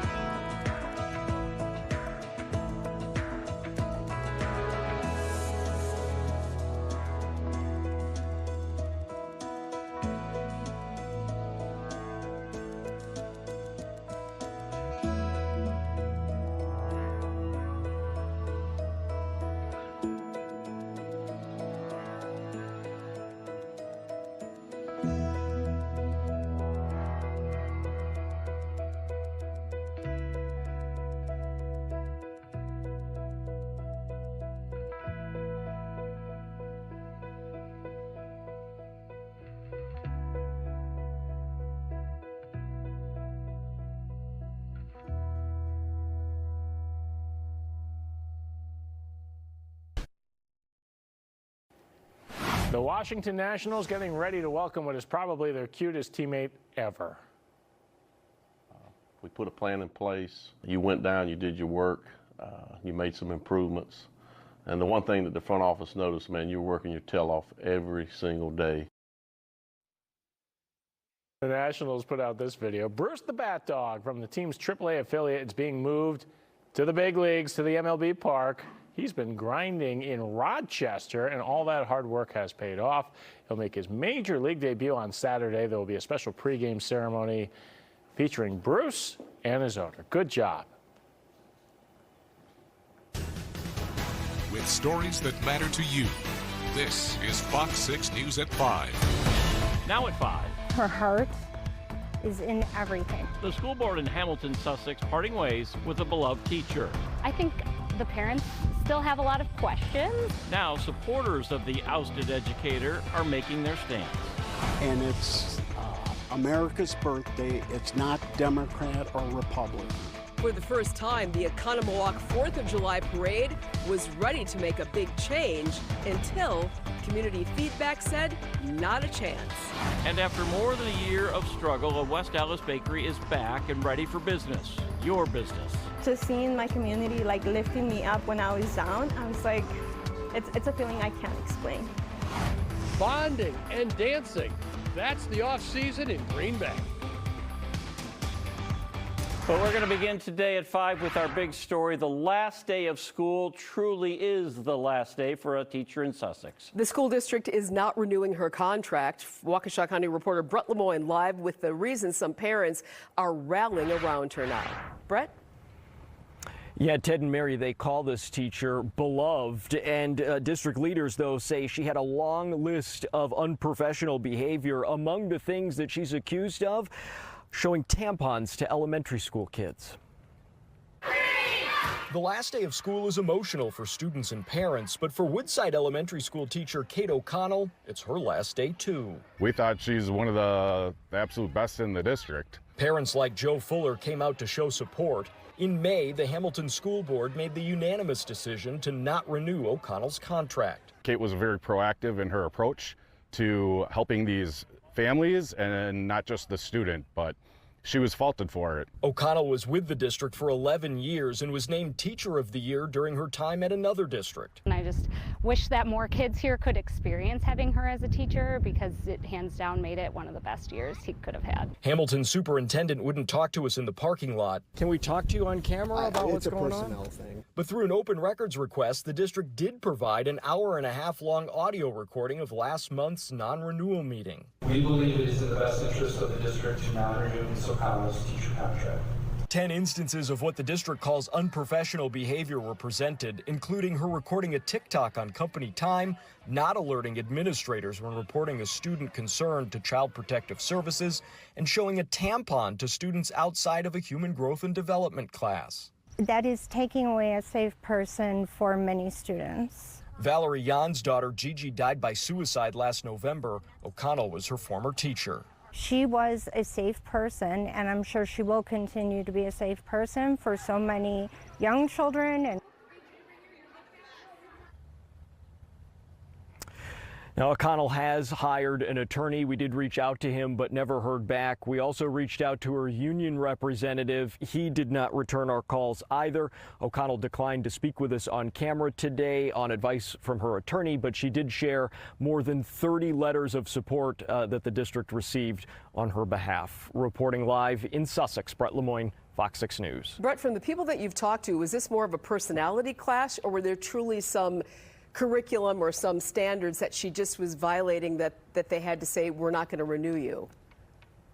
Yeah, the parents that are supporting her say that there was politics involved, that there were some personality clashes with administrators here, but obviously the district refutes that in the list of what they call unprofessional behavior. All right, Brett Lemoyne there, reporting live in Sussex. Thank you. There are a few staples of July 4th parades in Wisconsin, at least one marching band, a local fire truck, a lot of flags, and politicians which represent the town in which they're marching. That last item, That was taken out, then put back in the Oconomowoc parade this summer. Christina Benzels is live in Oconomowoc to explain a controversy that quickly appeared and then seemingly disappeared. Yeah, Ted, Oconomowoc is celebrating 150 years this year, and because of that milestone, the Rotary Club said that it wanted to make its 4th of July parade unique. However, people who live here did not necessarily like that idea. People in Oconomowoc are proud to call it home as the city celebrates 150 years. But once politics clashed with the 4th of July parade, the chatter started. A lot of times we forget what we're actually celebrating, and that's the 4th of July, not our politics. On Monday, the Rotary Club posted the parade would be non-political and, quote, our aim remains to create a universally enjoyable atmosphere where Oconomowoc's legacy and community unity can shine brightly, unimpeded by partisan elements. That decision left people with mixed feelings. I just think it's very important to recognize their hard work and what they're doing. I don't think they belong in the parade. They're spinning their wheels over nothing. Wednesday, the Rotary Club sent out a clarification apologizing for the confusion.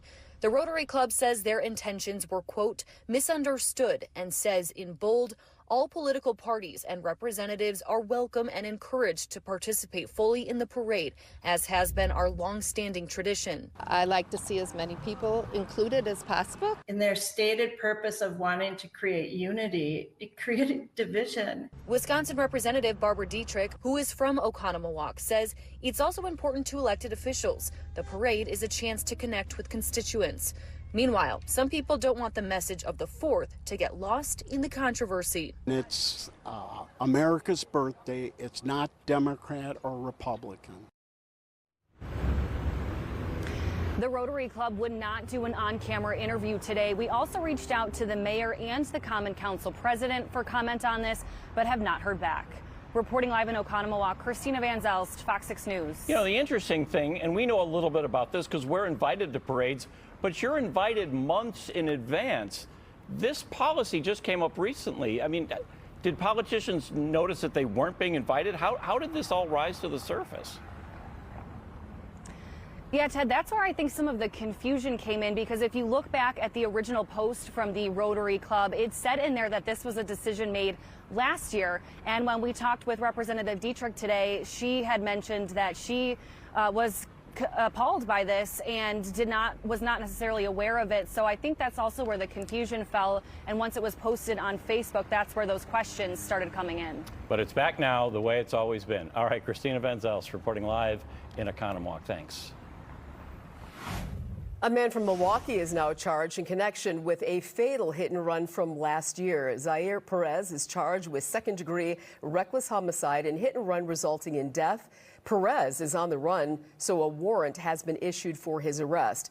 And the criminal complaint, prosecutors say there was a crash near Muskego and Rogers on August 26th. The striking driver was speeding just before that crash. Investigators found surveillance video. The complaint says it shows a man and woman jumping out and running off. Last month, Milwaukee police got word from the state crime lab that evidence from that car matched Perez. Milwaukee Public Schools making progress on its lead crisis. MPS Superintendent Brenda Casillas says the Milwaukee Health Department clearing La Follette School. That school underwent renovations and painting to clear the school of lead risk. Students will remain at their temporary classrooms at the Wisconsin Conservatory of Lifelong Learning because their last day of the school year is Friday, so it didn't seem to make sense to switch back. No La Follette children were identified as having elevated lead levels. The district hopes to eliminate all lead dangers from its schools by the end of the calendar year, and you can check out the health department answering questions on the lead crisis, as well as available lead testing clinics that are free on fox6now.com and the Fox Local mobile app. A big change coming to the Milwaukee County Zoo. Yeah, the zoo says the small mammals building will be closing for good before the end of the year. They say it's all part of the zoo's new strategic plan to add habitats offering immersive experiences.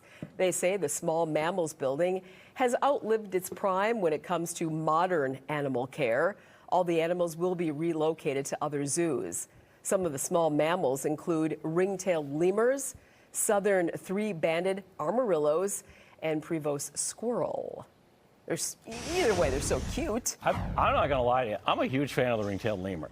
The lemur, huh? Ever since Mutual of Omaha Wild Kingdom, where Marlon Perkins went out and he started screaming, ring-tailed lemur, ring-tailed lemur. Oh, you have vivid memories. I have vivid memories of that. Oh, my. It's a live look at what. Sorry about that. Hi, everybody. Sun shines out when it's officially summer. We'll let you know, but in the meantime, it feels like it's officially summer. I'm not going to apologize for having a favorite zoo animal, Tom. Yeah, you definitely do, Ted. I had no idea. His your love of your lemurs. love for the ring-tailed lemur. Yeah. Well, tell you what, hopefully those ring-tailed lemurs got to enjoy the weather today.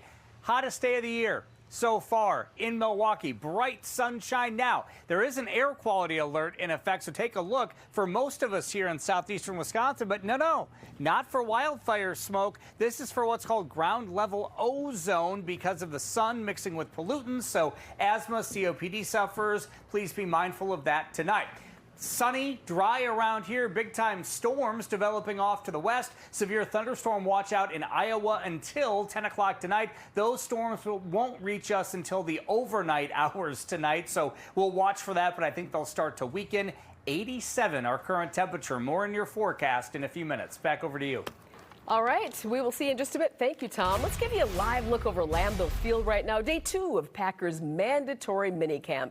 And by the time the Green Bay Packers players report to training camp July 23rd, the offseason program will be well behind them. Yeah, but as it winds down this week, there will be important aspects that will carry through with them in the downtime before camp starts again. Tim Van Voren has more from Lambeau Field. In many summers, the Packers haven't filled out their mandatory minicamp by practicing on the third final day and opting instead for some sort of team bonding experience. This year, given the changes with the NFL draft right here in this parking lot and a variety of other things going on, that won't happen. We'll be on the field tomorrow. I think that is team building, right? When you're going through some hard stuff together. And I just think with kind of the circumstances of this year, I think it's important for us to maximize our time and get that work in. Bonding of other sorts taking place in Green Bay. Maybe this is what the coach is looking for. On the field, Kamal Haddon's the guy who steps it all off, showing he's got the style and bringing some other guys in with him. The Packers pretty fired up and toe-tapping about the fact they'll have 5 weeks or so off for their summer break following Thursday's practice. The first practice of training camp, July 23rd. Shortly thereafter, the pads will go on, and not that long after that, football will be back. Outside Lambeau Field, Tim Van Voren, Fox 6 Sports. Let's hope they're dancing in mid-February. Mandatory minicamp comes to a close tomorrow. Then the players get a little more than a month off before the start of training camp. Well, it is a major comeback after a major setback. Last year, a hit-and-run driver destroyed a West Allis bakery. But now, our Durante Matthews is live with the business's brand new beginning. Hi, Durante. Hey there, Mary. Now, that is right. Elevate Coffee by Piece of Love is back. And right now, staff members are just cleaning. You can see them in the back, just wiping up after what they say has been a successful soft opening. Now, I had the chance to speak with the owner, and she says this past year has been a journey, a rocky one, that she could not have navigated by herself.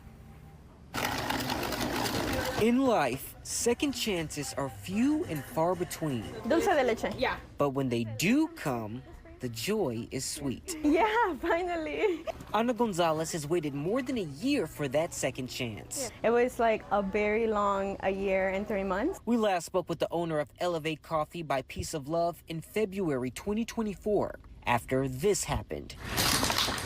A hit-and-run driver smashed through her bakery. My mind just became blank, and I didn't know what I was going to do. The community immediately stepped in. They were literally here the morning of the accident, making sure they were buying, giving tips. The shop closed, but the surrounding support stayed. Nearly $350,000 later, the coffee shop and bakery is back. I think that's awesome that they really had the tenacity, they stuck it out. I see it like someone who never gave up. I see it like someone who followed their dreams. Kicking off Wednesday with a soft reopening. It was like dancing with their cups and their coffee. I feel like she not only like sells coffee, but she gives you a little bit of our culture as well. Gonzalez says the business's return would have been impossible if it weren't for one thing. Seeing my community like lifting me up when I was down, I was like, it's a feeling I can't explain. She says the name Piece of Love comes from her love for her customers. Like, we're happy for you, and I'm like, I'm happy that you're here. And for Gonzalez, there's nothing sweeter than love getting a second chance.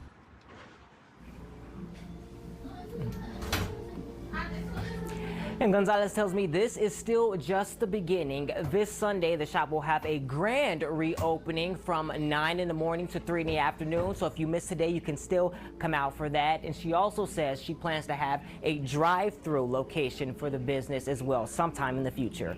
Reporting live in West Dallas, Durante Matthews, Fox 6 News. We can just smell the fresh baked goods from here, Durante. Feel free to come back with a few. Yeah, for sure. Well, because it is such a nice day outside, you might want to grab a little sweet treat, head to the pool perhaps. Maybe an iced latte for sure. While multiple pools are closed, county leaders here in Milwaukee County have a plan to get one back open soon. We'll explain where. And there's a growing push for more deportations. Our Jason Kelby takes a deep dive into concerns for Wisconsin. A story in 3 minutes.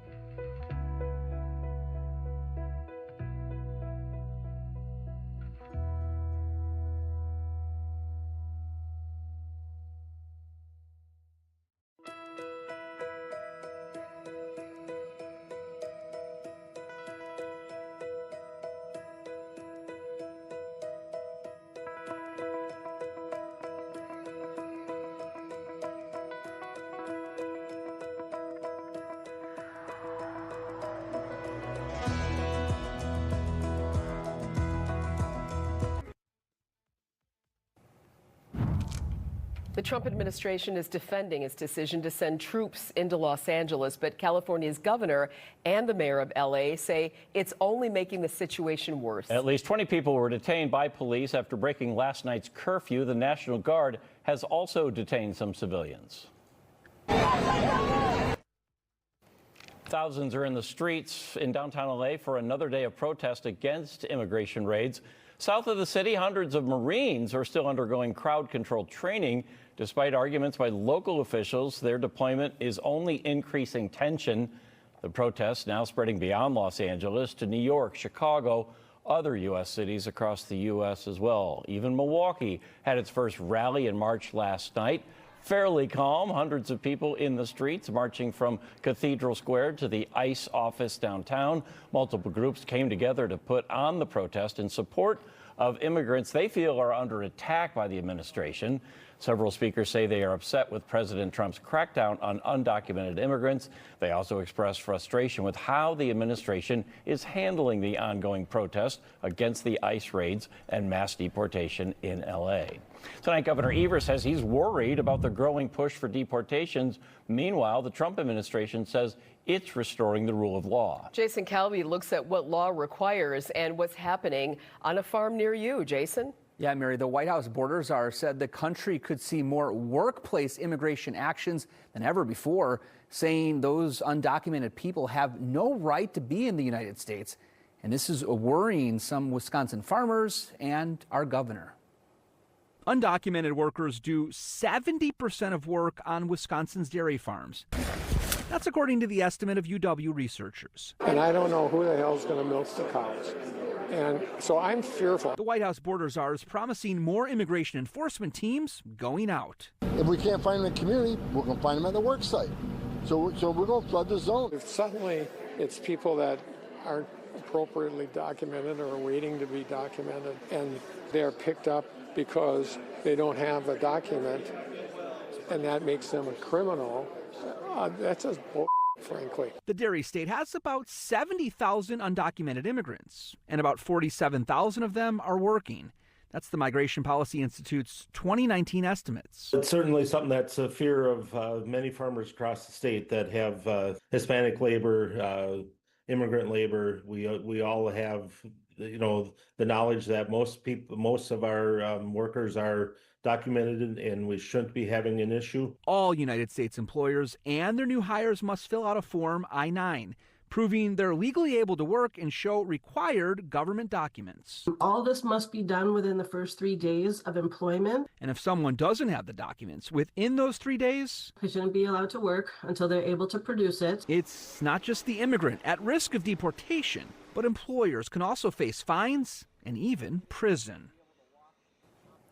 So when employers are checking the papers in the United States, there are two primary categories of visas. So let's talk about the difference in non-immigrant visas versus immigrant visas. First, non-immigrant visas. The purpose of this visa is temporarily staying in the United States, which means the holder is expected to leave the United States when the visa expires. Examples of this include business visas, student visas, visas for crime victims, and visas for human trafficking victims.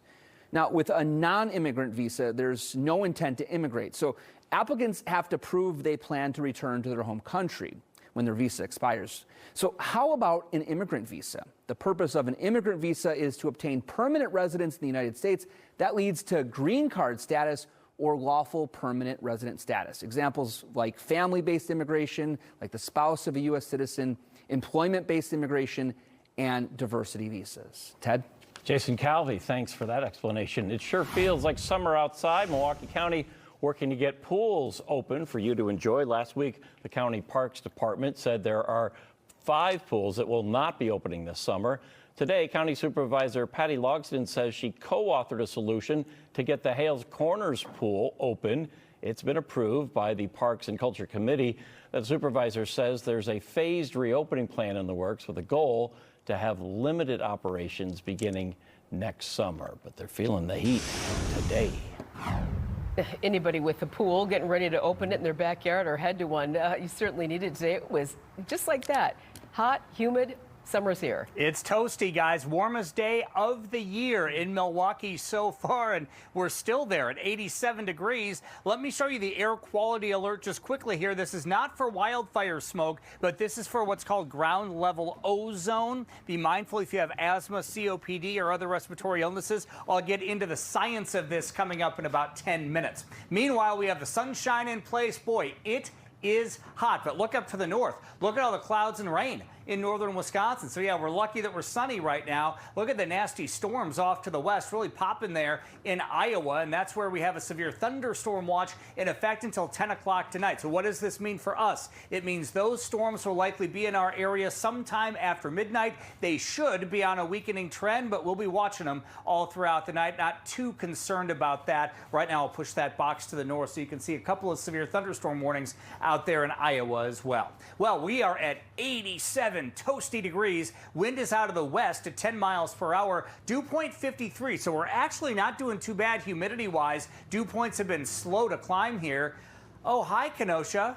91 degrees in Kenosha right now. Sheboygan 82, Waukesha 84, Burlington 89. Yeah, it's a hot one. Dew points in the upper 50s tomorrow, around 60 on Friday, dropping a little bit over the weekend. All right, so here we are, 92 in Chicago today. Yeah, look at that. We're right in it. Then you go north and you see all the clouds, rain, and cooler air. Look at Minneapolis at 74 today. So we do have a cold front just on the other side there of the clear skies. That's where you got the clouds. That's going to be coming through as we go throughout the night. Now, I think in the next few hours, that front comes through our lakeshore communities, and by 7, 8 o'clock tonight, we'll likely start to see a decent drop into the 70s closer to the lake. Now, severe weather outlook tonight, see how it gets lower in risk as we go east. So can't rule out a strong storm or two, but I don't think it's going to be overly strong for us. Let me show you that with Sky Vision Plus. We'll walk you through here hour by hour. And tonight, again, no issues straight through the evening here, mostly clear skies. See the wind coming in off the lake as we head throughout the early evening to mid-evening here again, probably after 7, 8 o'clock tonight. Temperatures will drop a good 10 degrees when that wind shifts in Milwaukee. Now, by midnight, watch that storm west of Madison. That's going to be the question. If that makes it into our area, it would probably be after about 1:30, 2 o'clock Jefferson County, into Milwaukee by about 3 a.m., and then a few more showers and storms possible overnight. So not terribly concerned about it, but certainly one to watch. Then as we go into tomorrow, a couple of rain showers tomorrow morning in our northern communities. Otherwise, not much rain tomorrow, but a mostly cloudy and cooler day with that wind coming in out of the northeast. In fact, temperatures are going to be weird tomorrow. Let me explain. 78 in Burlington, 70 for a time in Milwaukee, mid-60s in Sheboygan, but then Milwaukee's going to drop into the mid-60s by later in the afternoon. Couple of showers on Thursday, isolated thunderstorm on Friday, and then 60s and 70s with dry conditions as we head into the weekend. That's the latest from here. Back to you inside. All right. Looking good, Tom. Thank you. Well, it is an award named after one of Wisconsin's most distinguished leaders, Herb Kohl. And in its first year, 3 awards have been given out. The connection each winner has with the late Senator Kohl.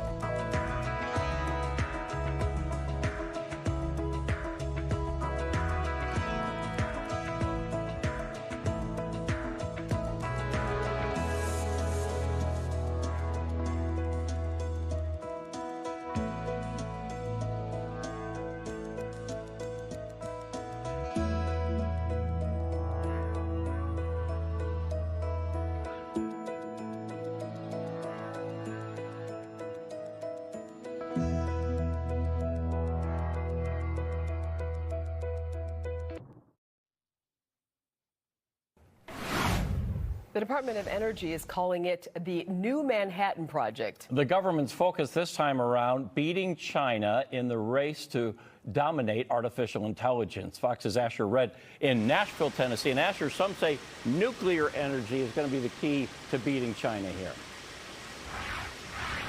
Well, Ted and Mary, I'm just a few hours west of Oak Ridge, Tennessee, home of the Manhattan Project, the top secret program of the 1940s, where scientists from the U.S. were able to harness the power of the atom to help end World War II. And here we are 80 years later, and that same work site has a brand new mission: to dominate AI before China does. America's latest uranium enrichment facility opened in Oak Ridge 2 weeks ago. Uranium is the fuel that powers nuclear energy. At the end of May, President Trump signed an executive order to quadruple domestic nuclear energy production by 2050. And scientists say nuclear is the most powerful form of energy to power AI. Without it, AI data centers would have to be powered by other forms of energy like coal or wind. And officials say that could put a strain on the nation's grid. The United States can lead in AI only if we can power AI. Having that in mind, and our new project of enrichment in Oak Ridge, Tennessee, we step forward on a new mission of equal consequence. China plans to build 100 nuclear reactors in the next 10 years. For comparison, the National Energy Institute says the U.S. has only built 3 in the last 30. And building a small nuclear reactor takes about a decade, and building a large one could take up to 2 decades. So people involved in this AI race say there's no time to waste. America is staring down the barrel of an energy crisis. We can't lose the AI war to China. We can't lose the energy war to Russia. And in order to do that, we have to win the nuclear energy renaissance war in America.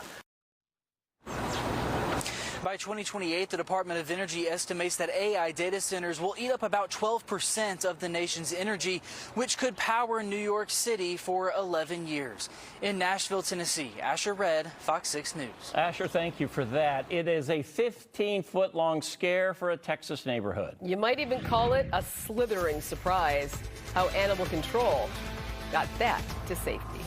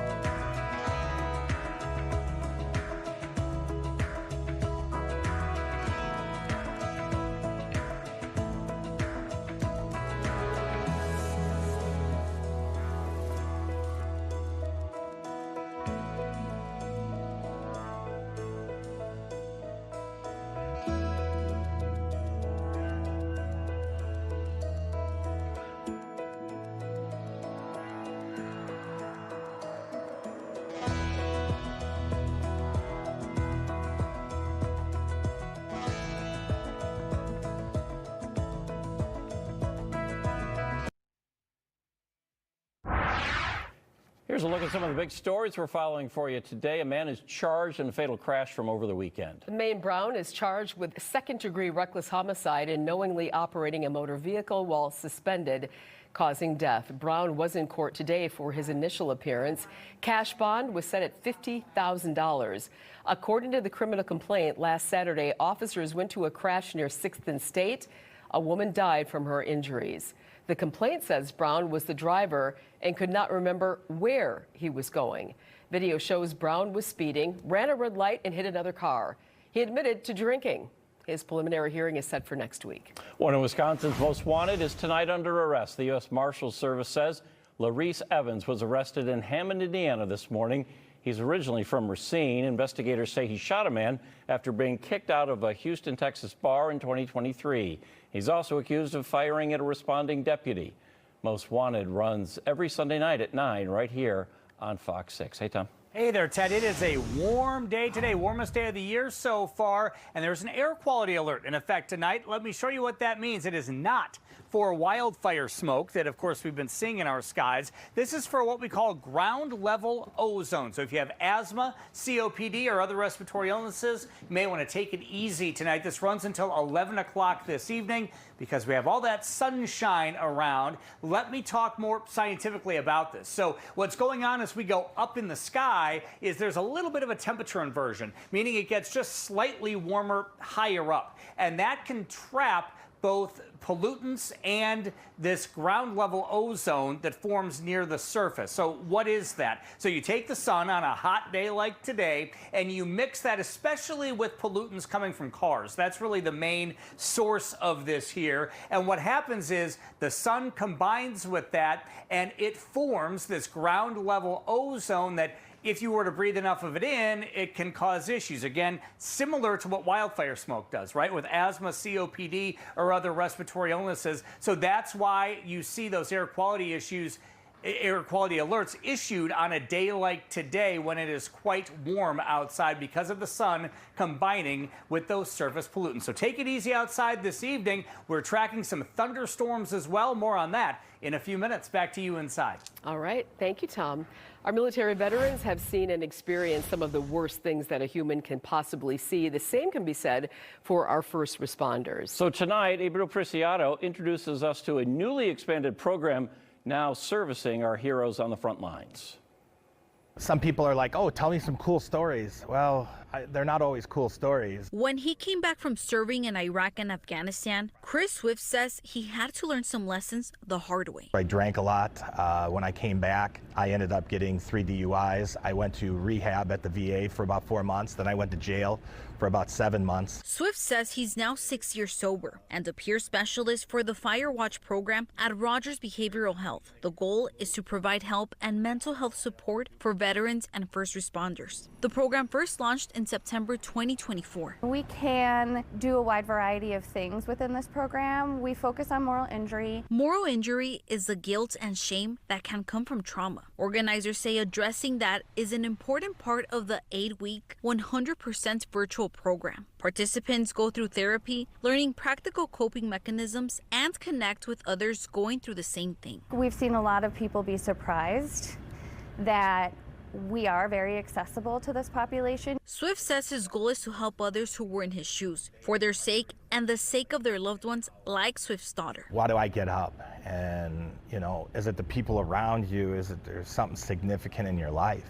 For me, it's her. Abril Preciado, Fox 6 News. Organizers say insurance does cover Fire Watch. Medicaid is also accepted.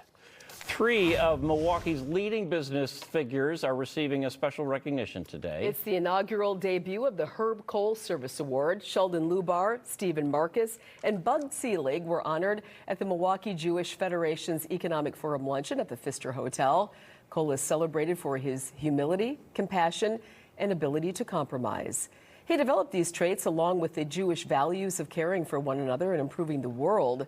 Cole is a former senator and owner of the Bucks and contributed to many organizations. Lubar said the following about the former senator.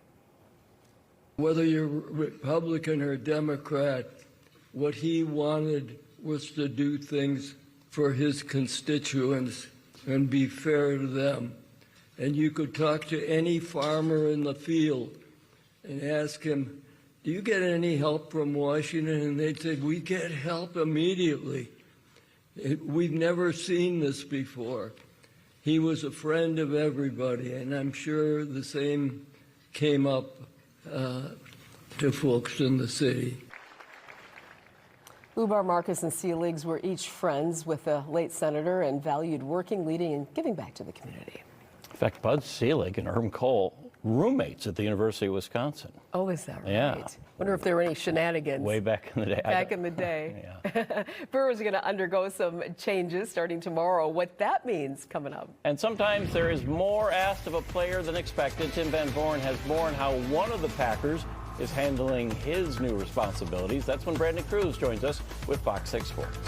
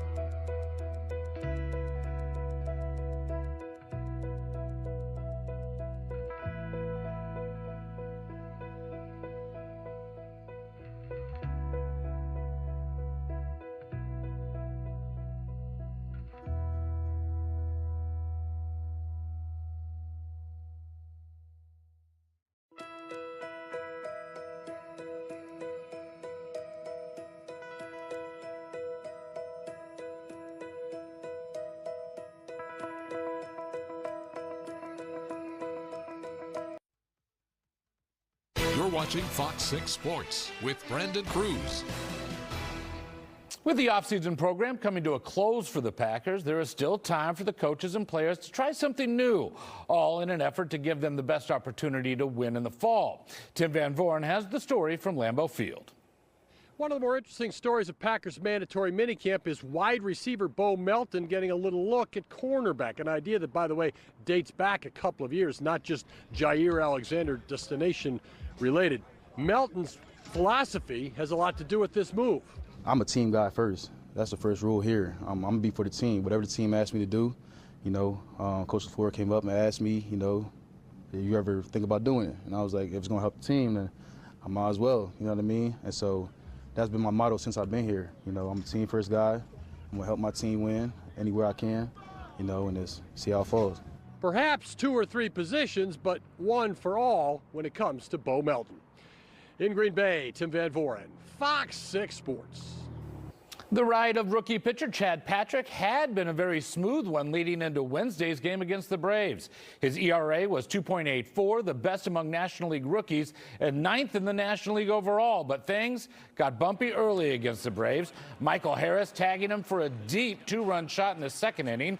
Then Madison's Drake Baldwin, another Rookie of the Year candidate, adds on with an RBI single, giving Atlanta a 3-0 lead. The Brewers do have an answer in the bottom of the inning. Rhys Hoskins crushing his 10th home run of the season, cutting the deficit to 3-1. 2 innings later, though, the Braves putting another crooked number on the board. Ronald Acuna Jr. getting a hold of one for another 2-run blast, and it's 5-1 Braves. Patrick gives up 5 runs in 5 innings of work. His ERA jumps to 3.25. And the Brewers' bats literally breaking in this one. Jackson Churrio's broken back grounder ending up into a double play. 6-2, the Brewers fall. He didn't look himself from the first inning. He didn't look himself. Just a little more hesitation than I've seen in the past. I don't know what it was. Stuff was plenty good. I just saw a little bit of hesitation. The timing was different, it looked like. Tomorrow, a much-anticipated debut is expected for the Brewers. Highly touted prospect Jacob Misiorowski will make his Major League debut against the Cardinals. He's considered the second-best prospect in the organization, according to Baseball America. But with all the excitement for Misiorowski's arrival, there was a lot of disappointment for Aaron Savali. He loses his starting role and has been relegated to the bullpen, something Pat Murphy says Savali is very upset about. Savali has an ERA of 3.32 in his 4 starts this season. We finish with a moment to remember World War II veteran Bernie Miller throwing out the ceremonial first pitch at today's game. Tomorrow, Bernie turns 100 years old. The Wabano, Wisconsin native and his wife Violet have been married 75 years. 6 kids they have, along with 13 grandkids and 17 great-grandkids. And I'm telling you, he's doing great, and I love that the Brewers keep bringing out all of these veterans, especially from World War II, to be honored in a ceremony like that. I absolutely agree with that, and the fact that the Brewer fans had something to cheer about. One highlight. And something they'll remember for a long time. Absolutely. We hope you remember to come back after a short break, because we'll be here. Thanks.